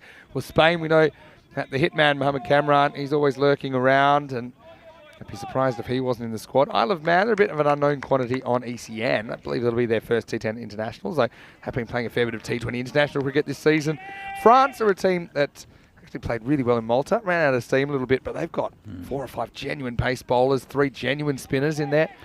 With Gus coming in as well, I think the opening batsman. Yeah, let's see if he can play. Really strengthens them. So, yeah, if you can play, I think that just adds another dimension to the French. They've got a fantastic bowling lineup. For and sure. they feel a bit like the Greeks do, where there's always pressure on and just always moving. So it will be Riddick Tomar. He's bowling around the wicket to the left-hander. Went for 8 off his first. Nice shot. Really nice shot. Well fielded, though. I think Galanis, there was just a nice freezy swing of the bat about that. Now they can get a second, and they should. The keeper's end might be on. Throw the long way. Good alert running. Galanis gets back for 2. But yeah, you can see that shot from Georgios. He's technically a really good bat. He was a guy that maybe you would say, you know, I probably prefer the longer form game. He's probably not in an army of one there. But that was a really cracking cover drive. And then this throw hits the stumps, and quickly they make the decision to come for 2, and I think that's the right decision. It's one of those occasions where a good accurate throw probably hinders the fielding team. Tomar comes in again. It's called a wide. There was a hesitation. Not sure if it was that far off the pitch. Just could have been a no ball. Yeah, close. It was just on. All right, can Greece find a bit of a kick here with about a quarter of the innings to go? This is hit to mid-off, and they won't get a run this time. Galanis was just caught in the back foot a little bit. I think Bogdanos at the other end is a pretty good batter. Has had some rotten luck in the series so far. Mainly with his fielding, though. Yeah, but also his batting. Like, he hit one onto his pad and it rolled back onto something once. He's run out once in bizarre circumstances. Edged and gone. So Galanis, again, trying that carefree cover drive. Tomar shapes away from him slightly. Thin edge and fairly easily caught by Devendra Singh behind the stump. So a 6-wicket falls is 72 for 6. Yeah, that Amarpreet, I think, even though it was a fantastic innings, I think really needed to stay there. Greece now, it's I'm going to say it's bits and pieces, but I think any run they can get at the moment will be very handy for them.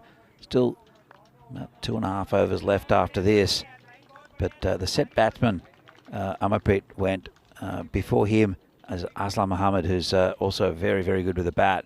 And now with the 2 new batsmen, in fact, neither have faced a ball. That might be hard going. Stogianos, though, he opened the batting for Greece in the very first game. It'll be interesting to see what he can do, because he hasn't got going in this tournament either. Tomar is 2 for 11. He's got a couple of balls left in his spell. Been a really good spell here from Riddick Tomar. It's a ring field. No one short on the leg side, which has been pretty typical in this tournament, actually. You never really see anyone in the circle on the leg side, apart from possibly a player at 45. Yeah, it's just true. Behind square. It's true, and it's a pretty handy position to have. I suppose you just can't have them everywhere. That's the issue. So Giannos, new batter, and he gets a fair piece of this, but he's picked out one of the outfielders down there. I think of 2. I think he gets it in the end. Nice batting. Yeah, very good batting. So both the danger men we were talking about a minute ago, Aslam and Amarpreet, both gone. And Galanis looked okay while he was there, but wasn't there too long. Bogdanos now gets to face the ball. He's a guy, I like the cut of his jib, to be honest. I think he can bring a lot to this team. I know sometimes results don't always tell the story, but he's a very good fielder. I think he can handle himself with the bat as well. Looks like he hustles between the wickets, gets off the mark here with a little push. He's one of those guys you want in your team. A little bit like Dylan Steyn, where there's just the infectious energy. Also with France, with the leg spinner they have. Dawood Ahmedzai. Yeah. Yeah, so they've got 3 genuine spin options. They've got, and we saw them in the Valletta Cup and the Medina Cup. So you've got the leg spinner, kind of mystery leg spinner, and then you've got Zain Ahmed, who's a very good left arm off spinner, left arm orthodox, and then you've got someone like Ibrahim, who's an off spinner. So you've got this really well balanced attack. And what they did when Gus McKeon had to leave the tournament before the weekend to go back and play club cricket in England, they put Zain Ahmed, the left arm spinner, up the top, and so it meant that he was guaranteed to play. before that, they often had to pick one of the finger spinners over another. So the fact that you can have all those things, I know something Corey talks about, having lots of variety. And he would start thinking, in my perfect team, I want a left arm seamer, a right arm seamer, I want a leg spinner, I want an off spinner, I want a left arm spinner. Yeah. And okay, you don't always have the personnel to fill those, but if you can, it just gives you so many different options. And it never allows the batting team to settle. Also means if you've got more than your 5 bowlers, that given who's batting and who's suited to bowling to them, you can turn to that. I think my point, though, apart from the fact that you spot on with the bowling that I have, is more to do with Amatzai, the energy he brings. Oh, yeah. A little bit like Dylan Stain. And I think that Bogdanis is the same for Greece, even though, I mean, he's right on the boundary. And but he's got just this energy about him that really lifts the team. It permeates. You know, you could hear him miles away during that tournament recently in Malta. Swing and a miss. The Beast has come back for a second over. Yeah, very good time with the ball at the moment. Yeah, but you're exactly right. You know, whatever he does, he's kind of kamikaze style sometimes, the way he throws himself around the field. The Greek Superman. When he bats. Yeah. Yeah, a couple of catches that should... I mean, he's taken them and just gone over the boundary. Oh, it's a good bowling from the Beast. It's squeezed down to third man just for a single. Tell you what, if Greece end up with a total in the 80s, which is kind of the way it's going, they're going to be coming out. They're going to be fighting. Fighting so hard. And Czechia, even with their long batting lineup. I mean, today, what have we got? We've got kind of just 2 non-batters in the lineup. And backfired yesterday. Even those non-batters at... I'm counting Riaz Afridi and Madaranga as non-batters. I've got Sid Gowd listed at 9. Yeah, I think you'll see Sid Gowd bat much further up the order. I think they'll probably start with Divisi and Magare. Divi Singh's listed there, but and I don't think Suresh should really bat necessarily. Not up the order, at least. He's not been in form. Been good with the ball here. This is into the gap. Oh, well. A little bit of the foot fielding there. They get 2. They turn for 3, but it's not quite there. That'll be the end of the 9th over. They do fine for time. And at the end of 9, it's 78 for 6. 1 over remains, Danny. Yep, 1 over indeed. And, well, I don't know who'll take it. Probably, actually, I really don't know who's going to take it. Let's have a look. Is it Madaranga? Yeah, they got... No, it's Sazib Bhuyan, it seems. Sazib took 1 for 9 when he bowled. You also got a Afridi as an option, none for 11. Magare bowled 1 over, but didn't really go to plan. I think it was worth the experiment, but yesterday it looked really good, but I think he's bowling more to tail enders. As Sazib comes in and good ball first up. Yeah, really good. Well, they don't take the run there. No, interesting. And Stogianis obviously fancies his chances of scoring runs over Bogdanis, but he's 2 off 5. He gets a piece of it. That could go for 4. It does. Well, the gamble pays off. And try out the single in the circle. Stogianis, he's on the mark. There's nothing stodgy about this shot. This guy hit that very nicely down the ground. Yeah, nice shot. Used his feet well. And Greeks now 82 for 6. It's a pretty competitive target they've mounted up. Thought they'd get more after a bright start. Going nowhere this time. They get through for a run. Once again, Bogdanos very quick off the mark. Backs up and hustles through for the single. He'll get the strike. Yeah, let's see what he can do. And just hit onto his pad there by the batsman. And it's been a pretty good over so far from Bhuyan. That 4 was just a nice shot. Can they creep up to the 90 here? A bad looking shot again, but can't really get it out of the infield. Just a single, up to 84 now, 2 to come. It's going to be a tight one. I think the Czechs will bat differently to what they did against Greece yesterday. It was just scrappy. Well, they know what they need to do this time compared to when exactly. they batted first and made 77. I think he copped that in the face, did You know what? Divi's got the helmet on back, and I like that option. Some people say, why would you do this? Well, here's a pictorial answer for you, because this second bounce, super unpredictable, up into the grill, I think. So if you're comfortable doing it, I think it makes perfect sense. Here's the last ball. Another miss. They'll probably got through for one. They go to the bowler. Oh, He's missed. Now they could potentially get another one. They're spooked off. They haven't watched enough ECN cricket. They could probably have gotten 5 there. But anyway, it'll just be 1 bye to finish. And Greece are going to finish 85 for 6. Well, sometimes they call the Grady 80s. Says he had a little peek at them and still missed.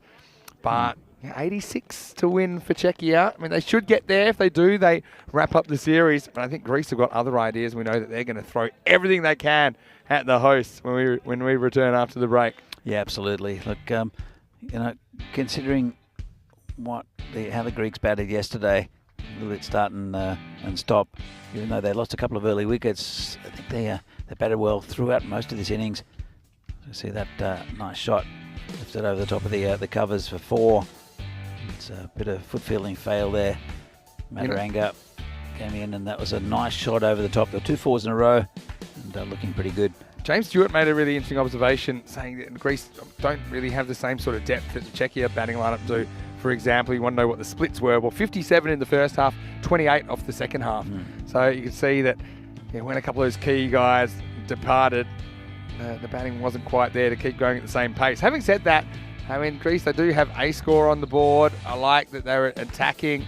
I think that I was a little bit critical of their game. They lost by just 8 runs to the Czechs yesterday, where there wasn't enough intent shown in the middle overs. Afridi came on. He was fiery as usual, but I've got to say, that was a classy shot, wasn't it, by Suvlakis, who just guided him away into the cabbages.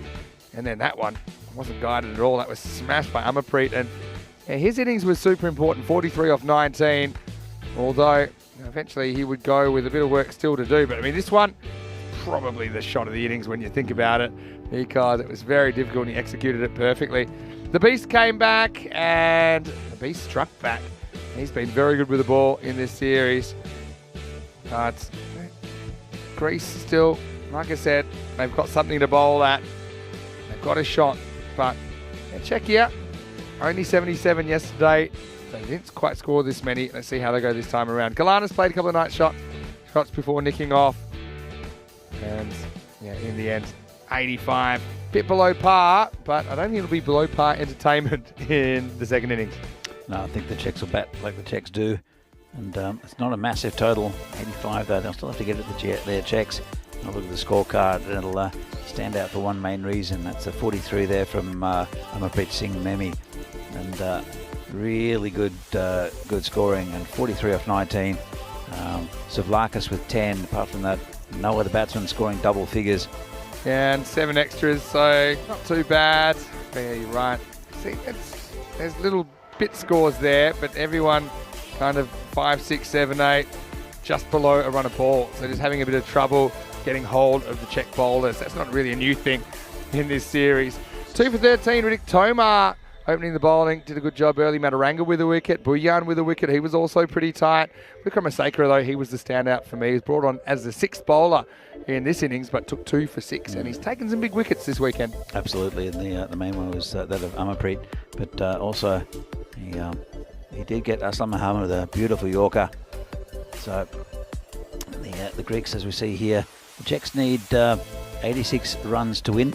Yeah, so we'll take a quick break, Danny, and I think we'll be back in around about 8 minutes. Vinny Sandu, Mr. Maximo with Danny Hudacek. We'll see you after this with more European Cricket International.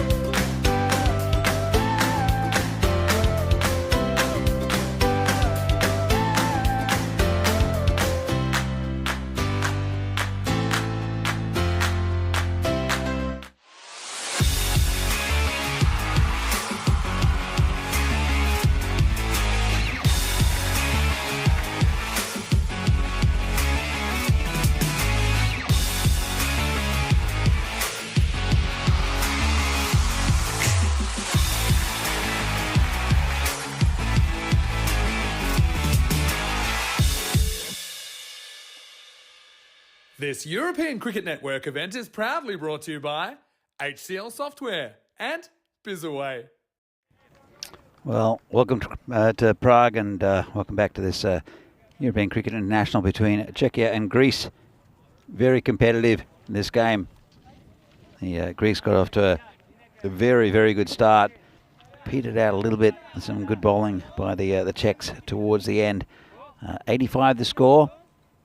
The Czechs didn't manage to score that against the Greeks yesterday, but I'm sure they'll come up with a better batting effort now. They have a bit of a target. The Greeks won't make it easy. Got a good bowling lineup, especially headed by that man Sidan Khan. and they're very strong in the field. The Czechs will have Sabur Divisi and Sazi Bujan opening for them. And it'll be Divisi, the left-hander, to face. So what a good start here, the Czechs. They scored 50 in 3 overs in the rain-reduced game earlier against Cyprus. But a little bit of a different animal here are Greece. Very, very good in the field. And also some top bowling. Normally it's Sinan Khan and Spiridon Vasilakis who'll bowl the first 4. Sinan Khan will take the new ball. Got a man down at third man, which I think is really wise. The other one back, I think, is on the deep cover boundary. As Sinan Khan will play the bowl the first ball here against Sabur Divisi.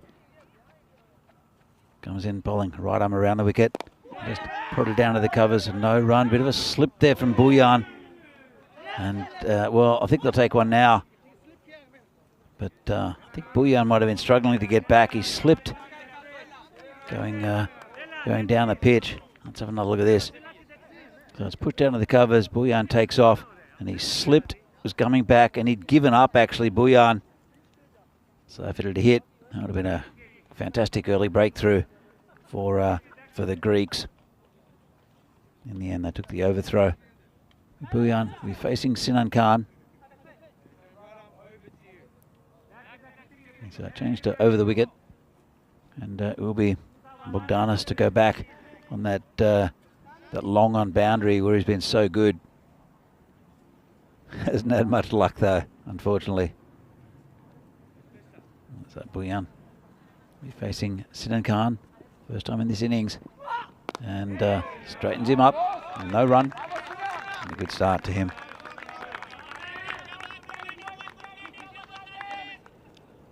So they're moving the gully just to the other side. I think short on the leg side. Inside the circle at least. I think he's seen something in the bowler. Not sure what. Bujan's pretty good with the short ball. So right onto it very quickly. Got quick hands on the onside as Bujan. Sinan comes in again. And this is hit down the ground, past the fielder. Well, pretty much through the fielder, and that's 4 runs. First boundary of the innings for Czechia.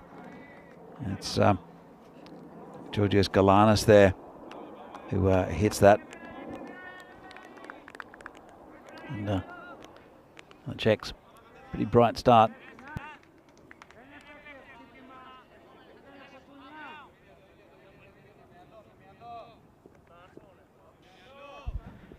Sinan Khan, 5 from so far from the over. Nice shot there for Bujan. Hit very hard straight. Comes in again and well, hits a pad there. And you see the bowler slips over. It's a little bit slick underfoot still. But it's dried up well here. We have quite a bit of sun. The clouds have come back over. There's no, well, I'm not saying there's no chance of rain, but it doesn't seem like there's any rain going on at the moment.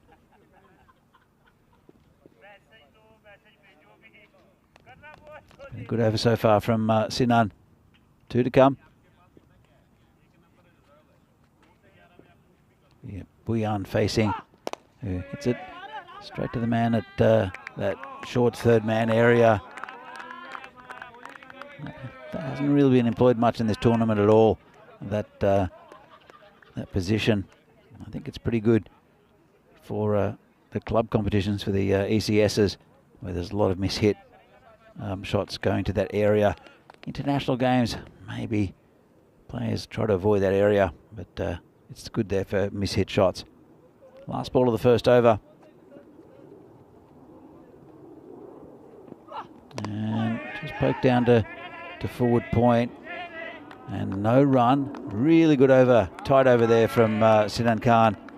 And at the end of the first, the Czechs are 5 for no loss. 57 matches since the last golden ball. and that was last Saturday between Brno and United. It was a really fantastic finish to that game. Have a look at the over before. You, if you the 10th over of that game before you watch the Golden Ball, it's a fascinating game to watch. Between Brno and United from last Saturday, and it is Vasilakis to take up the ball. Tall left armour, bowling left arm over the wicket to the left-handed Sabawundavisi. He's 1 off 1. Hasn't had much of the strike. Buyan's absorbed that from the other end. And this is hit over the top. Lovely shot. 6 runs from Sabah. Well, he picked him up over that cover boundary. Good half volley, and that's a big 6. So I'll give him something to think about, Vasilakis. And Sabah seems in the mood. He batted pretty well against Cyprus early, hit quite a few big runs. Let's get the ball back. So like Colin Foster, Joe's dad, to pick that one up with the fielding. I think he's staying out there actually, in the absence of any yellow jackets in that area. They've done a really good job over the last couple of weeks. The yellow jackets here, the volunteers around the ground. Also Dan Casey and Raj, Phil, and fantastic work. Venki as well, as Vasilakis comes in again. Full toss, punch down the ground, straight to Bogdanis, and no run. Shape to throw as well. And Bogdanis. It's a good comeback from Vasilakis. It was a full toss, but it was a low full toss, so got away with it. Comes in again, bowling to Davisi. And this one's clipped over the top of mid-wicket, and that's 4 runs. That's a bit too easy from the bowler. If you have another look at this, again, another full toss, this time on the legs. Didn't try to hit it too hard, just clipped it over the infield, and 4 runs. He's got to start hitting the pitch, Vasilakis. He's a dangerous batsman to bowl to, though, is Sabawundavisi, because he can hit you in most parts of the ground. There's the left it open straight as well. This one's turned around the corner, and that's 6 more. So expensive from Vasilakis at the moment. 16 from this over so far. And the Czechs move on. 21 for no loss. Still into the second over. And Vasilakis, he's having a check to Bogdanis here. Maybe Bogdanis is advising him on a few things. He's got 2 more balls left for this over. I'd like to pick up Davisi. Getting to play a false shot. Well, nicely dabbed down there to third man. Just for the single, brings Buyan on strike for the first time to Vasilakis. I'm sure Buyan will have a bit of a swing at him. It's 17 off the over, 22 for no loss. Czechs going at just about 11 and over.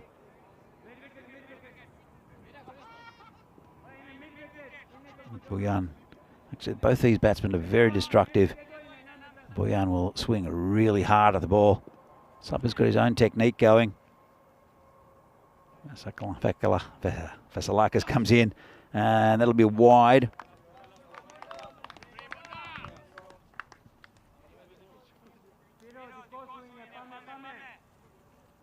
Seeing here the Greeks chatting. It's gone a little quiet already for the Greeks, which is unlike them. They do get buoyed by wickets and good pieces of fielding, as most teams do. They're quite an emotional lot. As this is wide again, it's got past the keeper. They'll just take another picked up by the third man, and have to keep on bowling. Vasilakis will be bowling to Sabawundavisi. Just got that one really wrong. Got away from the keeper as well. You can see what he's trying to do. He's trying to get to that tram line outside of stump. Just losing it a bit. So the run rate needed at the moment just under 8. Such the start is of the Czechs that it's come down a bit already.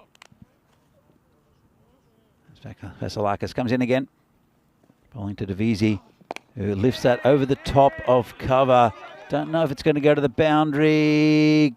Good effort from the fielder, but that's 4 runs. Takes the rope with him. It's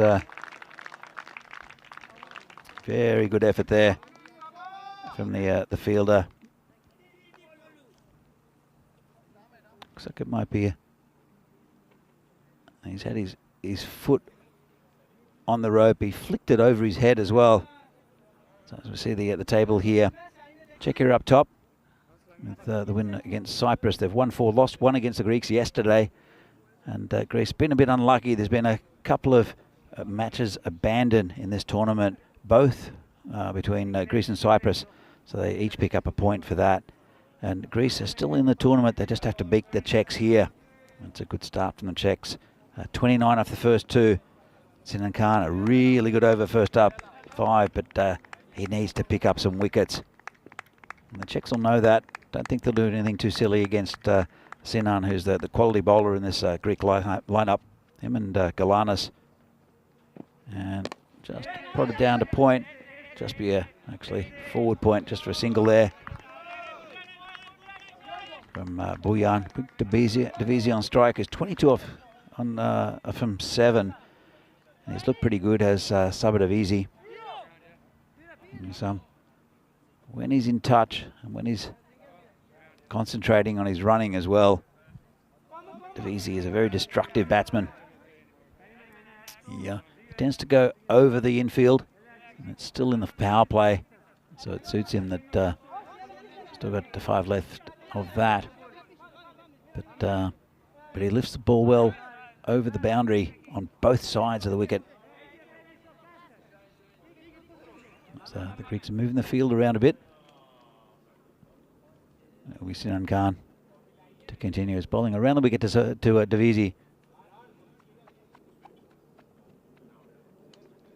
Comes in and Divisi just prods that down to backward point. No run. And the Czechs are on 30 at the moment for no loss. Sinan Khan has been a good spell of bowling. Yeah, decent options for the Greeks. Mentioned Georgios Galanis, the leg spinner. I think is a very, very good bowler. He's only 19 as well. Got a bright future in the national team for the Greeks. Sinan comes in and well, mistimed that completely and missed it. Keeper couldn't handle it either. Difficult conditions for the keepers as well. Let's see, Sinan just bouncing in front of the keeper. Probably could take a couple of steps forward. Could Azan Mohammed. 86 the target. And looked like they're going to get over 100 at one stage, the Greeks. It sort of slowed down towards the end of that innings. As here comes Sinan again. And hit high in the air. Players coming back. Should take it. And out. That's the end of Sabah Divisi for 22. Really good catch there. It's Stogianis who got under that. Got into position really early. It did go very, very high. So just at the end of the bat. And there's Stogianis there. Judging it well. Catching it. Well, it looked like Australian style. Ended up being a bit of a crocodile. And that's the end of Sabah Divisi. The first wicket goes down. The score is 30. The Czechs. And it will be Sudesh Vikramasekara to come in. Again, I question this move a little bit from the Czechs. I know that they want some sort of stability in this this batting lineup. It's been pretty fluid for yesterday. They're going back to pretty much tried and tested formula against this crunch match against Greece. But I don't think he's really hit the ball very well in this tournament and also in the ECS as Sudesh for the most part. And Vinny, you've come in at the right time with the first loss of the first wicket for the Czechs. Yeah, kind of throws it wouldn't say wide open, but a little bit more open. I think that Davidsky certainly is one guy that could take the game away from you pretty quickly. Also gets rid of the left-hander issue. But the Beast, probably any time, anywhere. It's a good time for him to bat. He's seen Khan. Good battle. Fire against fire. I suppose the issue last night with the Czech innings is that they kind of kept passing the torch, but no one was able to really run forward with it. And that can happen sometimes in super stacked batting lineups because it's easy to say, yeah, look, just don't worry about the total. Don't worry about getting out. You know, just express yourself. But it's only natural when a few wickets fall that you start to think, well, hold on, 5 out, 6 out, 7 out. The problem is that no one's given a role. Everyone wants to impress, so they just try a bit harder, and they just I think they just launched an attack at the wrong time and just playing the wrong shots. It's a nice shot over the top there by Sazib Buyan, and still that was the last ball of the power play. Just lifted it over the top of the infield. Lovely shot. I don't know where Sazib was made, but he is just indestructible. I mean, he's just picked up so many injuries. He's looked so sore for 2 weeks, but just keeps on performing. He's like that toy that just never runs out of batteries. Yeah, he's indestructible. Yeah, Tonka truck's probably a pretty good one. Magical second over.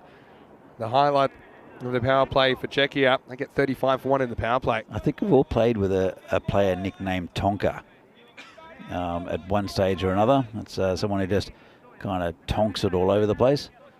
I know I have. Tonka truck. Tonka truck. Yeah. Good old trucky. Before all the electronic toys. The good old-fashioned stalwart. Anyway, start of a new over. We're into over number 4. So now what's the rate at? 51 off 7. So touch over 7 and over. Blue sky seems to be disappearing behind us. And what do we got here? A few grey clouds. Hopefully it's nothing that's going to hold us up too much.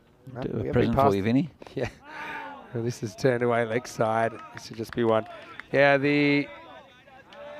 anytime we pass the Duckworth-Lewis, I have concerns. Tell you what, when I was past the Duckworth-Lewis in the first game of the day this morning between Greece and Cyprus, I was super confident we weren't getting the 3 overs because it almost looked like it was going to be the end of the world. So yeah, the clouds kind of descending again. This is a nice looking straight drive, but it's Bogdanos down there. It does the fielding. You know what worries me, Vinny, is we've just been invaded by flies, and I think they know something. They're taking cover already. Where do flies go when it rains? In this tent, in this marshmallow. They're here. Are they looking for cover? All right, pins his ears back, and he's going to find the gap. It's going to be 4 runs, and just inside the boundary rope. Again, great placement from Sazib here. Doesn't quite go all the way, but almost. And so, yeah, the Czechs with a very attacking approach. It's the way to do it. Sometimes you see teams getting in trouble on the chase because they know they only need 86, so they start eating a few dots, not playing the way they would if they were batting first. I still think here you go out there with the intention of scoring that 110, 120. Yeah, look, I agree. So many times I've seen smallish totals that are difficult to get. This is played nicely off his feet. That's another 6. Well, Buyan, he's hit that one nicely. Just over pitch there on the leg side. Sazib's one guy, I remember when they needed someone to stand up at the ECC, he stood up. You know, he's a guy, he kind of loves the big occasion. He's one guy that the higher the level, the better he plays. And they're special kinds of players. I think that he really loves the extra pressure and the extra responsibility of pulling on the Czech shirt. And Arslan hasn't had it go to plan here in the 4th. He's 14 conceded off 5 balls. Now bangs it straight and finds another gap. So there's 4 more to put with the rest. 18 come off the 4th, and the 50's up for Czechia as well. It's 53 for 1. Yeah, well, look, the Greeks, they're normally very chatty, and they really they build a bubble around themselves, and that's what gets them through with the fielding and tight bowling. But pretty good a guy like Buyan who just doesn't care about that and just smashing you at the moment. As you can see here, the graph with after the 4th over. So the Greeks were doing well until the 5th and dipped a bit and lost quite a few wickets, and then got down to that run rate of 8.5. But they were going at around about 11 for quite a bit of it. second half. I think I mentioned the splits were 57-28, I think. Yeah, 57-28, first half, second half. I would say I probably would have gambled with Galanis or something here, just something a bit different. This guy is something a bit different anyway. Azra Ahmed comes on, he'll take the pace off, but it won't matter because this is cutaway into the gap, and that's going to be 4 more this time. It's Wickramasakura. Nice shot. And, well, look, I mean, Sudesh, as I said, I don't think he's batted well at all in this tournament, but what he does well, I mean, he can blast the ball, but he can also play shots like that. He plays the game very well. It's not like in the situation. He doesn't get overawed. He's hugely experienced. As he's hit to the offside again. And he won't mind giving Bouyan the strike. If there's a loose ball, he'll hit it. But it kind of suits his game. Whereas in the past, you'd have to, the Czechs would dig themselves in a hole. This is a bit of a slower ball. The Czechs have dig themselves a hole, and you'd have to have Sudesh come up and climb out of it. It's not his responsibility anymore. I think he's in a good situation here. Bouyan is 24 off 12. And waits on that one, smashes it for 6 as Bogdana sees another one sail over his head. Yeah, what a shot. And so, I don't think we'll have any repeats of last night if what we've seen so far is anything to go by. The Czech team enjoying the conditions. We're very familiar with them, of course. Coming off 2 weeks of the ECS and, of course, the entire domestic season here. Plenty of games at Vinoj. Right over the wicket now. Tries it, blasts it, doesn't get it, though. Top edge. Should be caught. It is caught. You can even feel from the reaction from Greece that they feel it's a bit of a bridge too far, but they do pick up the wicket of Zazib in the end. He goes for 30 off just 14 balls. Czechia lose the second at 64 for 2. He's done a lot of the heavy lifting. Made a really good platform for the Czechs to build on. They don't need that many left. They've still got half the innings to go.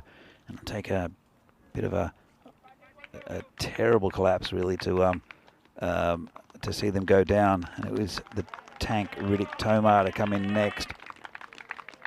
In fact, it is the tank. That is the tank. So it's the tried and true lineup for the Czechs. They know how important this game is in the context of this tournament. They're not experimenting at all. I mean, they experimented with Ruturaj with the bowling, but apart from that, with the batting lineup, it's so talented. I mean, Divi Singh, Ruturaj Makari, Sid Gowd, Jagan Everson, who all did very, very well in the ECS we saw earlier. This is more the core of the national batting lineup. Yeah, I suppose the counter argument is tournaments on the line here. They are doing who they think are the best people in this situation, not really thinking of the bigger picture. Which I suppose is another perspective. I just think that they've experimented over the last couple of days, and it's a worthwhile experiment, I think. As Tanky just hits one back to the bowler, but this is the crunch game for them, and if they win this game, the Czechs, they win the tournament, and so I think their experimental stage is over, and it's tried and true. Yeah, it's a potential to put new guys into pressure situations once again. You know, chasing a target for the trophy. Another trophy on the line in Portugal. In fact, tomorrow night will be the last night. This is the last night of the preliminary stage there, with teams playing their 9th and 10th games tonight. So all teams will play 10. And already pretty sure that Marlow have secured their place in the final after their performance last night. So it doesn't start too late. It'll kind of work in nicely. Around the time we finish here is around the time Portugal will be getting underway. So it's 2:30 p.m. GMT, which is 4:30 in Central Europe. And it's 8 p.m. in India tonight, as we do get Galanis now in the 6th.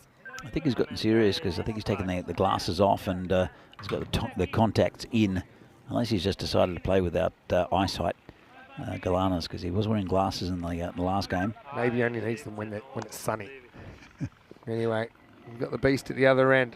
22 to win for Czechia. First one's a dot, sneaks inside. It's a good start from Galanis.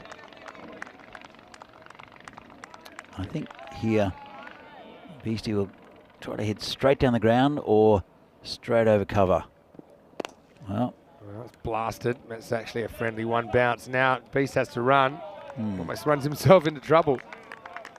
I see that a bit too often from the Czechs, I think. We're still in the game of cricket. Run the first one hard. Touching just on Portugal tonight, certainly is worth tuning in after we finish here, and I'll tell you why in a minute. It's a 6-team series there. The top 3 playoff and finals night. It's well bowled by Georgios. Good length. Gets under the bat of Tomar. So first and second are pretty much locked in. Marlow finished first with 8 wins and 2 losses, 16 points. Gamblers 7 and 3, 14 points. They're second. So that was decided last night. So first and second are not up for grabs. They're locked in. But the third spot on finals night, you've got 3 teams all on 6 points, and they're all playing each other tonight. You've got the Lisbon Capitals, the Coimbra Knights, and Friendship CC. So yeah, the only team that are really out of it are Porto Wanderers, who finished with 3 and 7 record. But that's great. So it's kind of a mini finals night. It's just a qualification night. Whoever plays the best tonight will get that spot. Anyway, this isn't a good ball. And it's a rare bad ball from Galanis. And it gets turned around the corner for 4 runs. Some slight raindrops I'm picking up at the moment, unless I'm imagining it, as the weather seems to be turning for the worse again. Hopefully it's nothing too serious, but my brain says it might be. Well, if it does come down, we'll have another washout in the next game between Cyprus and Greece, which will be unfortunate. Hopefully the weather will stay away. Crazy. But anyway, wait and see. Fingers crossed. Last ball the over. It's good delivery. But doesn't matter because it's going to be cut away as Wickramasekara has the pace of this one down, and really it's all over bar the shouting now as Czechia move within 12 of victory. It's 72 for 2 after 6. Yeah, nice shot that. Very clever. Just kept it down, rolled his wrist over it. So the Davisi 22 of 10 and Boyan 30 off 14 just laid a really good platform for the Czechs, and still with a strong batting lineup. Here it's looking very, very good for Czechia with only 4 overs left, as we see here. These are the 2 teams that we'll be playing in the next game. Cyprus against Greece. Cyprus batted really well against Greece in the first game this morning, and unluckily it was abandoned due to rain. It's got a little bit dark here, Vinny. Yeah, well, hopefully they get to play. At least the wind hasn't picked up yet. That's a good indication that everything's going to start to bucket down. This is the first ball of the over, and then I'll show you here now the second ball of the over. You didn't miss too much though. This is ball number 2, which is going to get away from the fielder, but regardless, it's just a single. Anyway, back to live now. That would be a wide. So I mean, with Czechia, with them chasing this 11 runs down, or 10 runs it is now, they'll win the trophy. So that's something they can be very proud of, their first ECI trophy. Of course, Greece picked one up in Bulgaria earlier this year. So, yeah, I mean, everyone's going to have opinions about who might have played where. At least I like to see the fact they've picked a squad with these inclusions in the first place. It's always difficult to kind of have a look at everyone you want to have a look at as well. So you could argue they could have done that better. You could also say they gave guys opportunities and at times, and also they weren't helped by things like the 3-over game they had to play earlier on, which obviously limits your ability to expose more players to the action. But anyway, it's a nice way for them to cap off their home ECS with a home ECI win. And so now it's a matter of time, I think, as Preet gets the ball. And he was brilliant, actually, in the first half of this game. Yeah, he's that's got to be close. And gone. Well, and that's the end of Riddick Tomar. My concern was where it bounces. That's fine for me. Yeah, I think that's absolutely plumb, Vinny. Well, I'll tell you, yeah, I don't think it's plumb. I think it's plumb in the second and third elements. But the reason is where it bounces for me is close. So, yeah, for this, I'm with you. But just have a look where it bounces and have a look at the leg stumps. I'm not saying it's a bad decision, but where does this ball bounce? It bounces in line. Yeah, just. It bounces on leg stump. And I think, yeah, that's why it warranted further consideration. And I think that's exactly what Joe Foster does. He has a good thing. He knows that it's hitting in line. He knows it's going to hit the stumps, but he just has to play in his memory what he saw when the ball bounced. And he's got an even better view than we've got here. I mean, he's sitting there a lot closer. He's stump to stump. He says, yeah, you know, for me, that's pitching on. And he gets the right decision, I think. I definitely agree. Kalanis continues and turn around the corner, one-handed there by the Beast, and that's 4 runs. I've seen him hit one-handed sixes, Sudesh as well, so powerful, and that one just turned around the corner. Looks like he pointed in the direction where he hit it to. It's, All right, all you guys at home, tell us what the weather's going to do, because I'm out of ideas. We had a little bit of rain, then it stopped. Hopefully it stays away. It's freshened up a bit. It's hit straight down to Bogdanos, who'll just pick it up and throw it back into the bowler. But the sting's gone out of this this game for the Greeks. They know what's going to happen in the next few balls. And it's Ruturaj Magare, who'll no doubt just push a single, I think. Yeah, so 2 needed. Magare, be a nice way for him to cap off his first ever international series if he can hit the winning runs here. He deserved it as well. I mean, he was the player of the tournament in the ECS recently, and he's a very popular character. Always plays cricket with a smile on his face. He is one guy that they've given some opportunities to, some extended absolutely. opportunities to in this series. I think he's the one that I would say wanted to have a really good look at him at the top of the order, one of the top 4. 2 to win then. Oh, it's, he still might hit the winning runs because that's a wide. Just misses the leg stump. Yeah, but Ruturaj, to be honest, he must be exhausted. I mean, he would have, I think, played every game. So now we're kind of talking, what's that, 16, 19, like 20 games in a couple of weeks is a lot. All right, score's tied. Anything to win it now. Ruturaj will not get to hit the winning run just yet, but he does have another opportunity. He's very careful. He knows he's got a lot of deliveries to come. Actually, anything to worry about. They've tightened the field for no apparent reason, I think, the Greeks. Yeah, well, here comes a little soft one. It's going to chip over, and they're going to get there. Probably not the most convincing finish to a game, but Czechia have earned it. Congratulations, they win match 8, and they will win this ECI on home soil. The final score, 86 off 7.4. Czechia defeating Greece, 85. And again, I really enjoyed the tussles between those teams. They didn't really have issues with being rain affected. We saw some excellent cricket matches, a couple of tight ones yesterday. This one, probably not so tight. But in the end, Greece, they fight hard.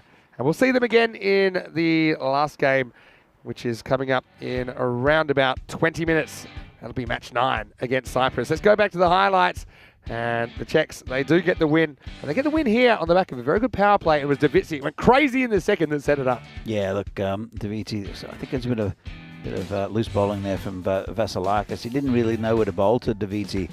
And finally got one towards the stumps, but it was too much leg side. And that's a good effort there from the fielder, but couldn't cut it off. Davidsky finally went. A good catch out there by Stogianis. Came down. That was a good catch, actually. It looked really really good easy on TV, but that was up as in the clouds, it was swirling around. Man, Greece, they can still take a lot of heart out of this series. They're playing in different conditions. That's the thing. Now they've played in Bulgaria. They've played here. They're going to play at Cardiff Oval. Some of them for the first time, and we've seen their winning club in the ECL for the last couple of years, but it'll be the first time they're in the ECC. So, yeah, looking forward to seeing them in the last game of the day, weather permitting, and at the moment, so far, so good. But, yeah, the Czechs kind of did it in a canter. They had the right approach, I think. It was aggressive without being too insane. Buljan just continues to hit runs. And a guy that we were saying a week ago, he shouldn't be playing in the ECIs. He's too banged up, needs to look after himself. Somehow he keeps playing, but seems to get less injured along the way. He's moving a bit more freely. Saw the rain coming down there towards the end of this chase, but then it kind of held off again. So fingers crossed it's nothing to worry about. In the end, this one was the Judge LBW, I think correctly so. Amapreet gets that one to just pitch in line with the leg stump. Joe Foster certainly used all of his brain power to calculate that, and I think he got it right. But as someone that's been heavily involved in Czech cricket, Danny, he must be very proud of the team getting the job done over the Greeks and the Cypriots this weekend. Yeah, absolutely. Look, I'm always going to be a Czech national team supporter, and I went all the way down to Cardiff to watch them as well.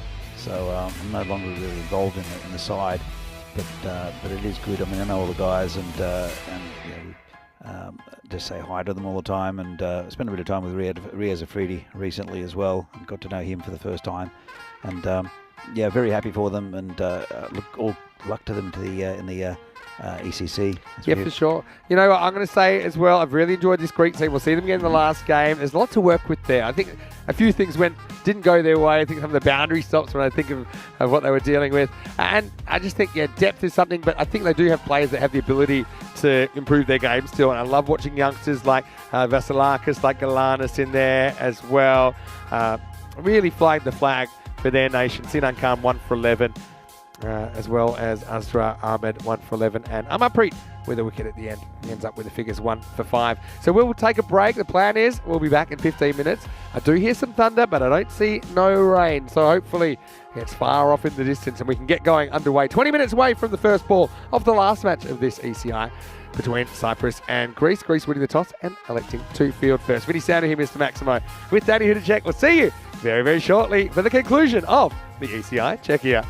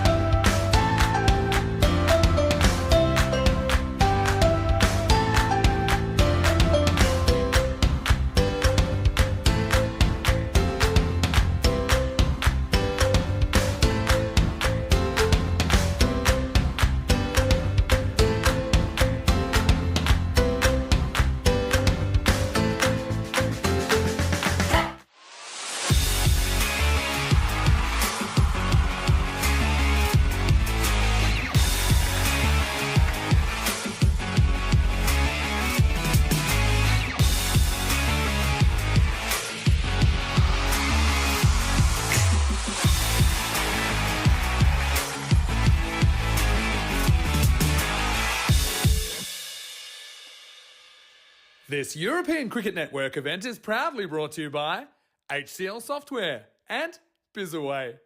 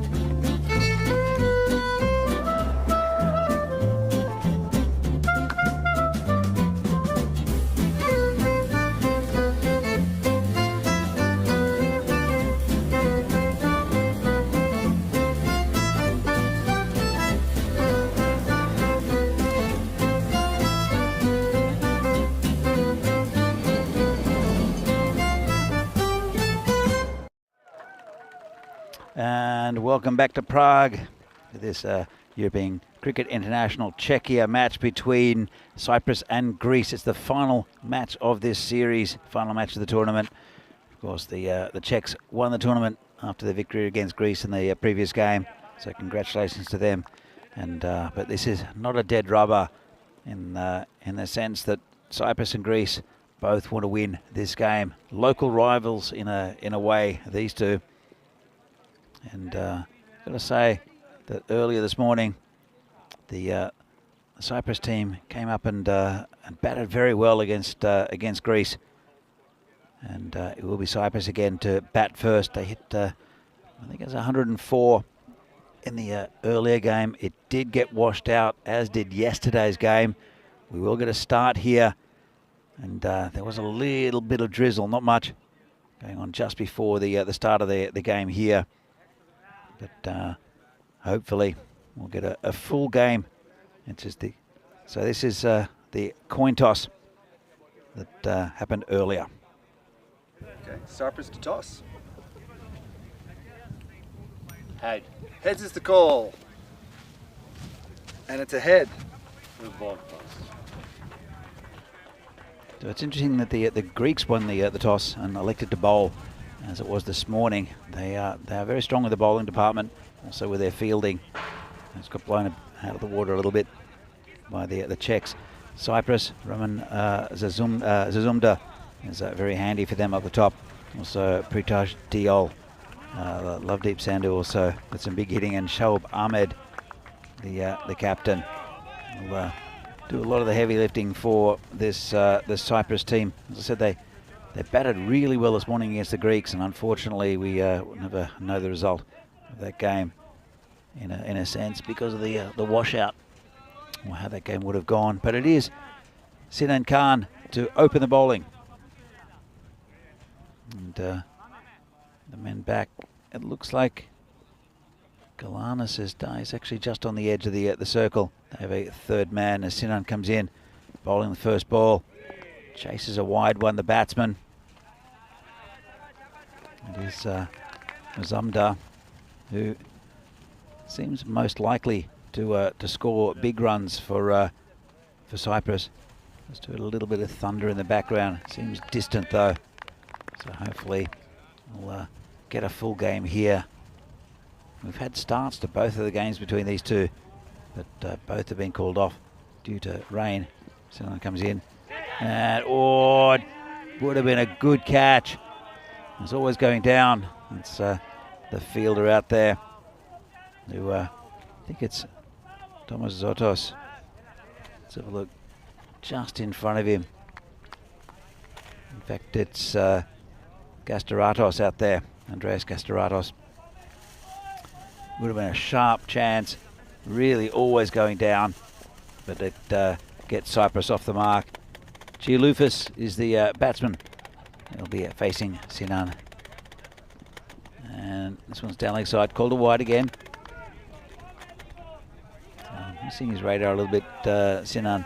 He's a very good bowler, is Sinan Khan, especially when he's got his back up and bowling fast.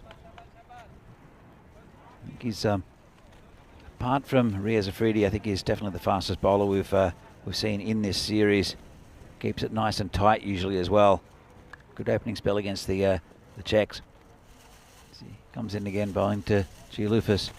And gets that over the top. There's a man out there, and he's able to knock it in from the boundary. Good effort there from Vasilakis. That's pretty much what he needed to do. There's a chance of a catch, but I think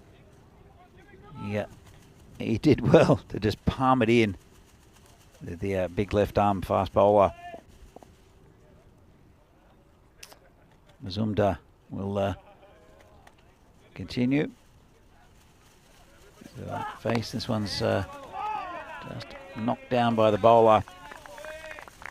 Good tight over from Sinan, a couple of loose wide deliveries. Comes in again, and that one just not being able to get that away. The batsman just prodded back down the pitch.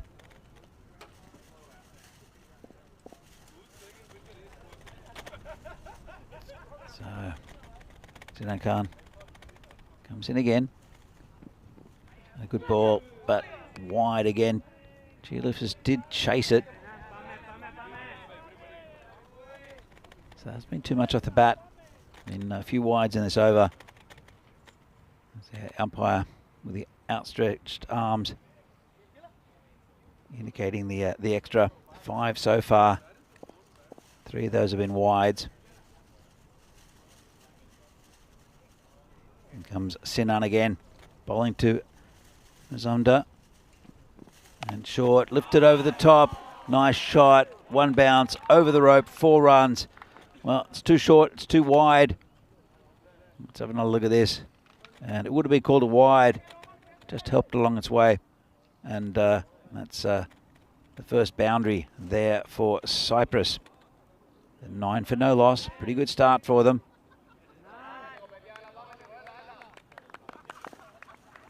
So as a frontline bowler, I think this hasn't been good enough, this over from Sinan.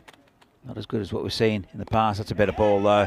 Just pushed down to that gully area, who's quite close to the bat. There's the fielder there. Anything gets past him is going to go for 4.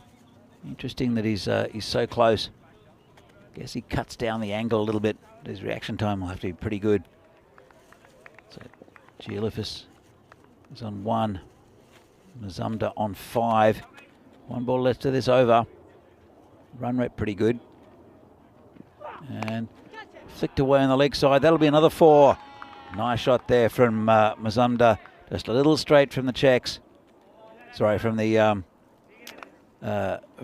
Greeks. As I saw the Czech field, the Czech team going home and going to get some much-deserved rest after a long tournament and last week and also here. Expected scores: Cyprus 96, 81 the Greeks. I think it's a lot closer than that. If you look at the average scores for the tournament, 70 for Cyprus and 90 for Greece. So the supercomputer is tipping Cyprus. I think it's going to be much, much closer.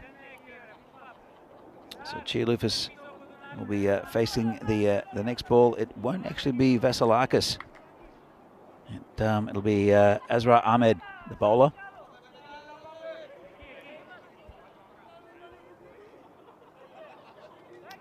So it's an interesting move. We've normally seen Sinan bowl the first 2 and then, or the first and third, and Vasilakis bowl at least the third.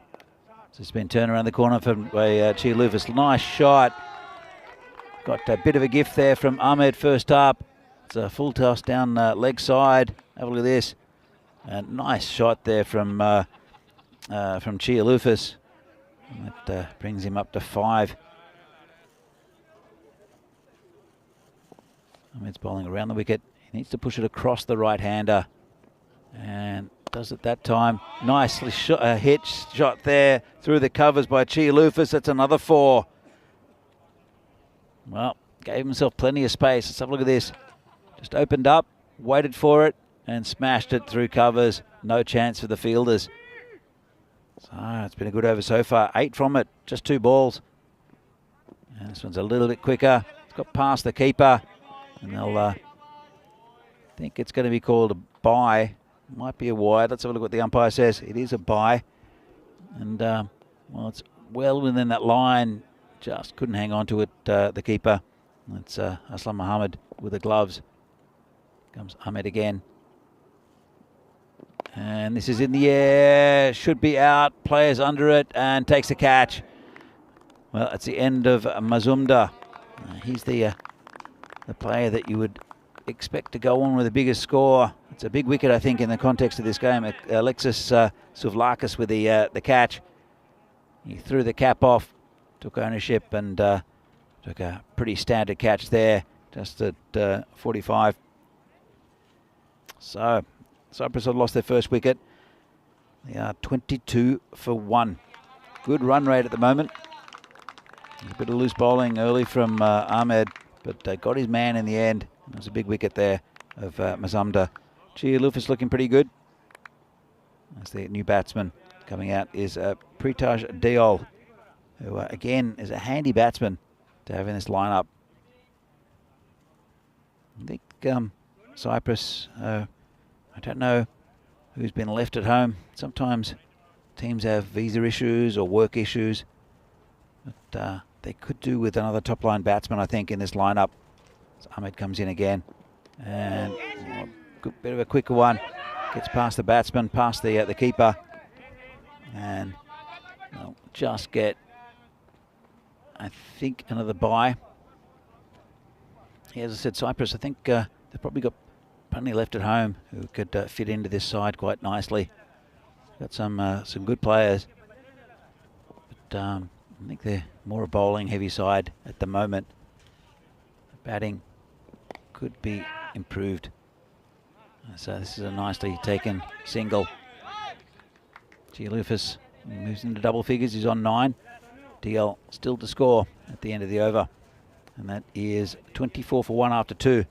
Very good start for Cyprus, even though they did drop that early wicket. Have a look at this. This is the last game of the tournament. Cyprus haven't won a game yet. Been a bit unlucky. I think there have been 2 no results here because of rain. It's nice and sunny here at the moment. Ominous grey skies in the background, but at the moment, bright sunshine. They'll end up on equal points if they win here, Cyprus.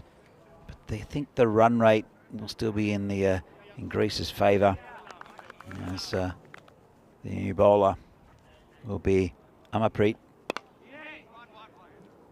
Gialuf has tried to muscle that over the long on area. Didn't get hold of it at all. Just a single, very safe one. Brings DL on strike. Been impressed with Amapreet also, with the Greeks, as this is turned around the corner. Nice pull shot. There's a man out there who does well. Just a single there for DL. No urgency with the running. But picked him out well, the fielder. And this is called a wide. It's come off, I think, the glove of the keeper. Doesn't love it. It was really shot in there wide by the bowler. Gialufis will face the next one. Again, tries to hit it straight. Just found the bowler there. This one's hit down the ground. Nice shot. Picked up and shy at the stumps. The batsman would have been back. That was Galanis there who picked it up. And Gialufis, he's on to 12. He's doing okay at the moment. Not hitting the ball super cleanly. But, still building in innings. Diol tries to get that past the gully fielder and can't do it. I think he's more a 6 slip, I guess. There's a gully in and a point. It's deepish as well. He'd be a 6 slip to a fast bowler of test standard, I think. That's probably the best way to describe that fielding position. So at the end of the over, pretty good one there from Amapreet. Cyprus are 28 for 1. Going at about 9 and over. They'll be pretty happy at this stage. They'll want to pick up the run rate a bit. As Sinan has bowled out. And we haven't seen Vasilakis yet, but Galanis will be the bowler coming on now. I think this is a really good move from the Greeks. He's awkward. He's a good leg spinner, and he'll be turning the ball away from these two batsmen. So we have some magic spray coming out for the keeper, which will fix everything. And we have a man in orange as well, coming out with some water for the batsman. Just a little delay as we see here. The Manhattan, good early start. It's gone down a bit, the run rate, and it was a pretty good over. The last one from Amarpreet. He's been a star for Greece, I think.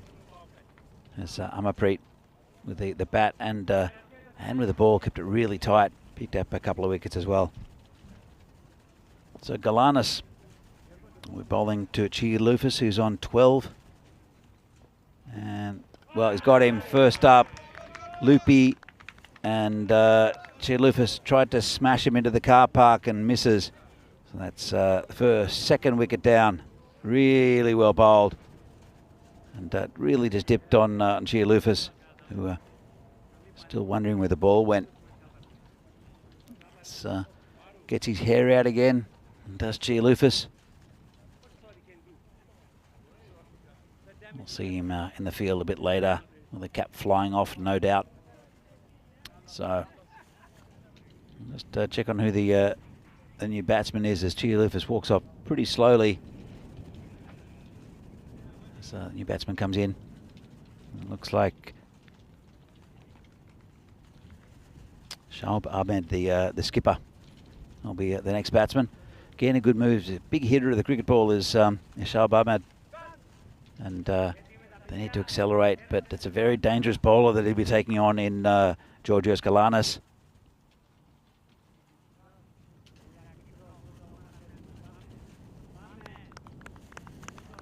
A good contest, I think. Galanis, he's been impressive with the ball. Don't see too many good leg spinners in Europe. Amatzai from France is a good example of one. Bit of a different type bowler to Galanis, who's quite tall. Comes in again, and this is hit in the point region. No run. Really tight bowling from Galanis. He's pretty deceptive as well. Various pace and very loopy bowler. This one's a bit quicker. And dubbed down to the gully region, and well, he's behind the stumps. I think Galanis, there would have been a chance for a run out. Let's have a look at this. So they go for the run, but Shoaib was a little bit uncertain, to say the least, with his batting partner. And this one's a swing and a miss from the batsman. 1 for 1 at the moment is Galanis. Couple of balls left. Both batsmen on 1. Peel, though, is absorbed to bat and over. If that is a 6-ball his face, then they'll get a single on the misfield. Hit pretty firmly to point. It's a really good over from Galanis. A wicket and only just 2 runs from it. In fact, he's got 1 ball left. And it'll be Shoaib Ahmed to face it. Steamy conditions now at Vinod, with the sun coming out and the moisture in the ground. Vinny Sandhu getting attacked by a wasp. He's got a lot to take care of. As Vinny Sandhu has just been lifted over the top. 6 runs, nice shot. And just over backward square leg. Pretty economical shot there, didn't try to hit it too hard. And well, that ruined what was a very good over. Just a little bit there. Galanis goes for a 6 on the last ball. Really nice shot there from Shoaib. So let's have a look at the indicator here. It was a good start. It's gone down a little bit, the run rate, and with that wicket as well. But going 9 and over, I don't think they'll be pretty happy with that. Cyprus lost a couple of wickets, including the big one of Roman Mazumdar. But you have a look, Deal is not getting what he wants out of this, out of his batting at the moment. Ahmed 7 off 3 with that big 6, and it is Amarpreet who'll continue. So it's been a really good tournament here. Good to see the Greeks and the Cypriots here in Prague for the very first time. This is his hit down the ground. Kalanis will just pick it up and throw it back in, and it'll be a good experience for these sides. Both of them will feature in the ECC, the European Cricket Championship, starting in September, I think on the 25th, and it'll be better for the knock here in Prague with sometimes difficult conditions. This one beats the keeper and would have been run out by a mile if he'd hit. They might look for the second, but they probably won't. So let's have another look at this. Got past the keeper and picks up the glove, throws it, would have been gone. Amarpreet will continue. He's bowling this time to Ahmed. Turns it around the corners. A player out there won't get it.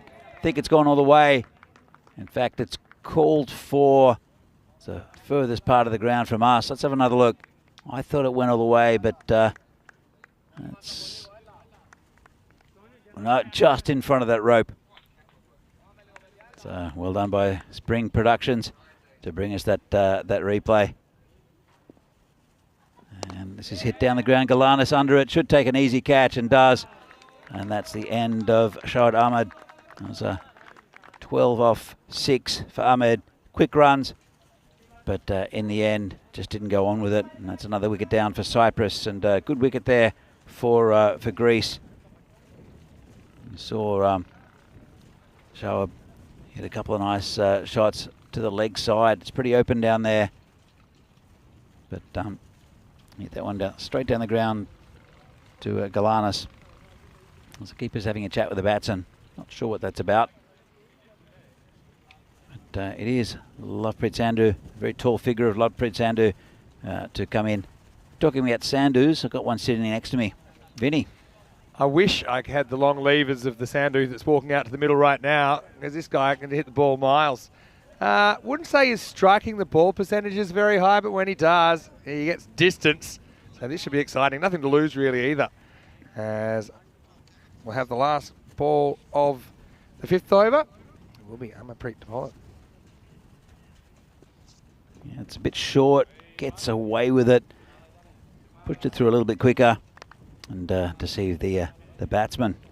Into the over then, and it's 43 for 3. Vinny Sandhu here, Mr. Maximo here with Danny Hootcheck.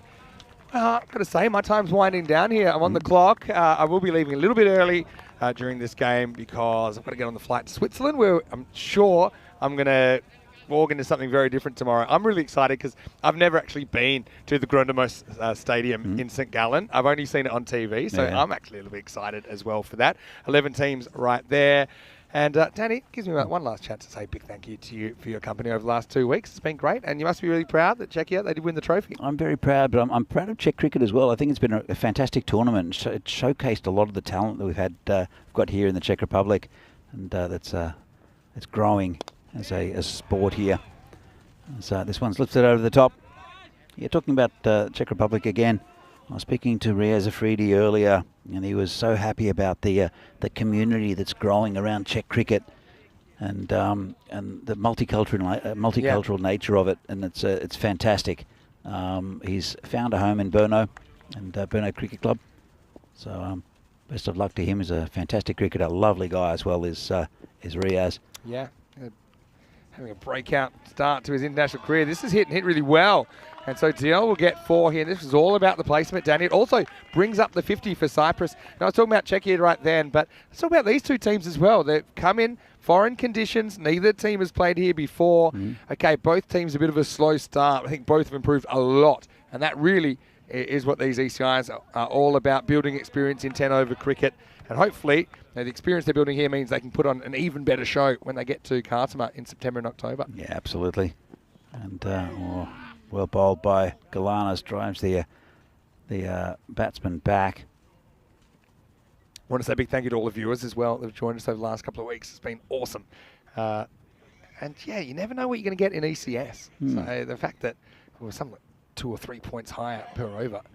Something quite amazing. And right now, Cyprus, they're trying to bring something out of the weekend. And they were in a decent position when the rain came earlier on, so that would be frustrating. But I still think they're putting together a fair enough first innings here. Not setting the world on fire, but something to bowl at. And we know that the Greek batting has been a little bit hit and miss themselves. So I think that 100 plus between these teams, it might be enough. I think that, look, there are different levels of cricket within Europe, and I think these are two very good sides. As this is hit through the covers, it's going towards a boundary. There's a fielder there. We see that the Czechs at home were a bit too strong for these two.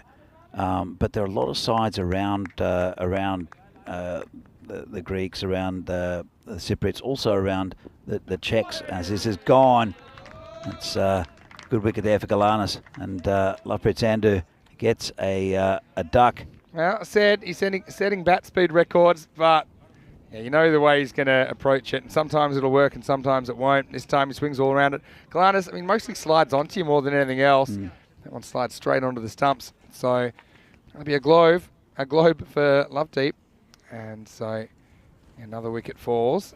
Derek has been pretty busy over this last couple of weeks, as he normally is in ECN cricket.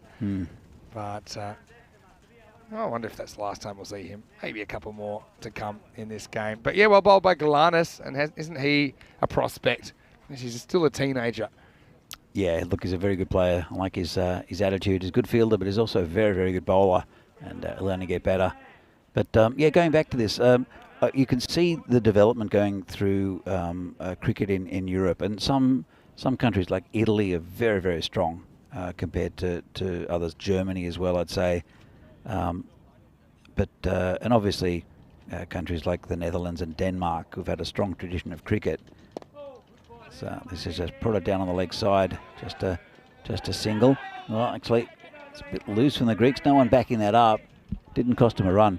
But it'll be good at the ECCs to see actually what level these teams are at, because they're going to be playing good sides. The top-seeded teams. Spain, I know they've got issues at the moment, but last year, I think, how many games did they win on the trot in the final series?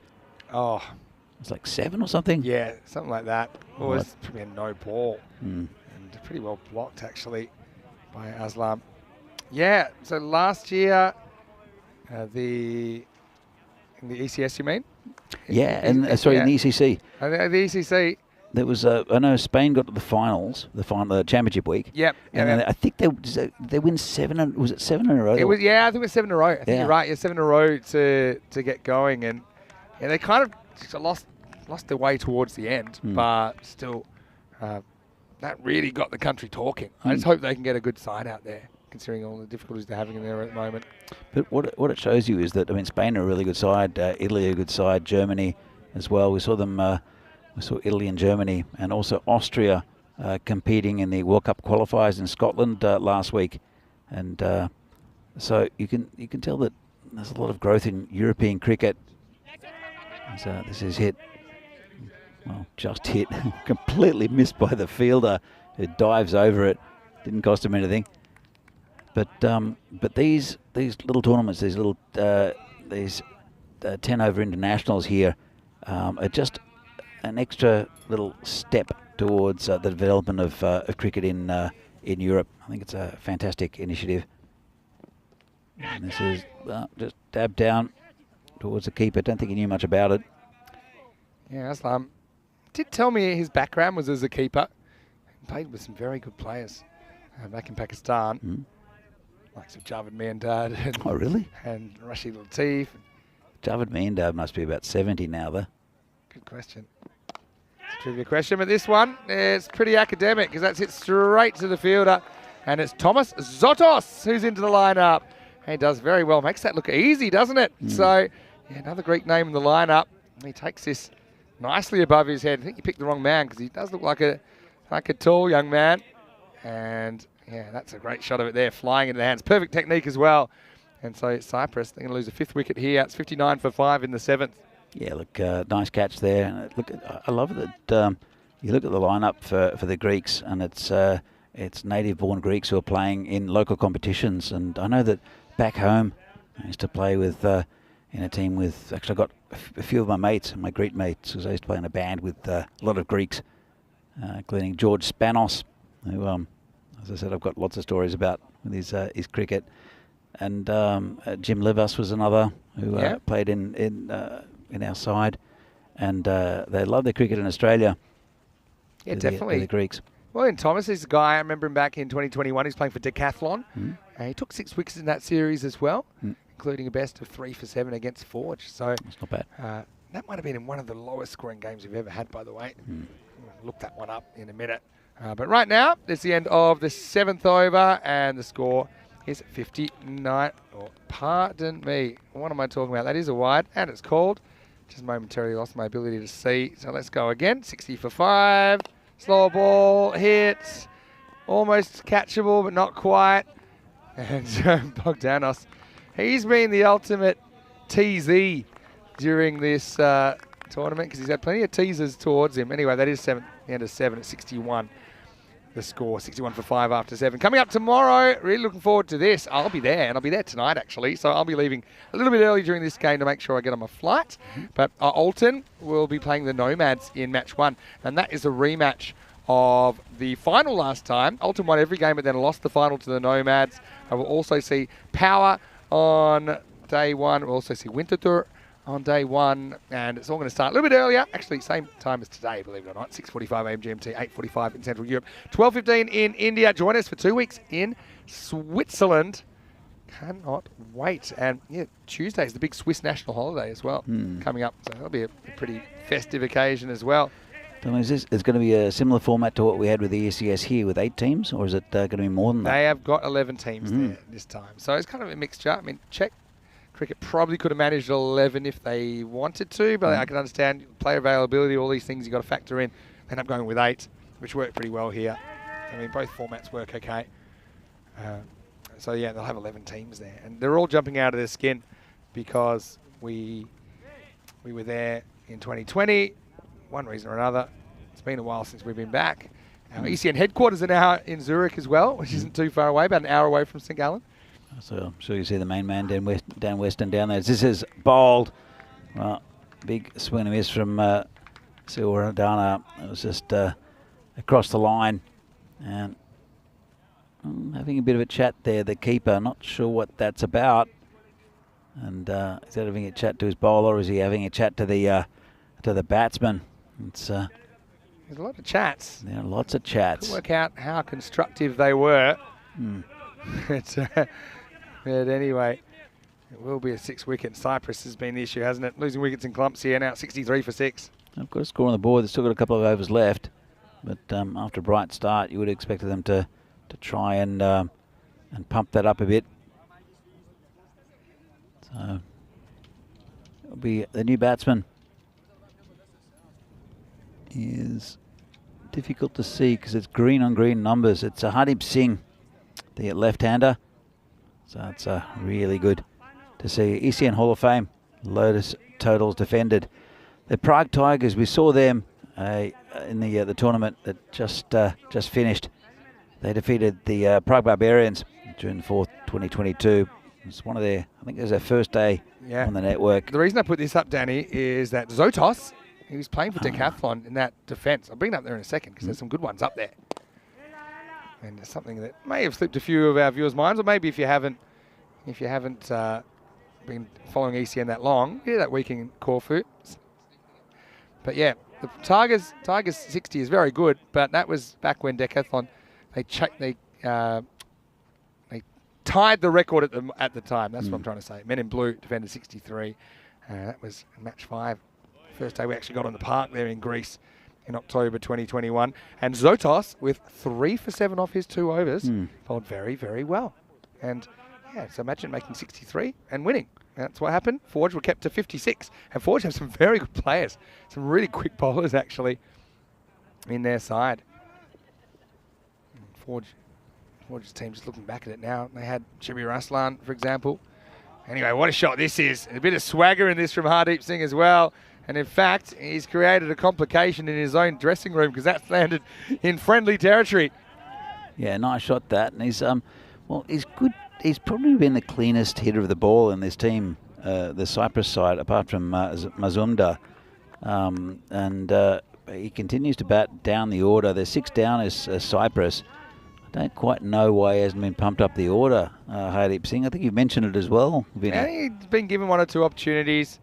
Remember a 4 and out when he was set up a bit higher. Coming out at 8. I mean, he's still got time to do damage, so let's see if he can. 2 overs remaining now. Yeah, it was a bright start, sort of flatline this innings a little bit, going at just under 9 and over. Still 2 overs to go. As Sinan Khan comes back for 1. It's hit pretty well down the ground. Must be a single. So take a little green spider away from in front of my cap. We've been infested with quite a few different bugs here in this marshmallow. Well, they're like an indicator for the weather, aren't they? There are some worries this game wouldn't take place, but so far it seems to be okay. It's gone around us a little bit. We saw lightning, we saw a few things, but it's quite far away. Sinan comes in again, bowling around the wicket and hits straight. Go to Bogdanis. That'll just be a single. It's quite dark all around the ground. As Chris and Murata Pierce are here with the young daughter Lara. Also, I can see Venki there. A few people sticking around, which is nice. Yeah, I just hope we can get a result between these 2 teams, because that's been the issue, hasn't it? There's a 2 washouts. There's definitely a point to prove between them. It's a bit short, hit away beautifully over the top of cow corner for 6. What a shot that was from Siradana. Siradana been able to bang a few in this series, and that's the thing about the short ball here. And Sinan Khan, probably not quite as paciest here. Kind of comes out quick. People facing a Freedy were saying to me, it comes out quick, but it hits the pitch and it's slow. So it's pitch, slow. Not slow, slower than you'd expect. The ball, what do we mean? The ball kind of sticks in the pitch a bit, if that makes sense. So does Sahil Grover know that? Yeah, I mean, obviously, with some exceptions, but I kind of know what they mean. Slow is not the right word, but how's he going to bowl in Cardamom, do you think? Oh, well, I mean, we saw him there for Burno earlier in the year. Probably didn't have his best series. It was a tough one for Burno, though. No Dylan Stain in their lineup. Had Paraskari, they had Riaz Freedy. They probably struggled for depth at that level, but it was a good experience for them. Yeah. I think he'll be all right. But the thing is, if he gets it wrong to good players, as Bogdanos doing a good job throwing from the knees. Great throw. Prevents the second run.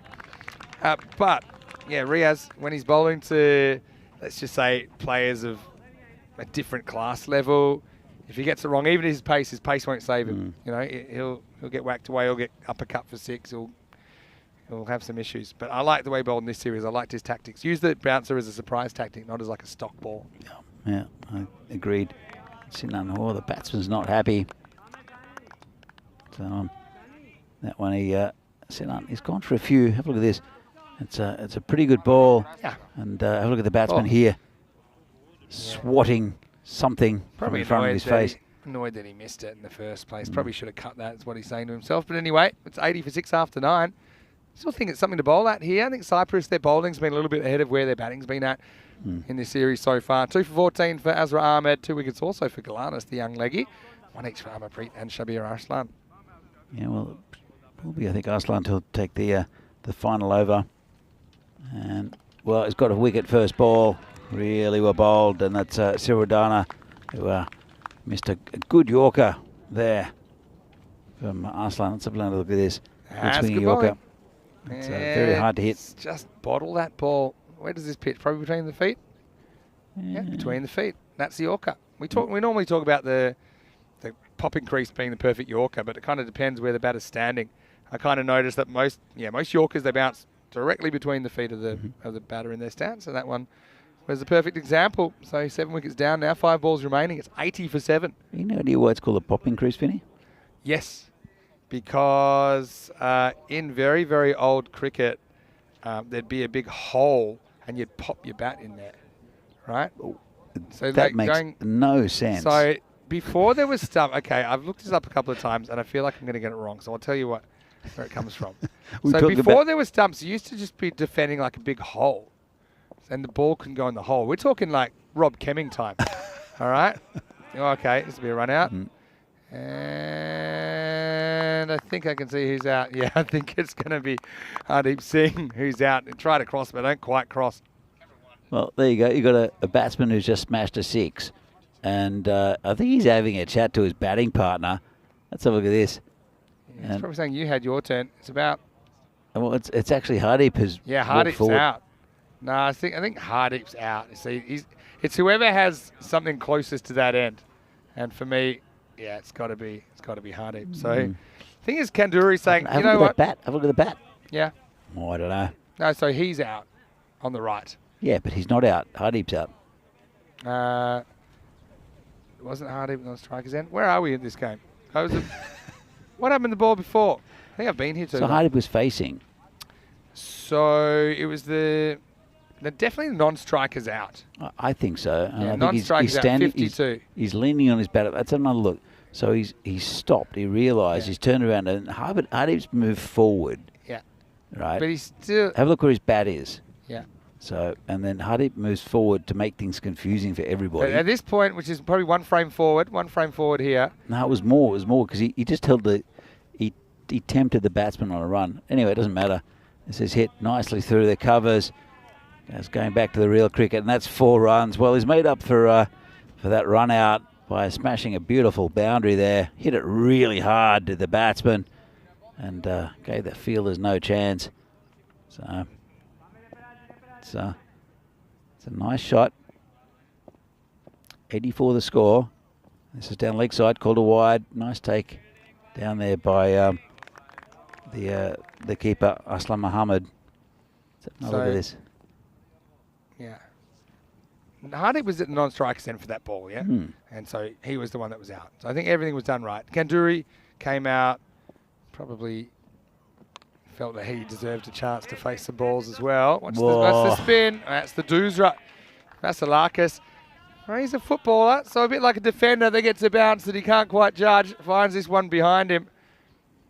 Wouldn't really expect it to spin that much that way. He tries to knock it down, but he can't get down to it. So handy runs coming at the back end for Cyprus. Yeah, I mean well, he did run his batting partner out, but that's 2 boundaries in a row. Gets the score up to 89, which is okay. And this one will be I think it got the bat, just be another run. In fact, it might be a leg by. Will be called leg bys. Brings them up to 90. And I think with 1 ball left here, it's been a pretty good spell from Arslan. It's taken 2 for 18 and 90. It's not a bad score here considering these 2 teams and they're still adapting their conditions. And it's that one to point. Just take us in. That went straight through point. They'll come back for 2. A little bit sloppy there. So keep going. Oh, another one where no one will know who's out. He's saying, all right, that's unselfish. He's saying, you know what, I'm out. So Kanduri gives one, he takes one. And so crossing and saying, all right, it's only fair that I go as well. I think Aslam there saying, right, who wants to be out? Well, it protects Gamaj's diamond duck as well. Yeah, nice. It's anyway, so what was that, 2 and out? So 92 for 8 after 10? Yeah, I think so. Okay, this is one where I do need the abacus. Probably a sign I need to gather my thoughts and get on the plane, because I will probably have to jump out fairly shortly in the second innings. But anyway, let's go back to the first innings. Cyprus, they could certainly use a bit of help.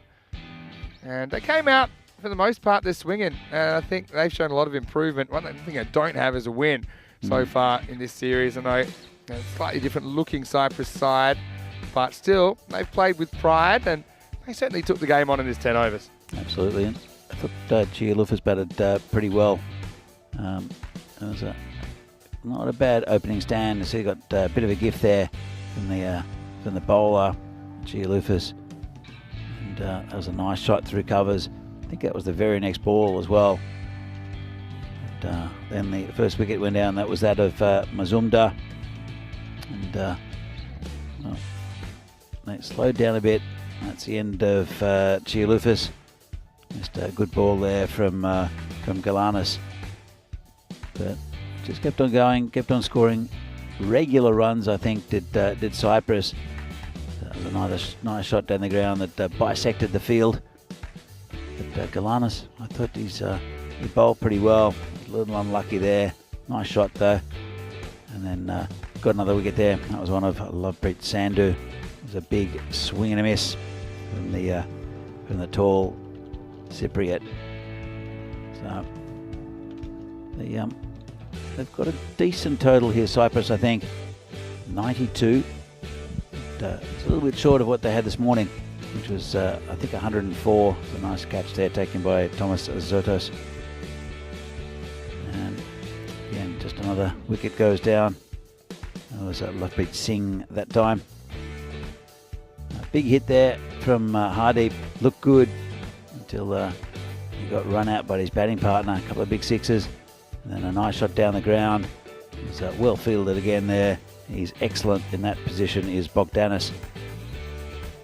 So, saw a couple of late wickets. Nice. That's the run out of Hardeep.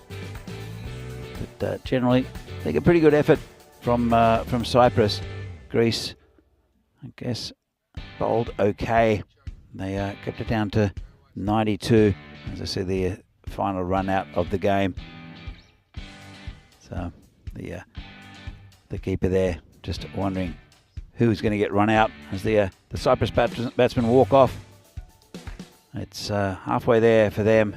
Greece, they'll have to bat pretty well to get the 93 they need. Let's look at the scorecard here. So Pritosh Diol was 17, the top scorer, but contributions from Chialufis, Shoaib Ahmed, and also Suwadana. And there was only one duck in the innings. That was that of Lovepreet Sandhu. So all the batsmen contributing a little bit at least. 12 extras. So 6 wides and a few byes. 92 for 9. The Cyprus. Greece will have to bat well to get there. See the bowling figures. Sinan Khan went for 11 and over. Nasser Ahmed, the pick of the bowlers, I think 2 for 7. And wickets for Amarpreet, who was pretty tight as well, 1 for 10. And 2 wickets for Galanis and Arslan. So, 93 to win for Greece. It's a pretty competitive total set by Cyprus. And Greece, as I said, they'll have to have a good start and bat well. They've got some quality in their lineup to Greece. And we'll see in a few minutes' time when we come back from the innings break. In match number 9, the final match of this European Cricket International Series here in Prague, in Czechia.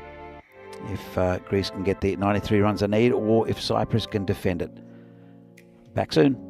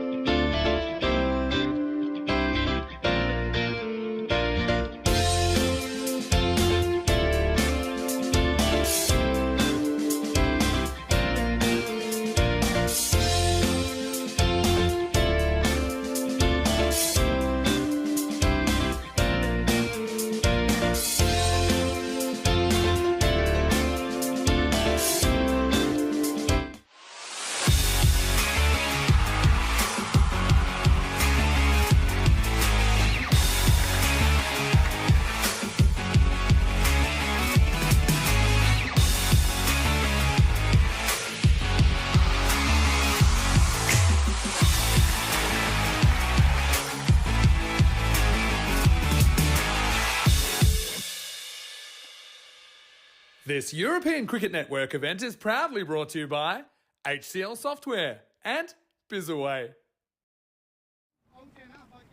And welcome back for the final innings of this this series in Prague and the European Cricket International Czechia match between Cyprus and Greece. Been very competitive as this clash, as was the one this morning.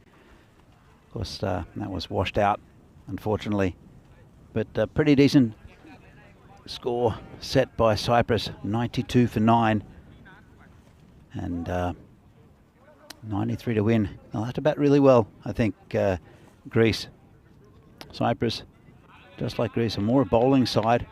A little bit flat in the field, I think, Greece, after a disappointing loss to the Czechs. But Cyprus, they want to get their first win on the board. And it will be Waka Ali, the first bowler.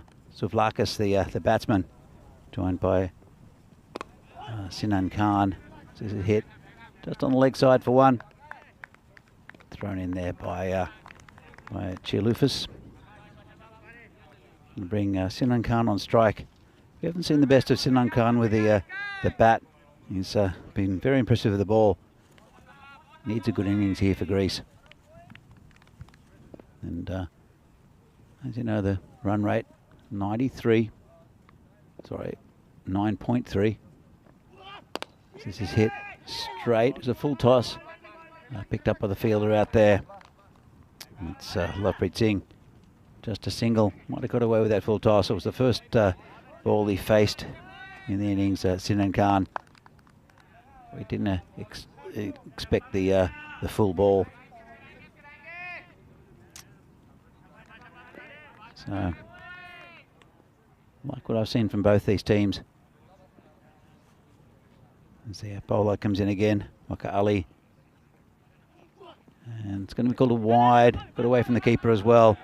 So they'll take an extra. Score now 4. As, yeah, started wide, went wider.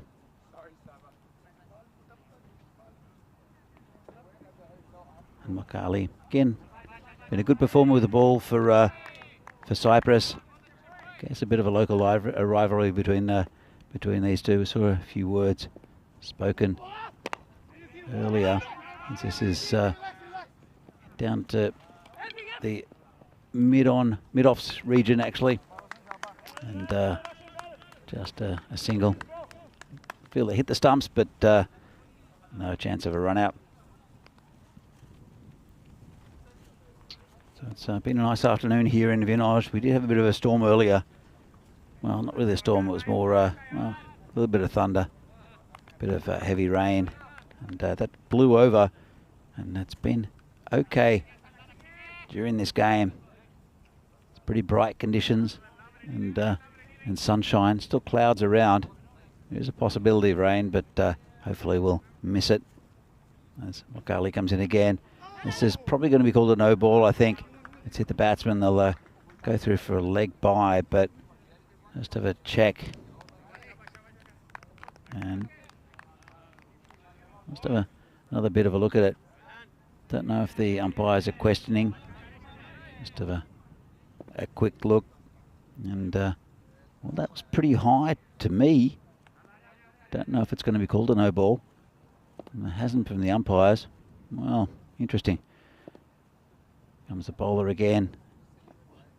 And this is high in the air. And it's gone a long way back at 6 runs. Lovely shot there from Sinan Khan. And that's what kind of power he has. As I said, haven't seen it much in the tournament. Got it towards the end of the bat, but lifted it right over the mid-off region. It's one of the blue crew there. Ducks out of the way. So Waka Ali has gone for 11 already. It's a good start for Greece. 12 from the over so far. And yeah, it's an interesting one. The one where it hit him in the hip. I probably would have called a no ball. The umpires didn't even refer it. So anyway, 58 matches since the golden ball. Last golden ball was between Brno and United here in Prague in the European Cricket Series match. last Saturday. It's worth having a look at because there was a fantastic finish to that game. And it was a player who played for the Czechs in this series, Ayush Sharma, who got them to that power ball, to the golden ball in the end. So, okay, Ali, pretty expensive in that over. 11 from it, considering the target. And the Greeks 12 for no loss. Again, as I said, pretty good conditions for cricket. Finally, I think it looks like we're going to get a result between these two. It's been a bit frustrating for everyone around here. As Lovedeep Singh is the bowler to come on, bowling right arm over to Souvlakis. It's a good ball, very sharp, rising outside off stump.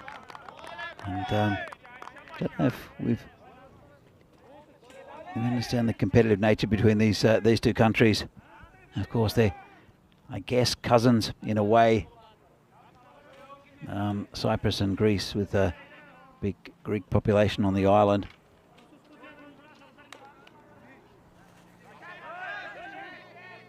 And this Lovepreet Singh has a really good ball first up to Souvlakis. Coming again. In fact, batsman just walks away. So we have a light plane flying over. The airport's around. Comes in, and this one's hit in the air, upish, and just over the fielder. Well, they won't get the two. It was either beautifully placed or a bit of luck there for Souvlakis, as he would have been called a wide. He just tried to hit it over the cover region. He did exactly that. And that's a pretty risky single. Bring Sinan Khan back on strike. He'll probably hit the ball a little bit harder than that if he gets the same one. As Lovepreet just bowled to Souvlakis. Comes in and slow ball, hit over the top, and one bounce over the fence. Well, rope for 4. And just hit it inside out there. It's a nice shot. Power play still in operation. It's only the second over, so hitting in the air is fairly safe unless you pick out a fielder. There's a third man. Is one. And the other fielder is in that region. Pretty square though on the boundary. And this is hit high in the air. How's it going? Subba's going to take the catch and drops it. Drops it. Does Subba Wundavisi over the boundary. Well, 6 runs in any case. Yeah. So let's have a look. Oh, there we go. Puts it down. That'll make the highlights. So, it's a bowler again. And it's down leg side, called a wide. And he's dangerous, is Sinan Khan. 23, now the score, in fact, 24 with that wide. And it's, well, Lovepreet after a good start, first up, has it's been hit a little bit from these batsmen. Nice shot from Sinan. Coming again. And, oh, it's a better ball. Squared up the batsman. Get a single. That was pretty sharp and really well bowled. Sinan tried to launch him over mid-wicket again. Had to really change his shot, play defensive, and hit it down just for a single. Souvlakis will now face the final ball of the over. Greeks are now 25 for no loss. Good start for them. And, well, he walks away. Not quite sure why. So look at this here. It's coming in almost in his delivery stride, and batsman backs away from that. As I said, I'm not sure why. The bowler won't love that though. Lovepreet Singh. He'll have to go back to his bowling mark and start again. Comes in, and it's a bit short. Trying to launch him into the car park there. Did the batsman, but I think he might have even rolled his fingers over it. good ball to finish up the over. Here are the standings. The Czechs can't be caught. They've won the trophy. Played 6, won 5, lost 1 against the Greeks yesterday. Greece, they've won 1. That was against the Czechs, but they've lost 2. Again, both against the Czechs. There's not been a result yet between these two sides. Reason being that both games got washed out. I think if there's I think it goes past the third over, it'll be a result. And this is the third over coming up, just in case we do get a late thunderstorm, which tend to roll in pretty frequently here in Prague, in Vinod. But let's hope we get to the end of the game with no need to stop. Bowler comes in, and it's called a wide. It's Hardeep Singh, the bowler. I thought batted pretty well. So it's a good contest. At the moment, Sinan Khan, he's been a dominant force for this Greek batting. Still haven't lost a wicket, 19 off 7. Souvlakis playing a bit of a role that he does normally. This one's hit down, backward a square. That's another 4 runs. No one down there, fastest part of the ground. Bit of a dodgy inside edge, but he won't mind, will the batsman. And the Greeks move on. They're on 30 now in the third over.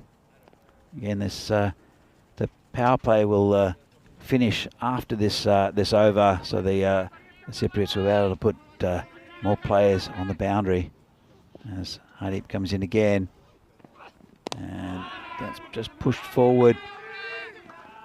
Nicely played there. Well bowled, just a single. Brings Souvlakis back on strike. Just corrected his shot there. Intelligent cricket. You don't want to play. You don't want a big swing at a ball. You don't want to that you think you're not going to hit well to the boundary. Just checked his shot a little bit, and Souvlakis, he's hit that slightly, and it's gone down there to Lovedeep Sandhu. I think we'll see with the ball very shortly. Good bowler, uses his height well. He's a very tall man. He's Sandhu. And Hardeep, it's been a fairly tidy over so far. 6 from it. Comes in again, a bit short. Gets an inside edge onto his pad and take one. Well, there is someone backing up, luckily, because they keep out of shy at the stumps at the bowler's end. Not sure if that was necessary. So he hits it into his pad. The keeper picks it up and throws it in. Well, I guess it was worth the effort. Ball bounced a bit like a tennis ball, though, over the stumps. Comes Hardeep again. Ball to Sinan, who gets that right to the fielder a point, and that's a wicket. It's a big wicket there for Cyprus. The end of Sinan Khan. Tried to lift it over the top of the infield, and instead he found the fielder at point. So as they get together and have a chat, the fielders there for Cyprus. That's a big wicket. Sinan Khan, he saw him get a start. Didn't quite go on with it though, but got his runs pretty quickly. That's the first wicket down for Greece, and Cyprus hitting back after a bright start. Interesting that for Cyprus, Rajwinder Brar is the 12th man. We didn't really see them much in the last game either. Then again, it was cut short, but I hope he's not injured, Rajwinder. So he's the captain at the start of the tournament. Shoaib Ahmed is the captain for Cyprus in this game. So Hardeep gets a wicket. He's got one more ball left in this over. It's also the last over of the power play. 1 for 7. Pretty good over as the batsman takes guard. It's Amarpreet. Amarpreet is, I think, vital in this Greek innings. He's batted very well. I think he hit 42 in the last game. It's one dodgy inside edge down to the man at that short fine leg area. And just be a single. He retained the strike. It's a pretty good over there for Cyprus.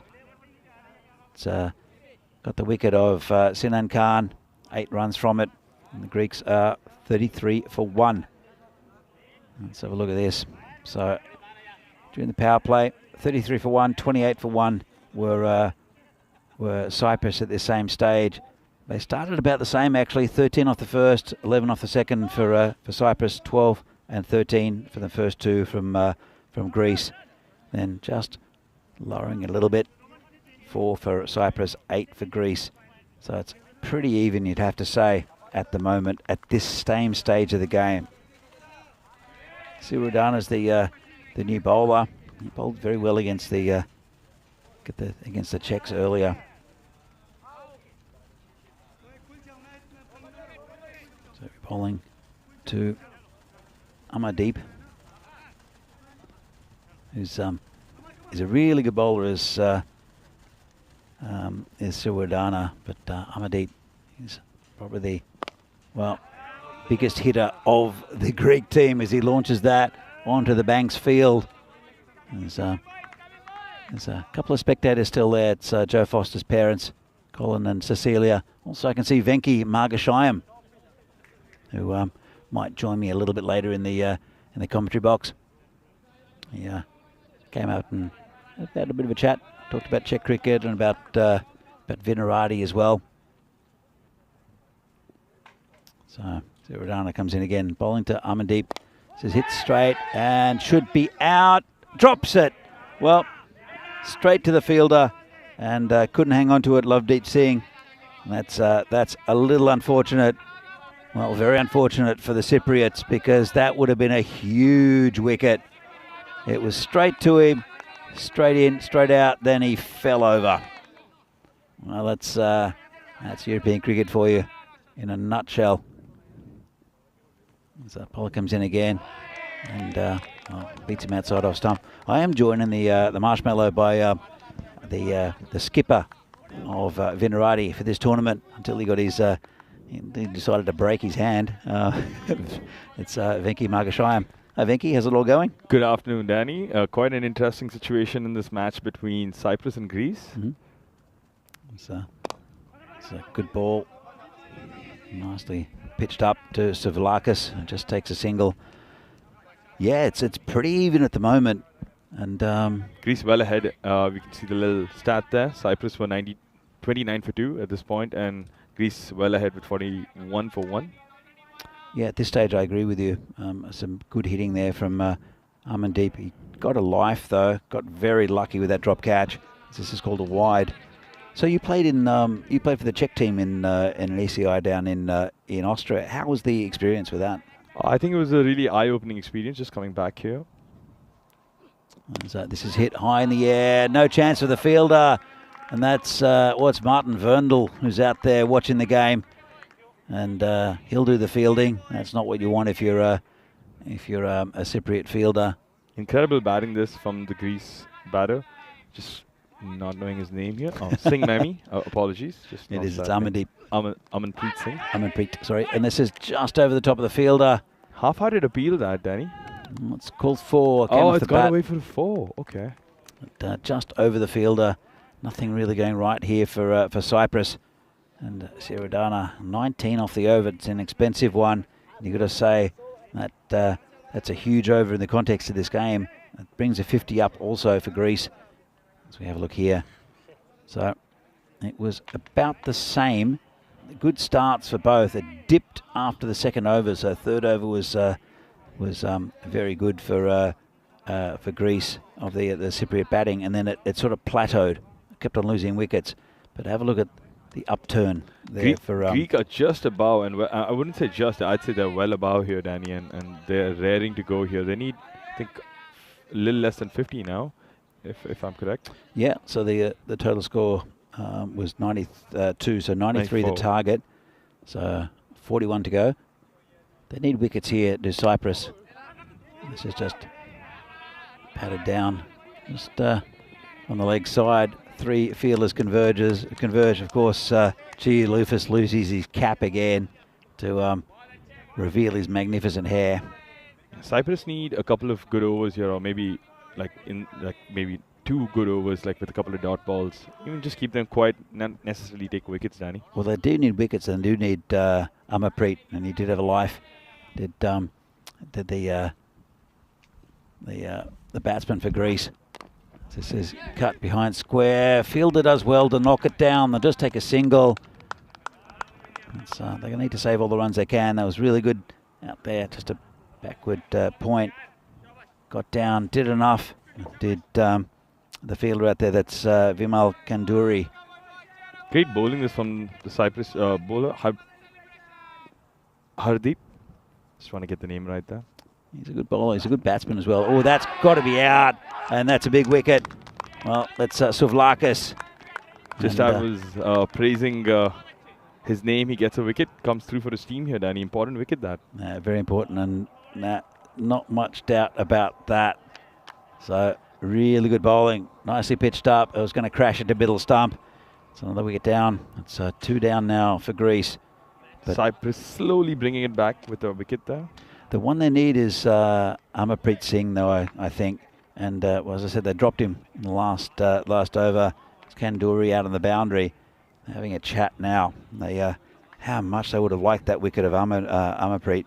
I think he scored 42 against the Czechs. So, yeah, coming back to the experience in Austria, Danny, it was the reason why I said eye-opening earlier, just before the ball was being bowled, was because you got to see like the sort of exposure that you were always looking for. Because, of course, I've been playing a lot of domestic cricket here in Czech Republic, and I've played amongst our circuits, Division 2, Division 1, in both the Pro 40 format and the T20 and the T10. It's sort of mixed, but when you go to Austria and you play the T10, of course, you're not playing a T20I, but still the T10I, you're still seeing a very high level of cricket, and you're seeing a very ruthless brand of cricket there, where there's no time for feelings or emotions. You're just trying to win and hit the ball. Well, you're playing against Austria, who we saw in Scotland. They struggled a bit on the turf pitches, but they were up in the qualifiers. They had Germany and Italy, as well as Scotland and Ireland up there. So that's difficult going for the Austrians, but with some very good cricketers in Austria. And it must have been tough going against those guys. Austria was on the back of 2 weeks of ECS, just like how the Czechia team are right now. They've played 2 weeks of back-to-back cricket on the Scopage pitch. And one of the key things that we talk about in European cricket is, just as Hardeep comes in here. Good bowling. Yeah, one of the things that a lot of the visiting teams don't realize or sort of think over, Danny, is that they play a lot on the cement surface. Sure. And when they come to Prague and sort of play on Scotpage Field, there's always this like unknown factor, and when they realize that there is no cement, it's a clay-based pitch, they're sort of like, oh, okay, how do we approach this? Because it's low and slow, and there's a lot of adapting that happens. And I think Cyprus are a great example of how in this tournament, despite the rain-affected games, they've sort of really come back well. Yeah, absolutely. And so this is turned around the corner. This should go down all the way down to the boundary. In fact, it won't. Good foot fielding there by the fielder. Yeah, look, and I think we've spoken about it, because it's the same thing with the CE Cup and with anytime international teams come here to Prague, even Brno to a point, as you see what's going to happen later on tonight. With 3 games from Coimbra, the Coimbra Knights against Lisbon Capitals, and Friendship against Coimbra Knights, and then Lisbon against Friendship, as we see here, their first game, which is it's starting in about 18 minutes' time between Lisbon Capitals and Coimbra Knights. All those 3 teams can qualify for that 3rd place. I think Marlow and can't remember the other team that's in there. Friendship? Was it Friendship? Friendship, I think, is still already there, but there's another team that's already qualified, I think, for that 2nd place. But that 3rd place up for grabs. All teams on equal points in Lisbon. So, yeah, just going back to that tournament in Austria, Danny, the team also, Austria had like a very full strength team, and we saw very energized, reinvigorated Hungary there. We saw a new side of them, and they were a very good side to go up against, and I thought that was a really good sort of intro for some of the new players into that squad on how competitive it can get in a T10I, and I think those are going to be more regular for us in Czech cricket, in European cricket. So I think it was a lovely intro, and I think now with this tournament and the one coming up in Dresden, and of course in the one in Spain, it's a really good build up to the T10. I think the ECC, if I get it correct. Look, absolutely, and I think it's a nice shot there. Lovely shot. Just played to 3rd man, just rolled his wrist over it. Lovely shot. Didn't hit it too hard. Just a little bit wide there from the bowler, and it's another 4 runs towards the total. Yeah, look, I think the Czechs lost a narrow game to Hungary, but beat them twice. Yes. Whereas the Czechs couldn't beat Austria. Even but once, then yeah. I think that Hungary beat Austria at least twice. Yes. So it was a good performance from Austria to win the title. Of course. But also the Czechs against. I mean, I know the Czechs love smashing the Hungarians. That's a given, right? There's a long rivalry between those two countries. As this has been turned around the corner, that's another boundary. Nice shot there, and well, they've got to look back at one incident here in this game, and that was the drop catch Of Amarpreet Singh, man. Yeah, Amarpreet. He's a very good batsman, and along with Sinan Khan, I think they're the two quality batsmen in this lineup for Greece. If they find another batsman, another good batsman that can travel to Kardama, they'll be very, very competitive because they're really good in the field and with the ball.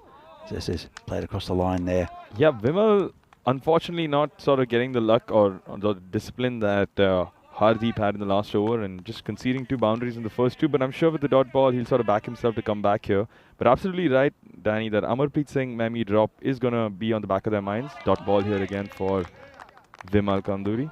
Coming back here slowly. But that's, I think, the whole idea that all 3 teams got to sort of play together and against each other and, get that experience, I think was the whole point of that tournament, Danny, for the Czech national side. Look, absolutely. It's all leading up to the ECC, the European Cricket Championships in Kardama, starting September 25th. Because even though these are really good competitive tournaments, you saw the Czech team sort of flip their order around and Yes. give people a go. Absolutely. Just to try them out, see who could cut it. This is called a wide. Yeah. And it worked, giving people experience. Great to see Martin Verndl in the side, who's a really good player, who I think will step up over the next few years to be a top batsman for the Czechs. Ruturaj Magare as well. Yeah, absolutely. Ruturaj was the MVP of the ECS Czechia 2023 also. Definitely deserved his chance on the national side. And then people like Vaishak and also Sid Goud, who came back into the side, who were in there just on the recognition of what they did in the ECS, I think was really a positive step. Same as Samira Madaranga. Yep. I'm not sure if Samira went to Austria with you, but his bowling in the ECS was really, really good. As I see here, 65 for 2 after 6. They're going on pretty well, Greece. They need Amarpreet, and that's what everyone on this Cypriot side will be saying. We need to get him out. He's 27 off 14. And I think Hardeep is coming back here for that crucial second over, and I think this over is going to be sort of where the match could be decided, Danny. I think if Hardeep manages to keep them quiet and maybe even get a wicket. It would be a good wicket to get this man. This is beaten outside off stump. Actually, it's Arslan who's who's facing. But it's also not Hardeep Singh. It is... it's Cyril Wardner. Yeah, it's Mr. Roshan, so apologies to viewers. Yeah. He went for 19 off his first over. It's brave to bring him back.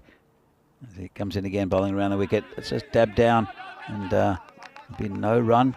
I think that's also one of the key takeaways in the T10 format and playing with the CNT abroad and against different countries, against different surfaces, that no matter what happens, you could get hit for 24, 36 as Brody did, and you could still back yourself. You learn how to back yourself, and I think you come back a stronger player because you sort of know that you are going to get hit in this format, Danny, and you sort of, as a bowler, have to live with that. Roshan coming in here. Swinging and miss again. Pretty good over this so far. Look, Aaron Ashokan's a very experienced captain now.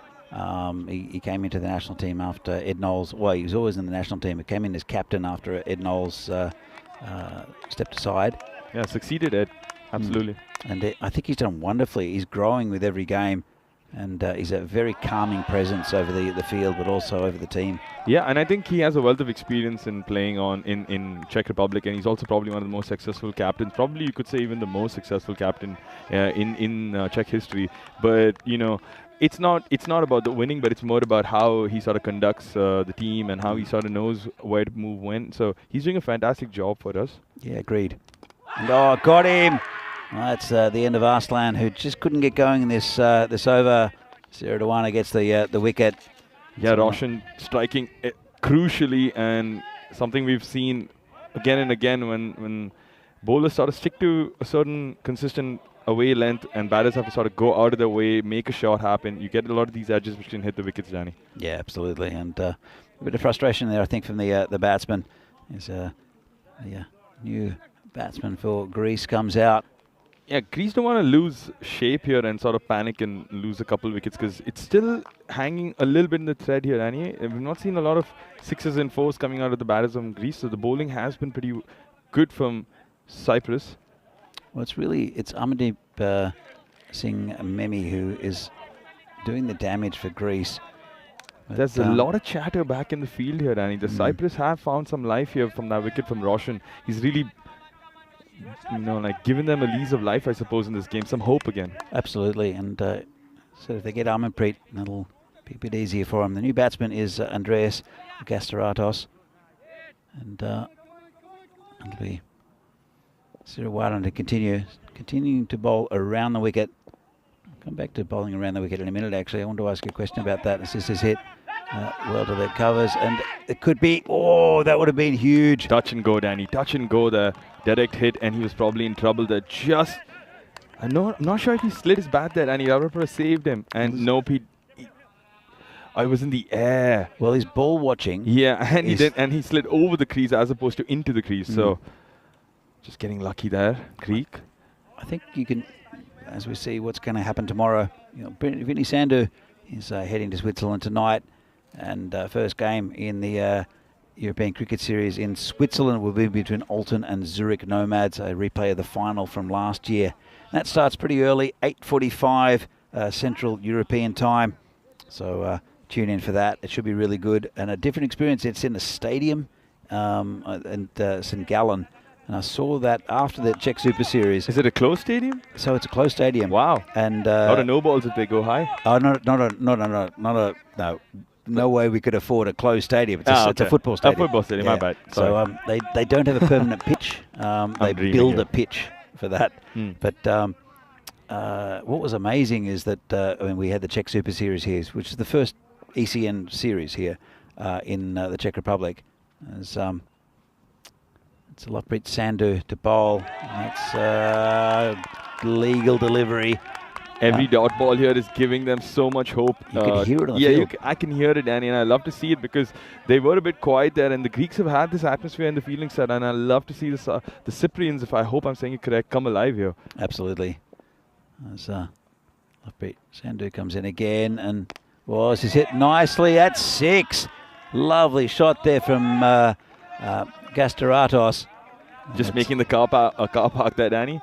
Lucky no cars there now. Everyone's left the field. Unfortunately, not catching this nail biter of a game here. Still hanging in the balance, I suppose. But that 6 favours the Greeks. Definitely. It's a bit of a counter punch to some good bowling in the previous over by Siriwardena. And Lovepreet will have to keep it off the pads. Andreas doing good work here. And just hit down the ground. Chance for a run out there. Quick though. How quick is Gastaratos? He's just hit it and run, and just beaten Usain Bolt's record. Have a look at this. It's really good work here from the non-striker because he saw the batter commit. He saw the strikers and guy commit, and then he just took off. And of course, he was always at the danger. The non-striker was never at the danger end, so he just had to make the crease. This is in the air. Player under it and drops it. Never looks set. That's the second time he's been dropped. And it looks like Waka Ali out there, I think. Well, that's disappointing. He made good ground to it. Was never really set. Let's have another look at this. And he was still on the move. So another let-off for Amanpreet and for Greece. Gastaratos is the man facing now. Hits it in the air. This is going back, all the way back for 6. You don't get 2 chances in ECS. You don't get 2 chances in T10. And this is exactly the perfect example. You drop him and he hits you for 6. It's no mercy cricket in this format. And Andreas just putting it off for 6 and just getting the Greeks closer to that target. 13 and 13 now. Still a couple of overs left. Yeah, a little safer there, Danny. Absolutely. Well, 2 big 6s in this over. And it's been a good game. It's called a wide. So This has been a really good game between these two. There's not much between them. As we see this one creeping outside that blue line. What's been really impressive is to see Cyprus just sort of understand the challenges here, the surface, and come back and put in such a spirited performance to take it close and not sort of give up. Oh, this is in the air. It's going back. It's over the fielders. I think it'll be 4. And that gets him closer again. This is a really good little innings here from Andreas Gastarados, who just relieves the pressure. Making the most of his second chance here, Danny. Absolutely. Well, look, well, it was actually Amarpreet that was dropped initially, and both times I think. Oh, really? I think so. I might have missed that, Danny. I saw him get dropped here at long on. I think he was dropped in the covers as well. I don't think that was Gastarados. I think it was Amarpreet, and then Gastarados hit a 6 next ball. I might be wrong as we have a look here. After 8 overs, and it dipped down in the 7th, and it was even, and then it just popped up again. The worm. They did such fabulous work, the Cyprus bowling unit, by just bringing it back slowly, over by over, not conceding too many, but just not able to handle it in the last 2, and especially this one. Lovedeep just not being able to hit the right areas, and also unlucky, his fielders not supporting him, and in this format, you need those catches to be taken. Absolutely. As Wakali comes in for the 9th, settle on the ground, 2 fielders converge, and just be a single. I still think there's a chance for the Cyprus team to make a comeback. They need a couple of dot balls, Danny, but I don't think the Greeks are not going to run for anything. I mean, they don't want to be stupid and take risky singles, but at this stage, it's so much in their favor that they could even dot a couple of balls. Yeah, absolutely. There's a message in there for you as well, just confirming. I'll get that in just a moment as Wakali comes in again. And got him that time. That's a great delivery. That's the end of Gastarados, who, well, I think he might have got Greece over the line with a really good innings, but that's a fantastic delivery there from Wakar Ali. Wakar Ali doing his best. Wakar, oh, that's a lovely ball.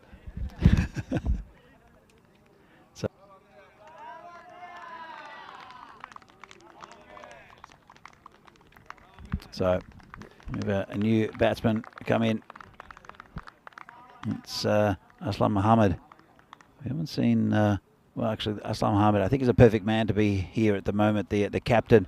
He can hit big if need to, got a lot of experience. Amardeep is still at the other end. Yeah, sorry, just to finish there, doing his best Wakar Yunus impersonation, I was going to say. Fantastic clean bowl there, just exactly when the team needed it, and delivering, and still, I'm sure Cyprus, each and every player here believes that there's a chance in it for them. New batsman probably might take a couple of dots here, put the pressure on himself, and maybe create another chance, but they'll be looking at those drop catches again and again, Danny. That's what they need at the moment. And that's a pretty good ball, just dab down, and they'll take a good single there. No shy at the stumps, and that's really good batting there from the skipper, Aslan Mohammed. He's got Amarpreet back on strike. Really aware cricket there from the captain. Knew that the single was in play. The bowler didn't go for it. The keeper standing a bit back. Just needing 6. That single is gold for them here. Well, they need dot balls and wickets here to Cyprus. It's been a really good game between these two. And, oh, it's got through him. It's no run. Yeah, Niraj Tyagi in the chat saying, yes, Venki, Austria experience was amazing and went well for new players. And I agree with you there, Niraj. It's good to give experience to players and just to recognise that what they've done in the local leagues and also the ECS earlier. And Ruturaj Magara is a good example of that. Yeah, Ruturaj coming back after almost, I think, a year of being injured, and then coming back to such incredible form is just amazing. It's almost like the Bairstow story, like where you sit out for 10 months, and then you just come back to great form. This is tucked around the corner. It should just be a single. And yeah, Ruturaj, we saw him on the network, I think, in the first year that United were there. He came in as the top batsman, and he got hit in the face. Had to go to hospital and then spent, what you said, 10 months out? I think basically the rest of the season out, Danny. Yeah. But I just gasped a minute there thinking that the Greek, I think Amarpreet Singh just sort of got the gap there and got it for 4, but still Cyprus in the game. I don't have anyone. I'm not favouring anyone here, Danny, but I feel like I don't want to give the cliched answer where I'm supporting cricket, but it's such a good game here that I hope Cyprus take it to the last ball, if anything, and maybe a golden ball situation arises. Well, Nish in the chat saying we couldn't get wins today. It's not over yet, Nish. And another good ball. Just plays it in singles, and that's the experience of Aslam Mohammed, who played very high level cricket back in Pakistan, and now 4 runs to win off 6 balls. They still have a chance. They need to cut off the singles now as well as the boundaries. One shot will win it, and so I think Cyprus is going to have a bit of a chat as to what they're going to do and who's going to bowl it. Looks like it will be Shahab Ahmed, I think. We see here what would be the strategy here in the fielding, Danny? Would you say get everybody into the 30-yard and make sure they don't take a sneaky single, or keep it out it's and sort of save the boundary? You need to have someone in the infield. So there's a man there who's at short mid wicket who should be maybe a little bit closer. I would bring the cover fielder who's coming in now like this, and I think that cuts off anything that comes off the pads or anything like that, the sneaky singles. So I think that's about right. They've brought in Gully as well. And this is just, again, it could be a run out of the bowler's end, and it's going to be a dot ball instead, which is pretty much just as good. And that's when you bring in that man there at cover, at short cover, and he fell over, and then, we can't really see it on this one, but there was no one behind the stumps. Not that would have been very useful anyway, because it was quite away from the stumps, but just poked down there. Have another look. He slipped. Turned around and threw. I think the throw would have cost him a run there, but he's lucky not to get away with it.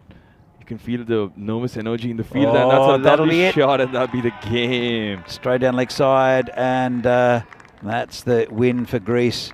And it was a very tight contest. They took it down to the last over, did Cyprus. They'll be winless in this tournament. And Greece, a very good side. They had 2 wins, one against the Czechs, one against Cyprus, and then there were a couple of washouts, but it was a good game. This very enjoyable, very fantastic game of cricket being played out from Greece and Cyprus here. Cyprus, again, like I mentioned a couple of times on the stream, I'm really impressed with them and how quickly they've sort of understood what this pitch has to offer and what the conditions are, and adapting and sort of making the most of their opportunity here, despite having 2 washed out games, Danny. And I think they've taken the brunt of the bad luck here in this ECI, but I still think they'll walk away with a lot of positives here. Not feeling too harsh about the losses. We'll come back to that in a moment, but from Portugal, it started right now actually. Lisbon Capitals against Coimbra Knights. It's going to be a very good mini series between those 3 sides. Friendship also there, so they're all those 3 teams are 3 and 5. Looks like the Coimbra Knights won the toss, elected to bat. So if you want to tune in for that, it's come to the end of the series here. Interestingly, is there a dew factor in Portugal, Danny? Is there a dew factor? I have no idea, Venky. Yeah. There might be. You see the highlights of this game. And this is Big 6 early on. It was a pretty good opening stand from the 2 batsmen up top for Greece. And it was Sinan Khan there with Souvlakis. And I saw this one, and it just tennis ball bounced over the stumps. But Sinan Khan showed his class. Again, didn't really go on with it. But had a couple of nice shots and got them off to a bit of a flyer, the Greek team. Then it was LBW. In fact, that was Souvlakis who was gone. Played a pretty good support role, did Souvlakis for the Greeks. But Sinan was the wicket they wanted, the Cypriots. And we're going to see that costly drop of Amarpreet Singh maybe anytime soon now, Danny. I think, as I said, he was dropped twice, and this is a nice shot there. And that was hit. Well, was missed.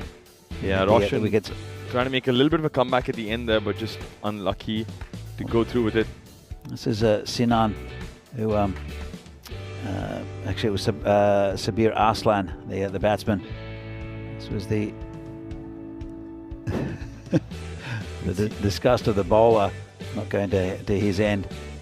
But again, there was Andreas making 2 sixes in that over there, Danny, really helping out his team. But getting dropped here, Danny, unfortunately, in short covers when what could have been a crucial dot ball, but not to be for the Cyprians. Yeah, Cypriots. No, I was going to say Cyprians, but then, I said... Cypriots. Yeah, Cypriots. Yeah, there you go. So some good hitting. What happened was a lot of it, as this was finally taken, actually was the one that was down to third man.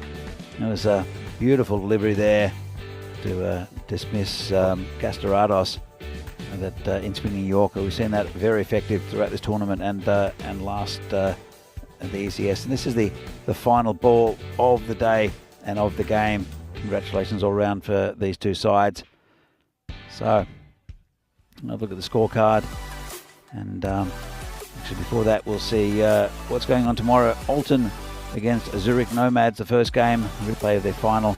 That will start at 8:45 Central European time. In the European Cricket Series, Switzerland, Vinny Sandhu will bring you all the action. He'll magically appear in Switzerland. And it's again, it's going to look a little bit different because it's in a stadium. So it's a really good looking ground out there in St Gallen. See at the top, Savlakis, he hung around for a little while and supported Sinan Khan, and 24 from 10, great innings. Amarpreet Singh Memi with 30 off 18, did most of the damage. As you can see here with the bowling. Hardeep and Waqar Ali were the pick of the bowlers for Cyprus, Danny, while unfortunately Roshan, Siri, Vardana didn't really have the best day, but still not bad, 10 runs per over. And then you had that very costly over from Lovedeep Sandhu, unfortunately. He's a good bowler, Lovedeep Sandhu, and he just happened to take him on. As we see, Greece 30 from 18 for Amarpreet, and Sinan Khan 24 off 10. A good contribution and quick runs from Gastorados as well. So Greece beat Cyprus by 6 wickets. It was a very tight game. There were 4 balls left in the contest, but just a couple of big overs and costly drop catches, I think, really told in the end for Cyprus, who were competitive, and as you said, they really did improve in this tournament once they got used to the conditions, as did Greece. But congratulations to the Czechs for winning the trophy. So we're just going to wrap things up pretty much from here. Venki, thanks for coming into the marshmallow for the last innings. I'd like to say thank you everyone in the chat. I can see Dave there, Nish is also there.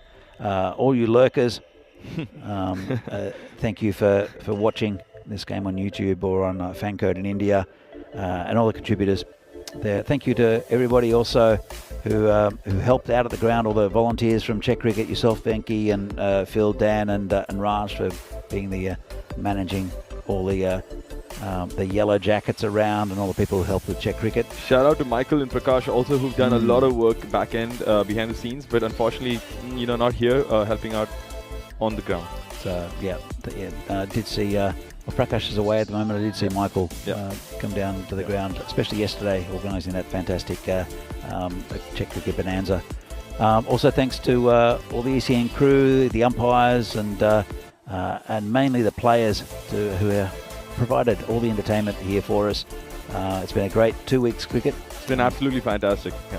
So thank you and goodbye from here. There's going to hand over to the main man, Vinny Sandhu, for the presentation of the MVP and the Winners' Trophy in just a moment.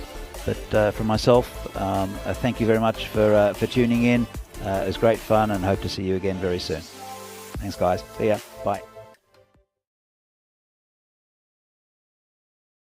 Thanks very much. Yeah, it's been a great couple of days here in the ECI. It's been a great couple of weeks in Czechia as well. And there was one team that stood out from the rest. So we are going to have a quick presentation now. We do have the MVP trophy as well as the ECI trophy. On behalf of our partners at Local Lifestyle, just quickly, big thanks to all of our partners. Once again, we couldn't do it without your support. So to HCL Software, to Bizaway, to Grizzly Bear Sports as well. And everyone else that supports European cricket, a big thank you. I've got to say to the operations team across the weekend and of course the 2 weeks, big thank you to all of those yellow jackets around the ground and everyone that helped get the covers on, get the covers off. It has been a rough couple of days weather-wise, but through it all there was one team that stood out. Now we'll get to the winners in a moment, but first I've got the MVP trophy here, and this goes to a guy, he just for a guy that looked so banged up, he still continued to do his job. It was runs, there were wickets, there were big hits. So I want to say a big congratulations. The MVP for this ECI goes to Sazi Bujan from Czechia. Sazi, congratulations. I hope you enjoy that. Yes, enjoy. How has the last 2 weeks been for you? Because for a guy that I thought might need a rest, not only did you not need a rest, you played very, very well. Yes, thank you.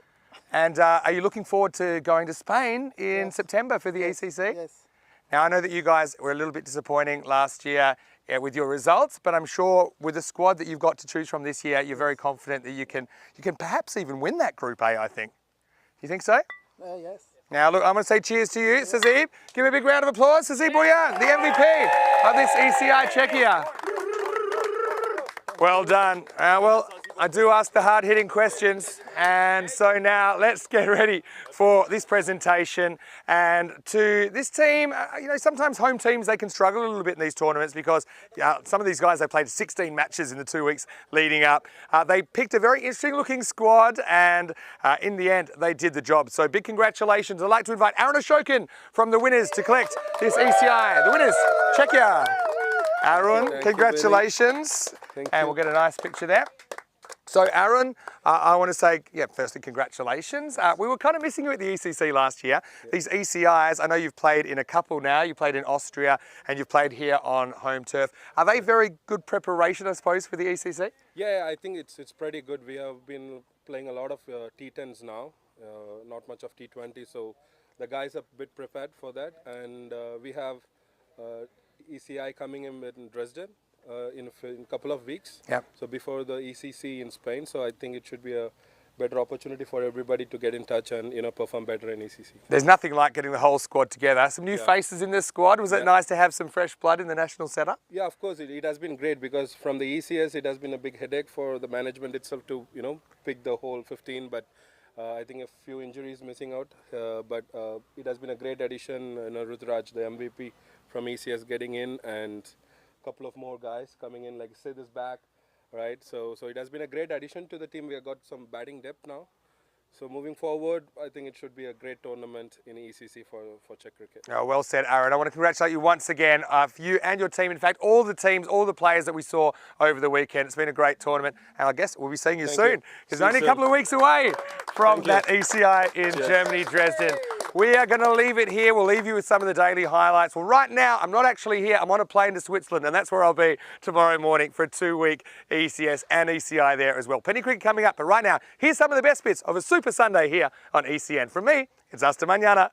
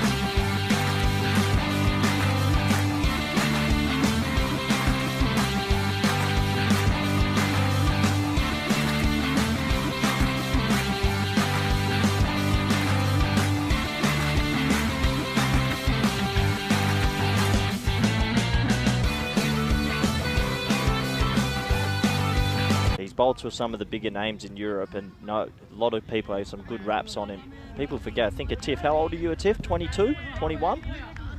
Young boy. So, good future.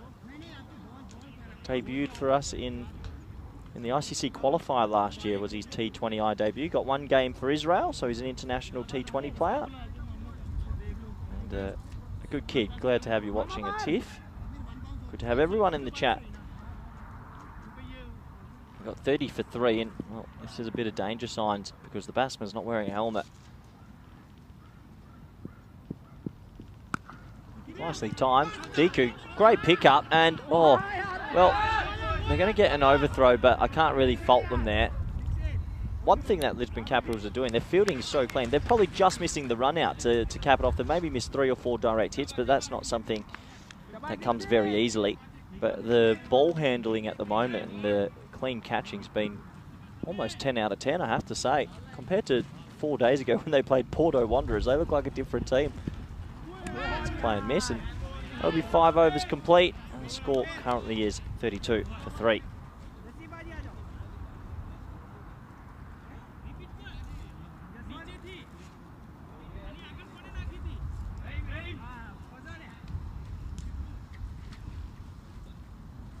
So we've got 57 days until the big one sneaking up on us, isn't it? 56 days until we're at the Empanada store. I'll be going the double chorizo order, followed by I think it's the ribs barbacoa.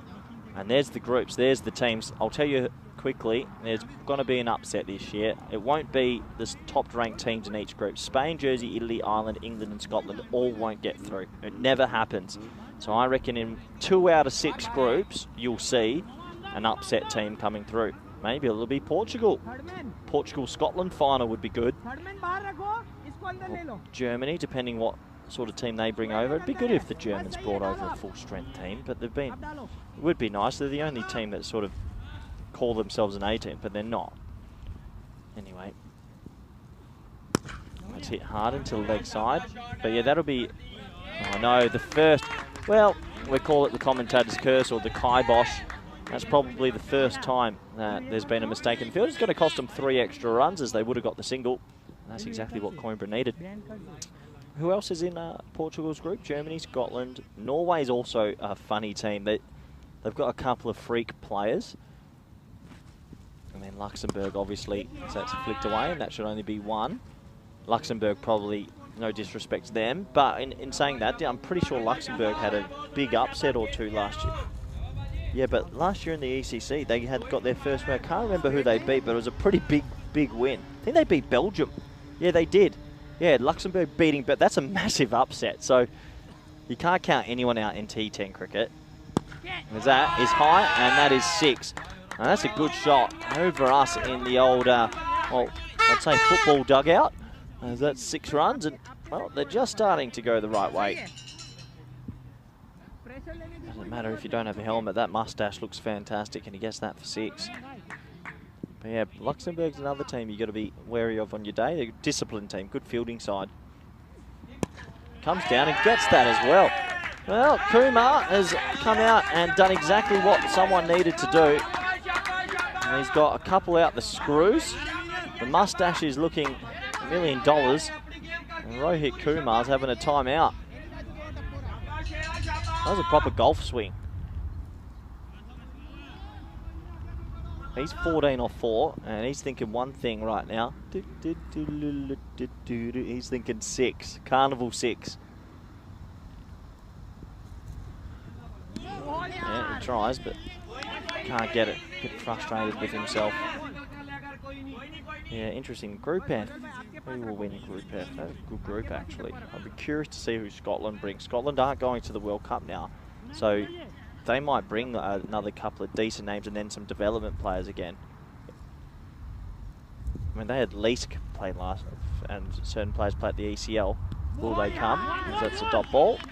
That hits the keeper in the chest. That hurts. 6 overs done. 49 for 3. Yeah, the Callum Garden, that Jarvis. Scotland a good team. They came 4th last year at the ECC, just behind Spain. Portugal, I imagine, will have a pretty good team. Portugal will go. You want more bowling. You just need bowling. Who's your 10 overs? That's the big thing. You find a good 10 overs, game on. You're not bowling, Conrad. The bowling days are done. You're keeping, I think. Better keeper these days for the national team, if selected. As 4 overs remain. I reckon dark horse team in the whole comp. France will depend on who they bring. I don't know what they're doing, but they are. If they bring a couple of those things, they're beyond a dark horse. They could be one of the favourites. If France bring Nabi and some of the players that have won the ECL, they will go into... That's scare game for Spain, Group A. They're a good team. They're a good team. But I reckon dark horse, you can't count out Belgium. If Belgium bring the right team as well, they just hit sixes for fun. Also, who else is there that could be a good dark horse? Denmark are another team. And teams are taking it more seriously. I actually think Ireland's going to come back really hot. As that is playing. Seamus Lynch played last year. He opened the batting and was an absolute freak. And then after, I reckon, that previous ECL where you saw someone like what was this, Mulder, and you had the opener Verneberva, it wouldn't surprise me if we see them come for Ireland. So that's hit down the ground, and if they come for Ireland, all of a sudden Ireland's stacked. And I have a feeling that Ireland were the only sort of big team not to make the finals league out of the bigger known nations. So they'll come like, nah, let's go and show them what we can do. So it'll be interesting when the squad lists come through, which I think will be in the next month. Back to the action though, Kumar. Doesn't get it. That was in the slot. He'll be disappointed. As there's some pretty bright shoes out there being worn by Deep Long On. Some new wheels.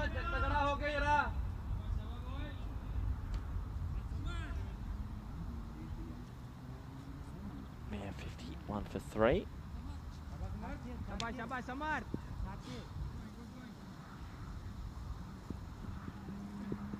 Oh, there's that one. Cannot do a thing.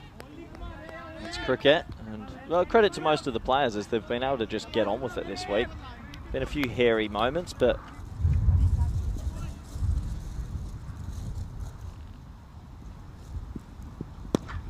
doesn't get it out the screws, just gets it to Deep Long On, who's doing some pretty good work out there with the funky shoes on. 52 for 3.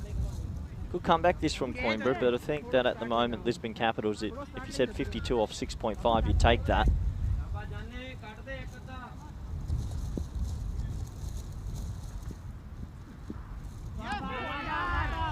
That'll be a dot ball as well, so pretty good over in the end. That one didn't go for many. Patel finished with none for 8 off his 2. That's good figures, and very good figures actually, not just good, very good. 8 off 2 overs, and after 7, it's 52 for 3.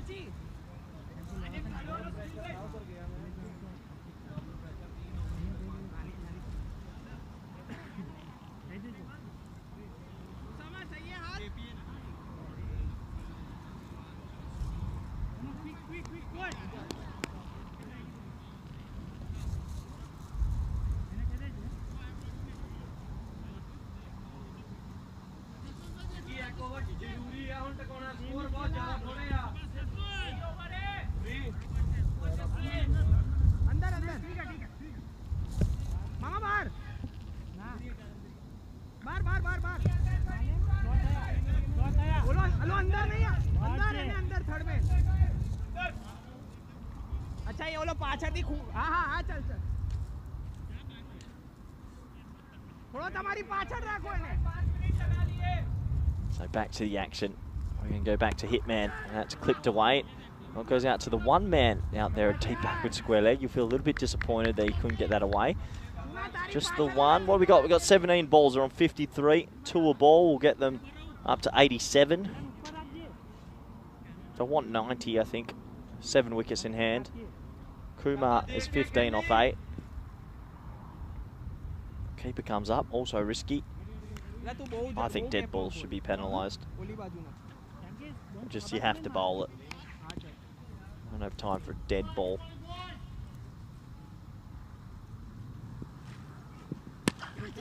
Gets that okay, but he's going to pick out the fielder again, who makes sure he smothers it. This outfield can be variable on that right side, so he'll sort of get it, but he keeps it to 1. Job done.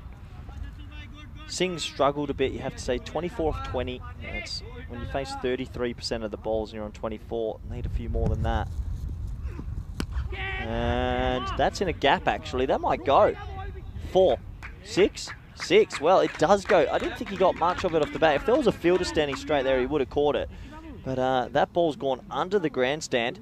That's the shortest part on this boundary. Right there, exactly where it's gone must be maybe 46, 47 metres, and he just lollipops it. Maybe even less. Wow. That makes me want to get my boots off and come back into out of retirement. But 6 runs nonetheless, exactly what you have to do.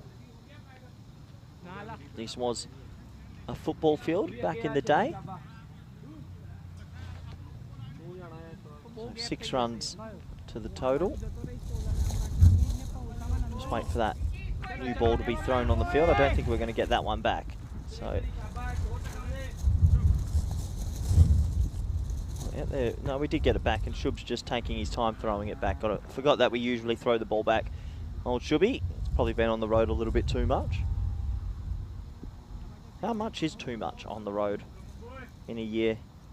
Vinny Sandu standards set 37 weeks. Hit hard down the ground and, well, just the one. Still.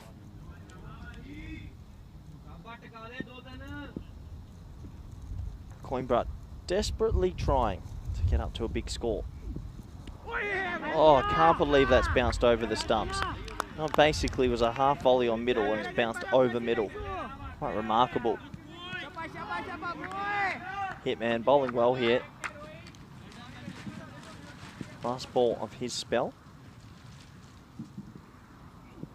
Oh, I reckon that's an underneath edge off the pad and almost ballooned up and got caught. So 8 overs complete.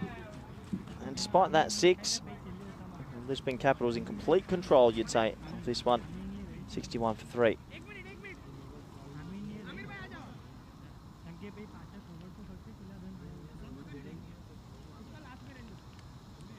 And then this is when Conrad Greenshields went bonkers on a poor 7th bowler they decided to use yesterday. It could have gone back to their spearheads, but thought, no, let's take a risk, and it cost them about 60 runs. So Dar is going to come and bowl the all-important 9th over. First over 1 for 5, good figures.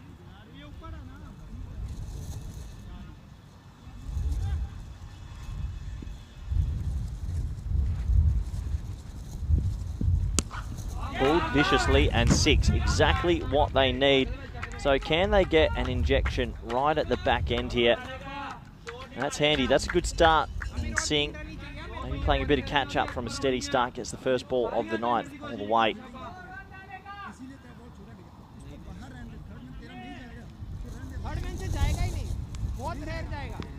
Can Lisbon Capital stay calm out there?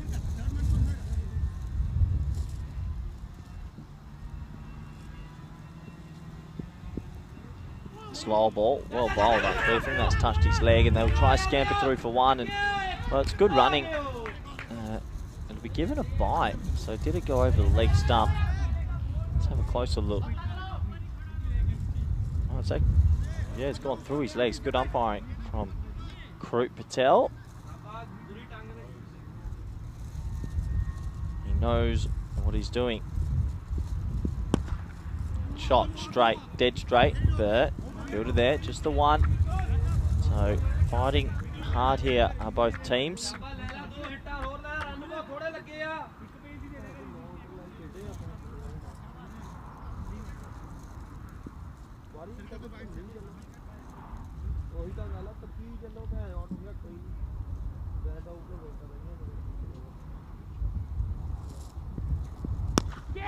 Shot, but straight to mid-off. And that is exactly why I'd always have mid-off in the ring. I think it's a spot that can be used wisely. And well, they keep mid-off in to have someone else deeper elsewhere. And he tries to get it over, but this isn't a natural shot for a lot of players trying to loft it over mid-off. Not in cricket in Europe anyway. As that will be out. And well, this is good from Lisbon Capitals. They'll still be pretty happy with their efforts. They'll feel they're ahead in this one.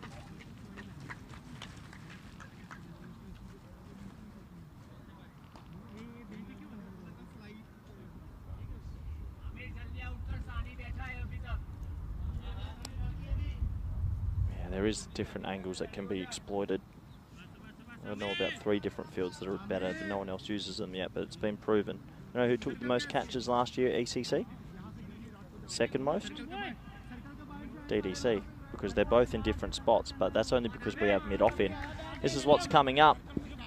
Switzerland is our next big event. I believe Tyrone's just flown out for that, so looking forward to seeing all the Swiss cricketers soon. Oh, wow! What a ball! It's the old sucker ball.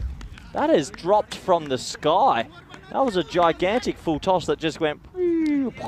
Watch this, sucker ball, and lands it next to the stump. So, yeah, that's a proper moon ball that's dropped. Well bowled. If he meant it, I'm not too sure. He's going to be on a hat-trick, 3 for 12. But yeah, funny old shot that, and funny old delivery. Dar doesn't mind. He's on a hat-trick.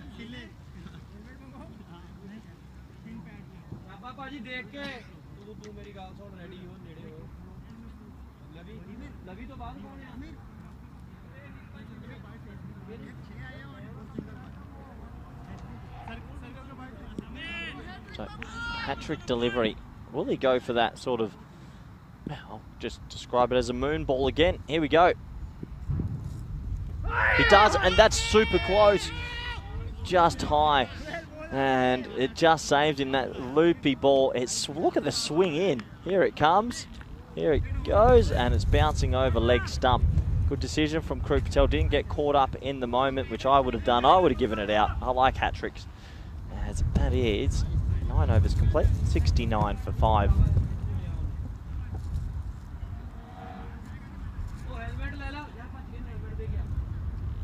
Looking at that scorecard, everyone's bowled pretty well, haven't they? No one's been dispatched too much, and good economy rates all round, besides maybe Raheem a little bit expensive, but everyone else under 10s. Summer Khan will bowl the last.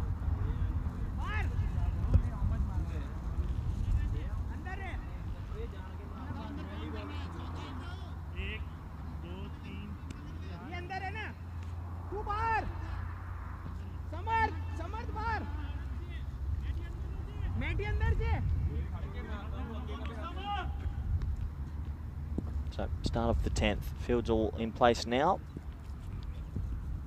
That's gone underground, and that'll be a bye. Pretty tough for keeper and batter. Just a bye to start the last. But yeah, Lisbon Capitals are in control of this. They'll be happy to chase anything under 85, really. They might not even get to the grade 80s. So a huge opportunity for them to win, and also look after that net run rate a little bit if they can win in quick time.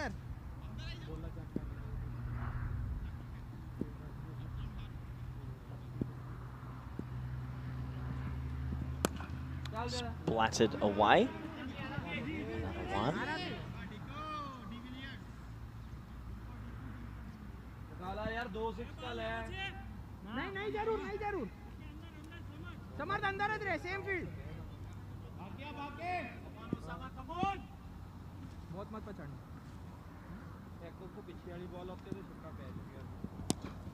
Oh, nice shot. There we go. Well, he got one in his zone, did Kumar, and just throws his hands at it, and will get that away for 4. So a much needed boundary at the back end. Get them up into 75 territory now. That's the first boundary for Kumar in a while. He came out and hit 2 big 6s to start his innings, but he'd been choked up for a while. He's 21 off 14.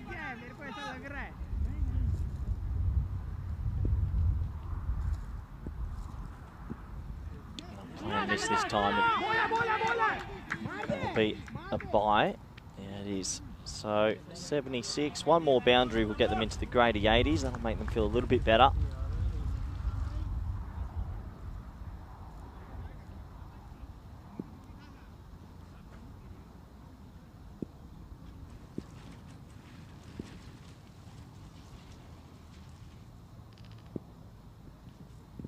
Oh, there's that one that takes off, and that'll just be the one bouncer for the over. So luckily that wasn't online with the old dome. It's pretty high.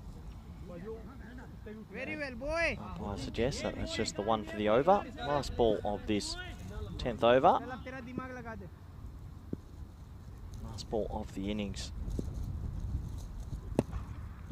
Yeah, toes it. Should be an easy run out. Will be an easy run out as long as he doesn't do anything silly. He doesn't. So that will take us to the end of 10 76 for 6 in the end. Good work from Lisbon Capitals. I think they bowled well, they fielded well, and they're in control of this. They'll believe one good partnership at the top. They can kill this game early. Well, you got to run on that last ball no matter what. You can't do much about it. Got it straight back to the bowler. It's good work by the Capitals. They look like a pretty switched on team today. I was very impressed overall with their 10 overs. Let's have a quick look at the highlights and scorecards before we dip out for a quick break. Have a quick look at those highlights. Well, it started promising. There were some nice shots, but overall the wickets were tumbling, and just a couple of dot balls in that power play hurt. The Nazarandani going, isn't it? Run a ball will be disappointing for him. Good catch in the end. He had to go. That one stayed a little bit low, and when they do stay low, if it's on line with the stumps, you're always in a little bit of trouble. That's what we saw there. As there was some good catching overall. That one was high, spliced away, and what a nice catch that was over his right shoulder. I think the Lisbon Capitals, obviously they had a talk from the other night about their fielding standards because they look much more improved today. They've given themselves every chance to get a win here. That was the moon ball. Ball got the wicket. That was the highlights. Cheers, thanks for coming. Have a look at that batting scorecard, and no one really got going too well. 37 off 25 for Singh. 37 looks good, but 25 balls, yeah, it's a bit so-so. And 21 off 15 also looks good, but I guess those two were the only ones to make runs, so you can't flounder on them too much. 76 for 6 feels like it's 30 runs under par.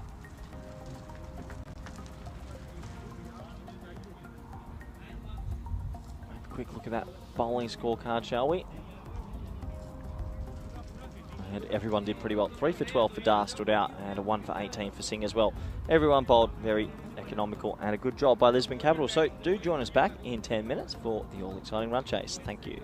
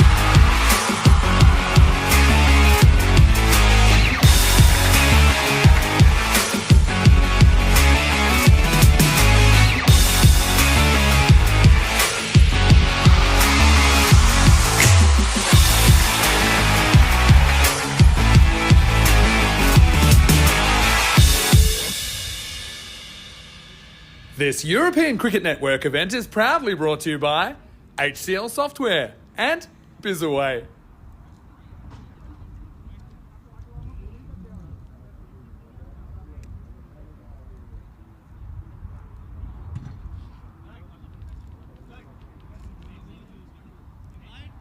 Hello everyone, welcome back. Sorry for that slight delay. It was just divulging into some beautiful fruit that's been provided out here by Portuguese Cricket. They've been gracious hosts and I've really enjoyed my time out here for this night series, as we're almost set to go for the second half of this one. It's been a good start from Lisbon Capitals, who overall came here with some pretty high hopes, and at the moment they're delivering a good bowling display.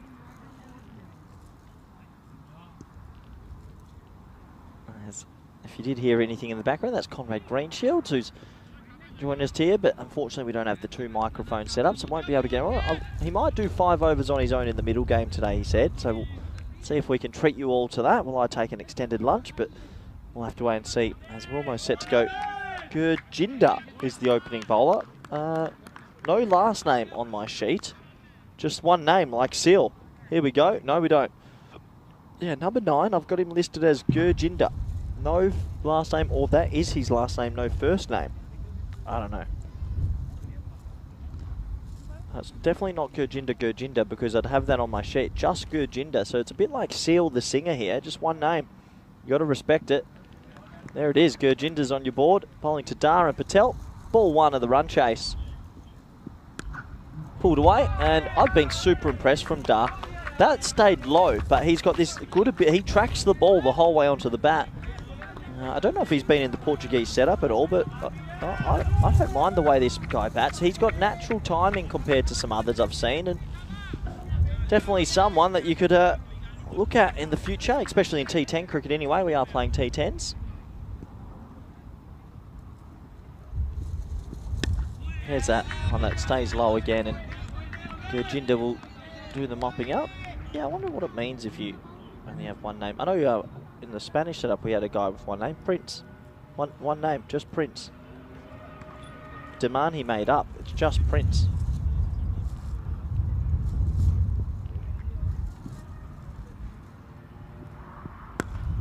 Driven sweetly, and good fielding. Well, I thought that would have been 4, but he saves 3 vital runs. Basically, in a match like this, you have to do everything right. If you're Coimbra Knights in the huddle, they would have said, we've got to create 10 opportunities, but we've got to take the 10 opportunities as well. So, bits of fielding like that do make a big difference, because now you've got Patel on strike and a new batsman for the mighty Gurjinder to bowl to.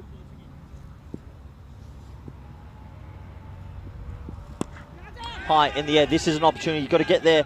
Well, he doesn't. This is why I still think mid-off should always be in the ring. That's an opportunity gone. How many times do people clear mid-off? It should not be a boundary rider in the power play. Anyway, it's an opportunity missed. That's going to be 1 run. Nice bowling from Gurjinder. Just putting it in the right spot. Miles in the air, and what a shot from Dar. Well, the thing is, in a small chase, you actually don't want your players to play within themselves and try and nudge their way there. You just get on with it. You get ahead of the rate and you take all the pressure off. And that's exactly what Dar does. That was full, that was straight, and he goes, yep, thank you. Nice timing. Has he qualified for Portugal, Conrad? Yeah, he's qualified. Might be a smoky for you boys. I like the look of him. He seems very still at the crease. It's a little bit more loose, but that was pretty wide outside off. Gets away with it though, and 1 over, complete hit, scores 12 for none.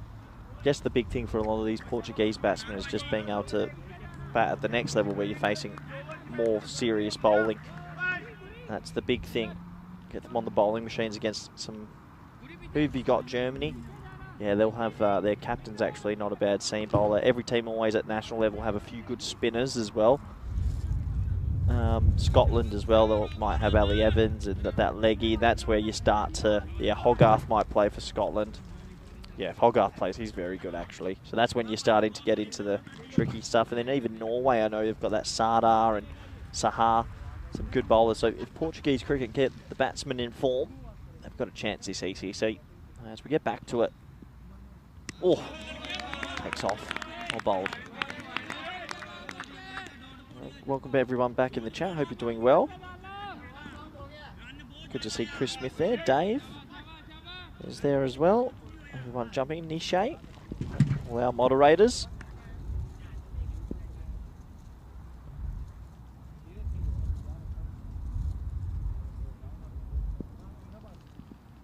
That one's pushed into the offside, and just the one. And this is probably where I think that when you're in a position to, when you're defending low scores, points and cover are the two spots that need to be tight. But yeah, this is the groups we're talking about. We're talking about Group F a little bit at the moment because obviously we're in Portugal.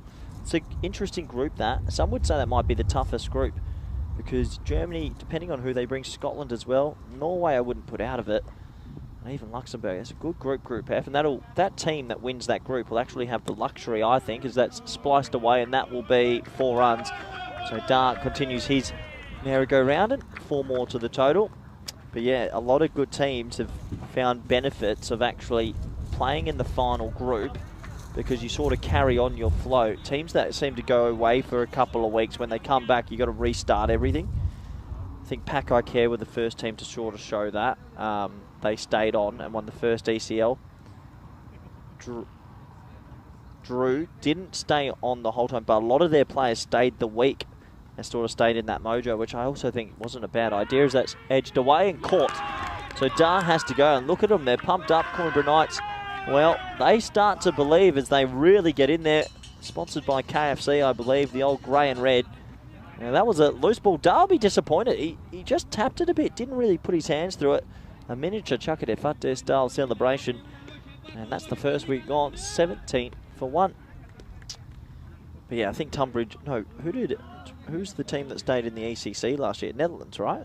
Did they not? Did the Netherlands, I think the Dutchies did stay. They stayed in Spain, but they didn't go. Yeah, I do think you'd want to be in Group F. I reckon being in Group F's good, or either Group A, because then you get an extended time at home. If you're in the middle, I reckon it's actually it's a tricky one for work, partners, fly there, fly back. But I guess with the format now being 3 days, that changes everything, because players you get 3 days off, and then you go back to work on the Thursday, or you take the Thursday, Friday, Saturday. So depending, you're not taking too much time off work, which is probably better. I think we worked out last year that a couple of the Pakai Care boys had who played T20s for me, ECC, Pakai Care tournaments, had like 60 days off work last year in cricket. It's too many. Anyway, especially if you're in the national system. Anyway, 2 balls left as Short gets away with that. Good to see Coimbra Knights fighting here. You don't like to see a team put their head down and say we haven't got enough runs on the board. I'll take a minor miracle though. They've only got 60 more to defend off 8 overs.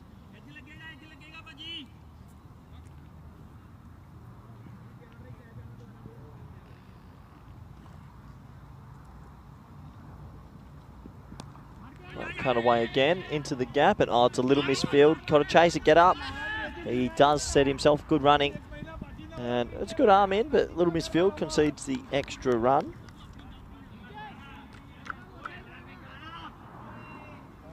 That will be the first 2 overs complete. Score is 19 for 1. Look at that table, and it's all to play for. You see the 2 teams raced away at the top at 6-6-6. We haven't seen Friendship today. Lisbon Capitals, a win here and a good net run rate boost would make it pretty complicated for Friendship CC as well. Friendship CC might think they need to win 2 then. A bad loss here for Coimbra. It gets pretty precarious for them. If they are to lose this game, at least try and get it to the 9th over. It's over number 3 though now, and Gurjinder flights that one up and crunched out to deep cover.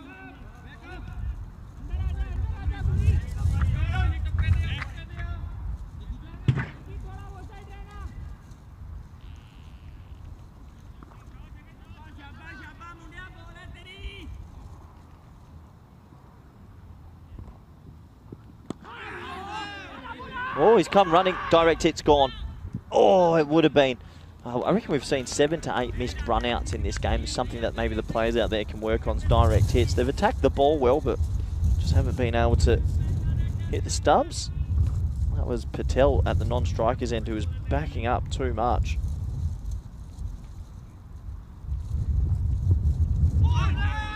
to be a wide, tough call as he shuffled across, but it is still a wide down the leg side. You've got to call them as you see them.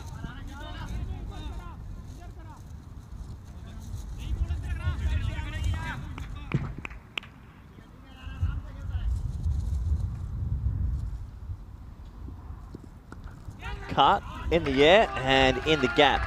Nice shot from Singh just for a brief moment. I think he might have thought he picked out backward point, but that will be 4.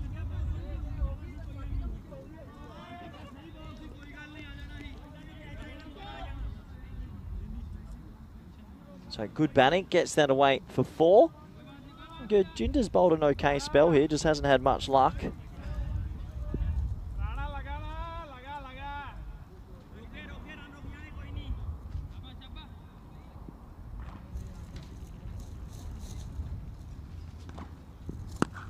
Hit straight. Oh, he gets a hand on it. Just misses Krup Patel, the umpire. That would have been one that you don't want again. So hits him almost on the body.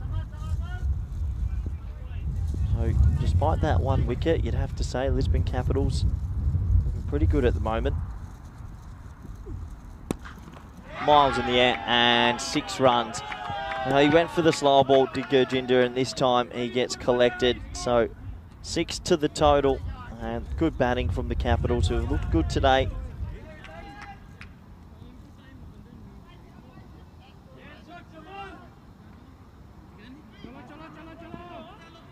.32 for 1 now. They've just raced away with this, haven't they?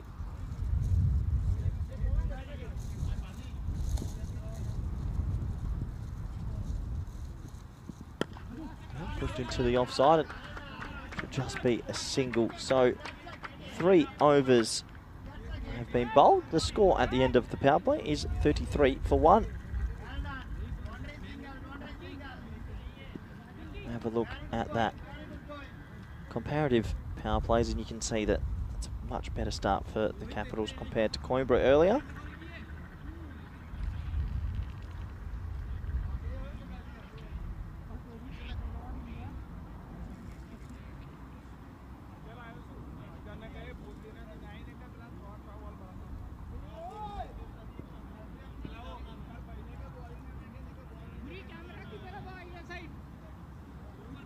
Looks like the field will spread, obviously, now that the power play has completed.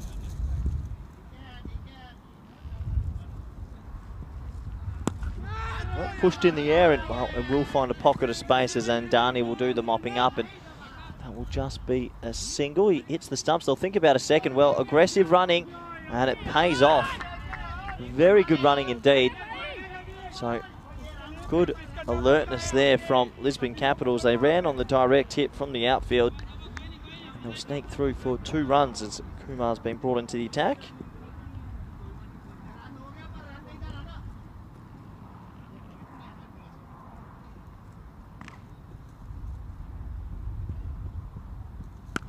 Full toss and gets it. That'll be 4. It was there to hit and he got it away. So a 2 and a 4 to start, and right now this is just getting away from Coimbra, and more importantly they have to be careful of that net run rate, because a bad loss here, you imagine that it probably takes the potential away from them making the finals.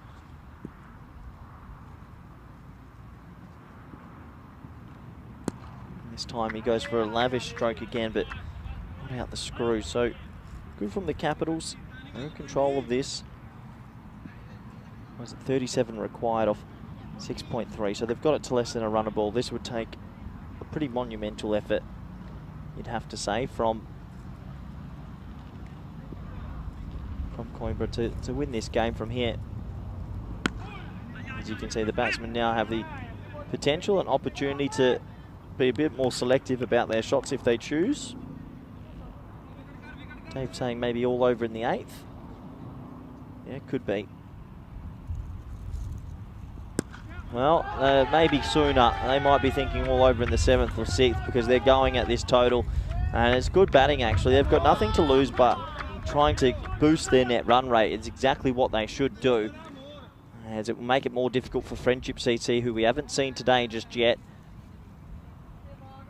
they'll still have to be wary of beating Friendship CC. If they lose to Friendship CC, Lisbon Capitals, then Friendship CC beat Coimbra also. That will mean Lisbon will finish in 4th, and 4th isn't enough in this tournament. And that is, he swung himself off his feet. That is the proverbial slog. That is slog with a capital S. I don't teach that in cricket school. 4 overs complete, 46 for 1.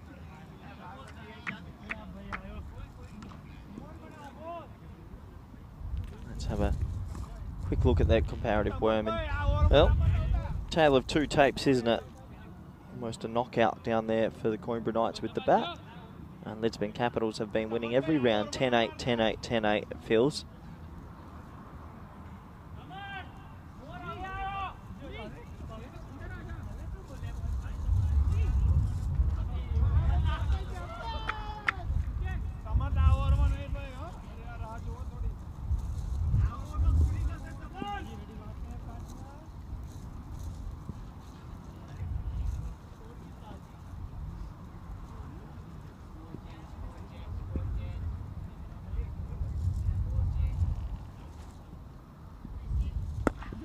To it, and Darney's going to come into the attack, and they'll scamper through for a quick single. And so Andani comes in with his right arm mediums, and this is probably last chance saloon unless he can take a couple of wickets.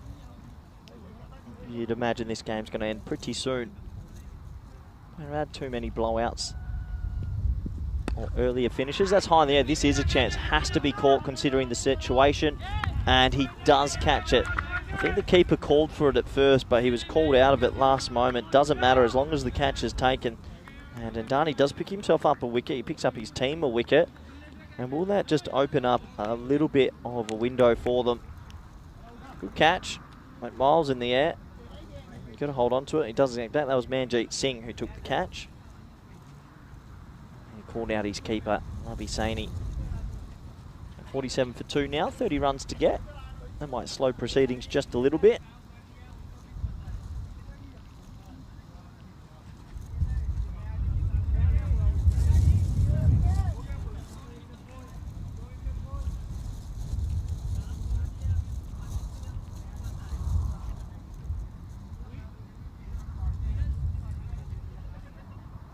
New man to the crease is Huda now.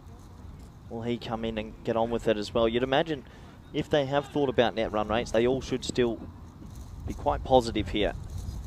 The quicker they win, the better the boost you will get. Not timed too well, but not bad for a first ball. Seems like some ironic cheers from the sheds. Maybe he got a duck in the previous game.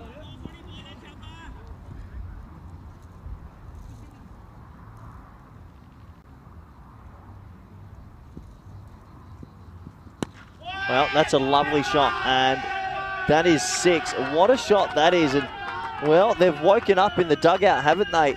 They're pretty happy with that. I'm not too sure why they've gotten so boisterous, but they are. And that's a good shot, full, outside off. He just lofts it gorgeously over wide extra cover for 6.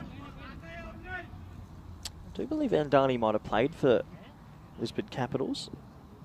He used to captain them, so maybe there's a bit of fire under the belly. Well, that belly's getting full. That's going to be 1 run. And Darney, though, did pick up the wicket and didn't really gesture much to them, so that doesn't matter. 22 required.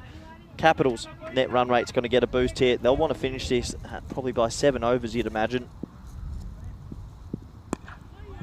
Cool. Just the one. They'll think about throwing this. He pings it. Oh, it does hit the stumps, and you've got to watch the ball. It's going to go for 5, I think. Oh, good fielding. They've stopped running. Well, why have they stopped running? They're running now. This is going to be tight. And they're going to get back for 2, but we're going to have a look at this run out. This might be close.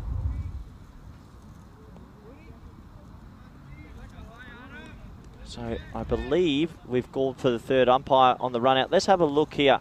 The throw came flying in. This will be hard to catch, I reckon. He's running well. Does he get his bat down? His bat sliding. That's a good start. He's in. He's safe. And then it hits the stumps. And really good work from the boundaryman to just keep it to not a 5. We almost had a 5 there, but that'll be 2 runs to the total. And good fielding overall. So that's 5 overs complete. Score is 57 for 2.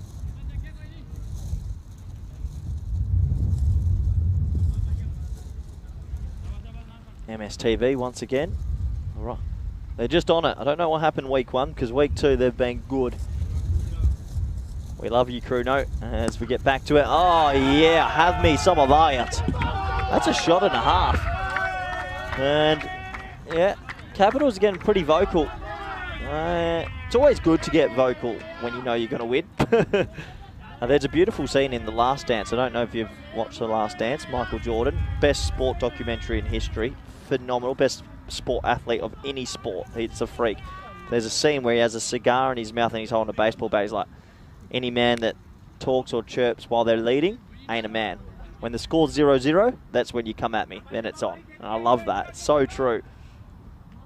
You've not seen it?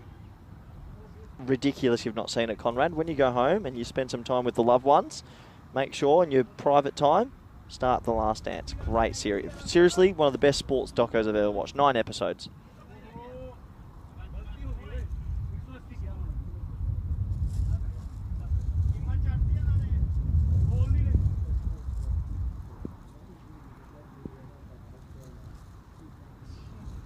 Back to the action. That'll be a dot ball.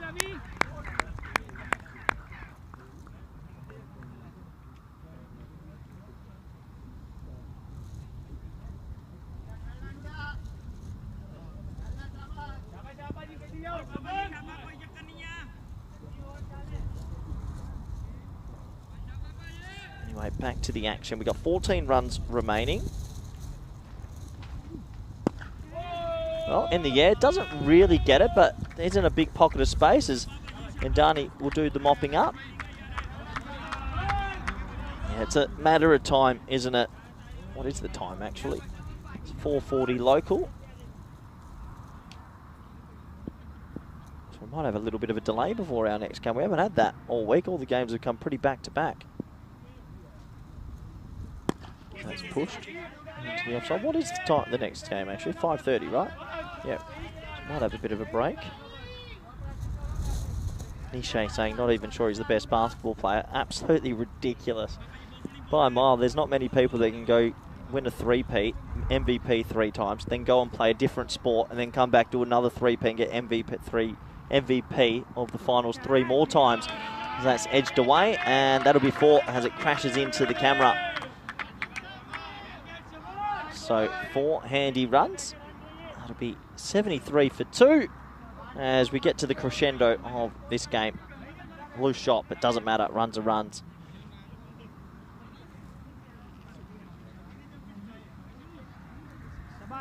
Yeah, it's a pretty unbelievable 2 sports, basketball and baseball, to go into. Have you ever heard of Bo Jackson? Bo Jackson was NFL and baseball, and he was built like a certain type of house. That's a play and miss. He was... You should look up Bo Jackson's flat foot throw, about 90 metres flat. It's the best throw of any, but baseball's unreal. I do love my baseball. 6 overs complete, 69 for 2.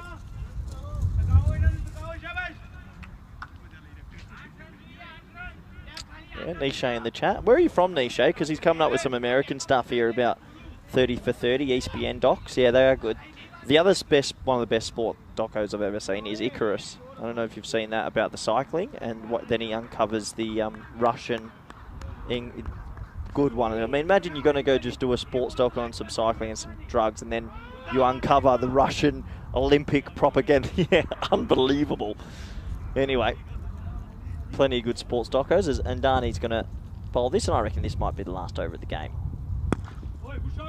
Let's see if I'm correct. 1 run, meaning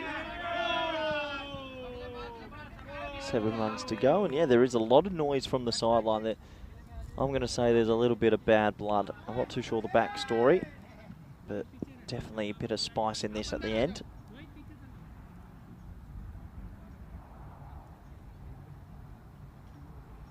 Seven to get. Shot. Oh, almost a pretty good catch. It'll just be a 1. Very peculiar field. Never seen a field like it, but almost got the wicket.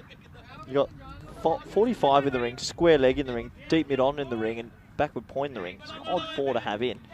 But anyway.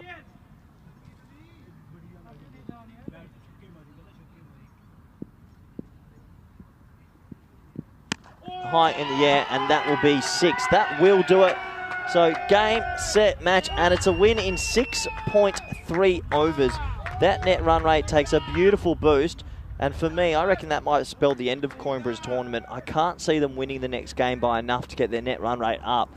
It will either be Friendship CC win 2, or Lisbon Capitals might have booked their chance. Nishay quickly in the chat says he thinks that there's a certain player in his 20th year. He's obviously a LeBron James fan. I love LeBron James as well, don't get me wrong, but he's a machine. He's like James Anderson in a way. James Anderson's a good bowler. He's played for 17 years and got 600 wickets, but he's not the best for longevity.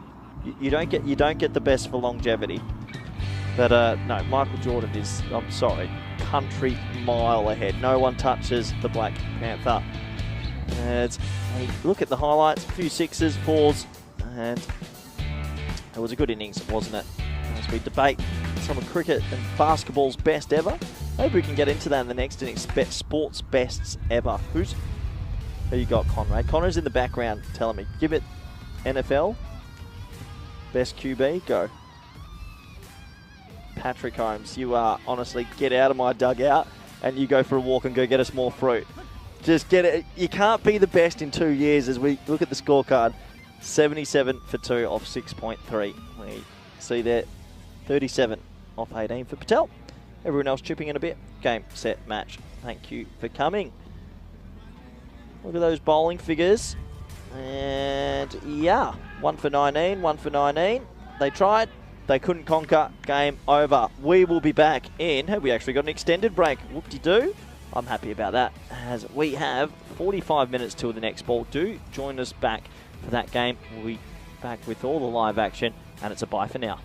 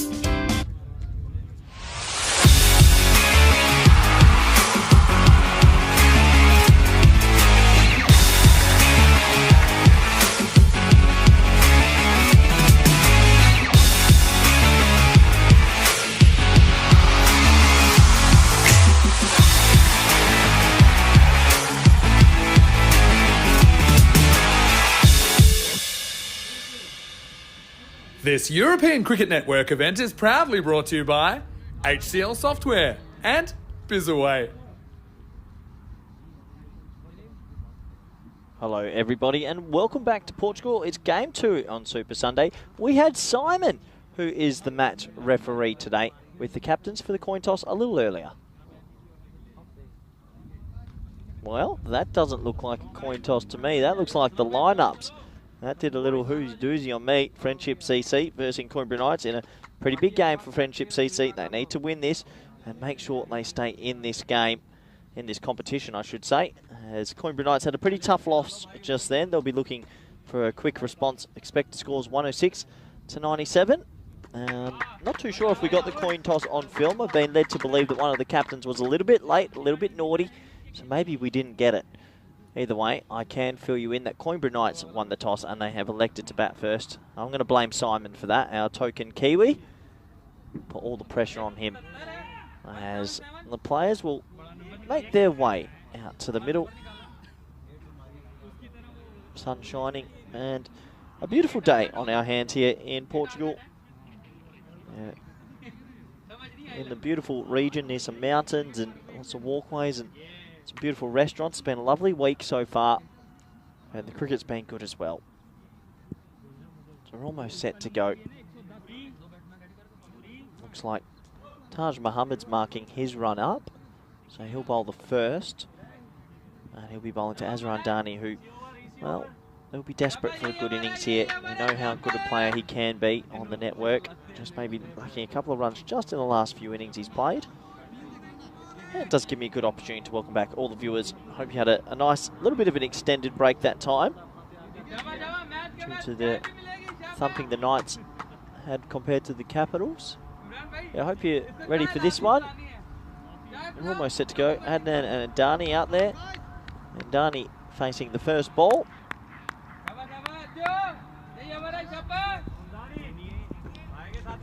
Muhammad with the ball in hand.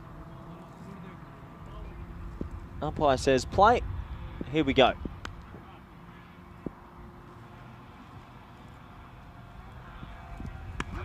Well, pulls that down into a gap and a bit of foot fielding to start this one. Just the single. Taj Muhammad just digging that one into the pitch. As I just see the message there, Corey, there's no coin toss. Yep, thank you.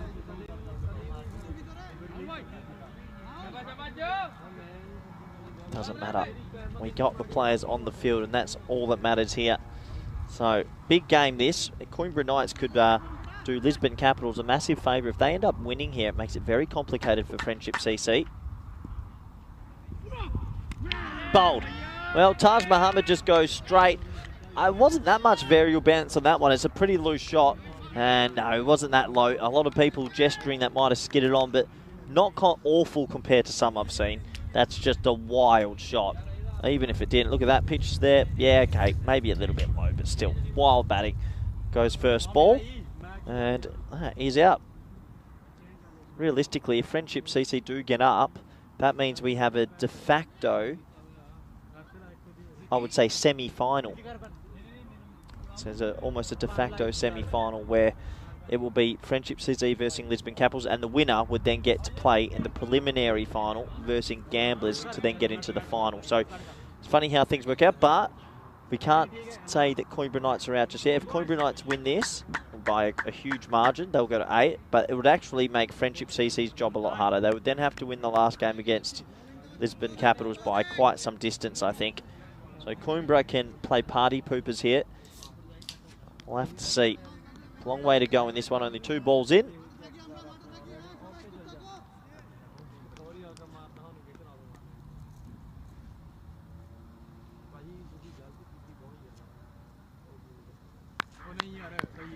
So 2 balls remaining. Oh, no, 4 balls remaining, 2 balls in. Here we go. Gone. Well, Saini came out at number 3, and I think he's missed that by a country mile. His bat was not even close to that. Have another look at this. It was full, it was straight, and yeah, he's missed that by a journey. So maybe promoted up the order. Maybe Coimbra trying to take this opportunity to give other players a bit more of a hit, but Taj Muhammad has the ability here to get himself a hat-trick. 2 in the first 3 balls of this game, and you can understand why there's so many smiles on their faces.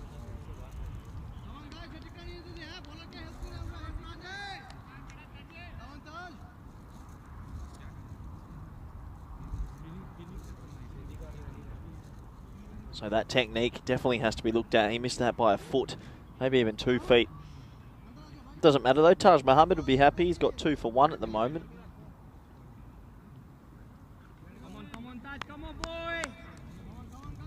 So, hat-trick ball. Don't often get too many hat-tricks in the first over. He's got a red-hot chance. Can he get this straight? Can he get a little bit of that skid? Here we go, Taj Muhammad on a hat-trick. Oh, he'll be so disappointed he didn't get that on the stumps because Singh's backed away there. If that's straight, you almost say he's probably odds on to get it. It doesn't matter. Friendship aren't being very friendly at the moment. They're playing some good aggressive cricket. Still one of the funnier names you'll ever hear. Friendship CC. They've got a good story as to why they chose Friendship.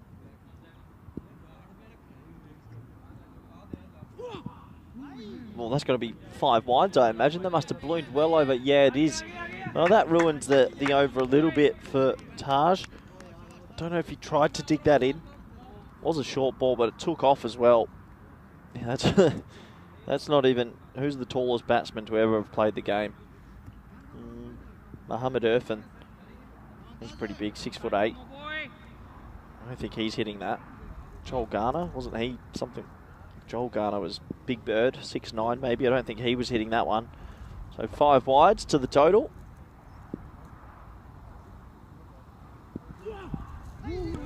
That one then carried. So, yeah, Friendship CC many years ago when the club was founded, probably from the legend Rana, they went to the Portuguese Cricket Federation and said, look, we'd like to be named Fighters CC. And the Portuguese Federation said, well, we've already got a Fighters CC, which is also quite remarkable because never heard a team called that. And they turned around, they came back and said, well, if there's a Fighters CC, we'd like to be Friendship CC.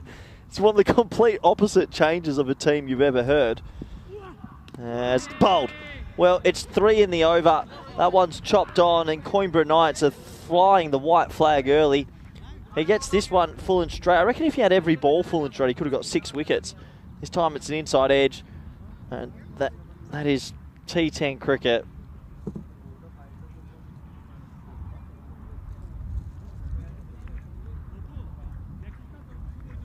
Six for 3, and with 5 wides in there, that is an extraordinarily funny over. It's an odd-looking scorecard to get 6 for 3 off 1 over. Good effort. But yeah, they wanted to be fighters. They turned into Friendship CC, and the rest is history. I've actually got a Friendship CC shirt back home. One of the only ECS shirts I've ever collected, because I thought it was the funniest thing I've ever heard. I can't think of any other name in ECN cricket. I know the Talon Hippos are a popular one. That's pretty weird. I like the Italian team Fresh Tropical. I think that's a great name. But yeah, it's a bit Adam Sandler feeling, but I do feel like Friendship CC is the #1 name on the network, as Rahman will bowl to Andani. Well, Andani's probably thinking, what do I do here? Do I get on with it, or do I think... Yeah, he might be in a situation now he actually probably could take it easy and bat the 10 overs and make a 50 not out, potentially. Let's see. But yeah, let me know in the chat if you've got any team names that you've seen on the ECN that you think stood out. There's definitely been a few. I reckon one of the worst names is Farmers. Hate that name. Oh, that's out, I reckon. Gone. Good umpiring. Well, he gestures that it skimmed his head, but for me, I thought that was glove. We'll have a closer look. It's a vicious ball. That's glove. That's great umpiring by Krut Patel. That's not his head. And he should be proud of himself, even though he had a bit of a fall and a tumble last night. It's good to see that he's, well, he's on it. Yeah, everything upstairs is still working. That was glove.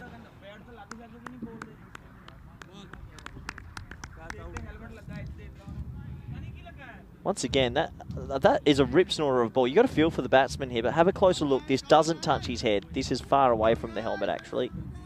glove. Great decision. He gestured and pointed to his helmet, but oh, now the new batsman's not wearing a helmet. I don't know if that would be one for the over. That was a rip snorter.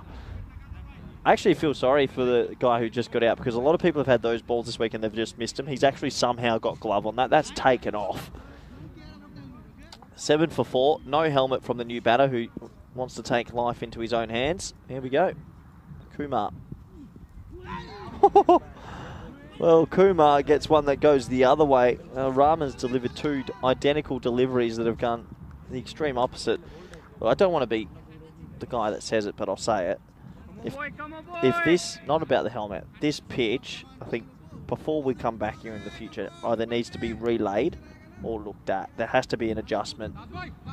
I don't know if you bowl from the other end, what would... Maybe we could try from the other end, but I just feel like there's... I don't mind the grubbers, but the ones that go head height scare me too much. So that's a 1 to 3rd. But, I mean, credit to the players. I haven't heard them complain. I've probably been the one that's been most scared of it, only because I don't want to see it. But it's the ones that take off a good, where a batsman's drawn forward and they're taking off. That's just so... There was a delivery years ago, South Australian batsman. I'll put it in the chat. Worst bouncer ever, and it was vicious. Play and miss. And almost at the end of the over.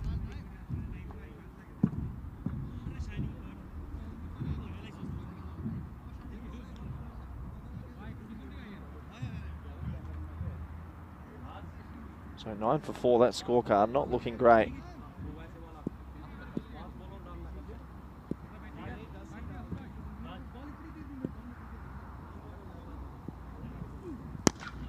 Shot. Well, that's come from absolutely nowhere, and he's got that absolutely miles.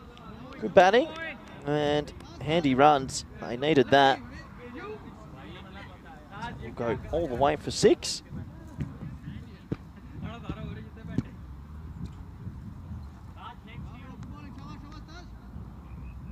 That means after 2 overs, the score is 15 for 4. Yeah, I found this video. I'm going to put this in the chat. I don't know if this will work. But this is probably the worst ball I've ever seen take off. It's in Australian cricket. It was South Australia versus Tasmania. It's South Australia none for 8. And just watch this ball take off. I've put it in the chat.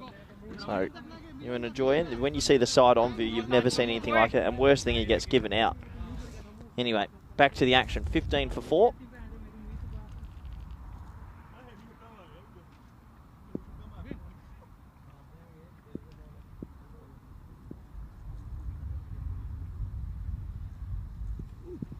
That's down the leg side, and that's going to be a leg by. Yeah, so if you do watch that video, wait till you see the side-on view of it. It is one of the worst deliveries you'll ever see rear up off a pitch. And unfortunately, the batsman was given out as well, so it's a double whammy, but I've never seen anything like it.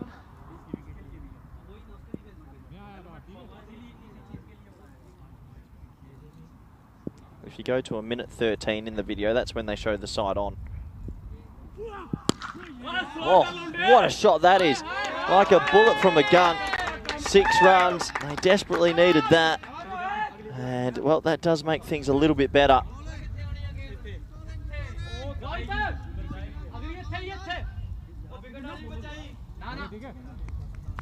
So, Kumar's come out. 2 big 6s for him. And are they starting to get into this game?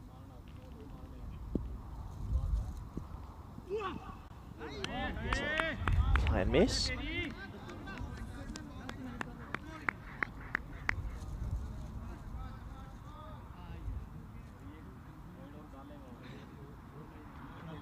Yeah, Niche in the chat saying an underrated name on the ECN is Amdocs. Yeah, that's okay. Yeah. Gamblers isn't a good name. Not a big fan of the Gamblers. Sorry if you're listening, but nah, it's not exciting. It's a bit weird.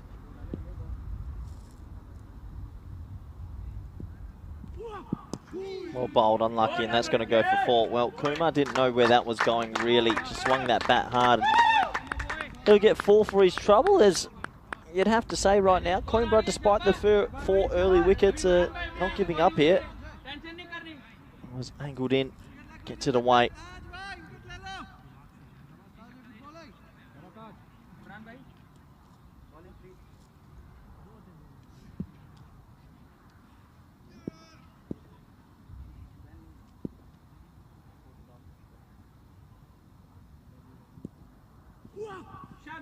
That's a wild play and miss that time. Oh no, it's gone past the keeper, so they'll get a bye.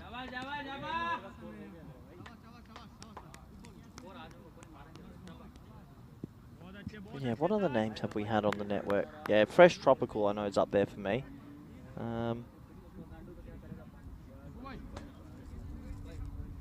ECL names are usually pretty stock standard, I think. I don't think I've seen any crazy ECL names.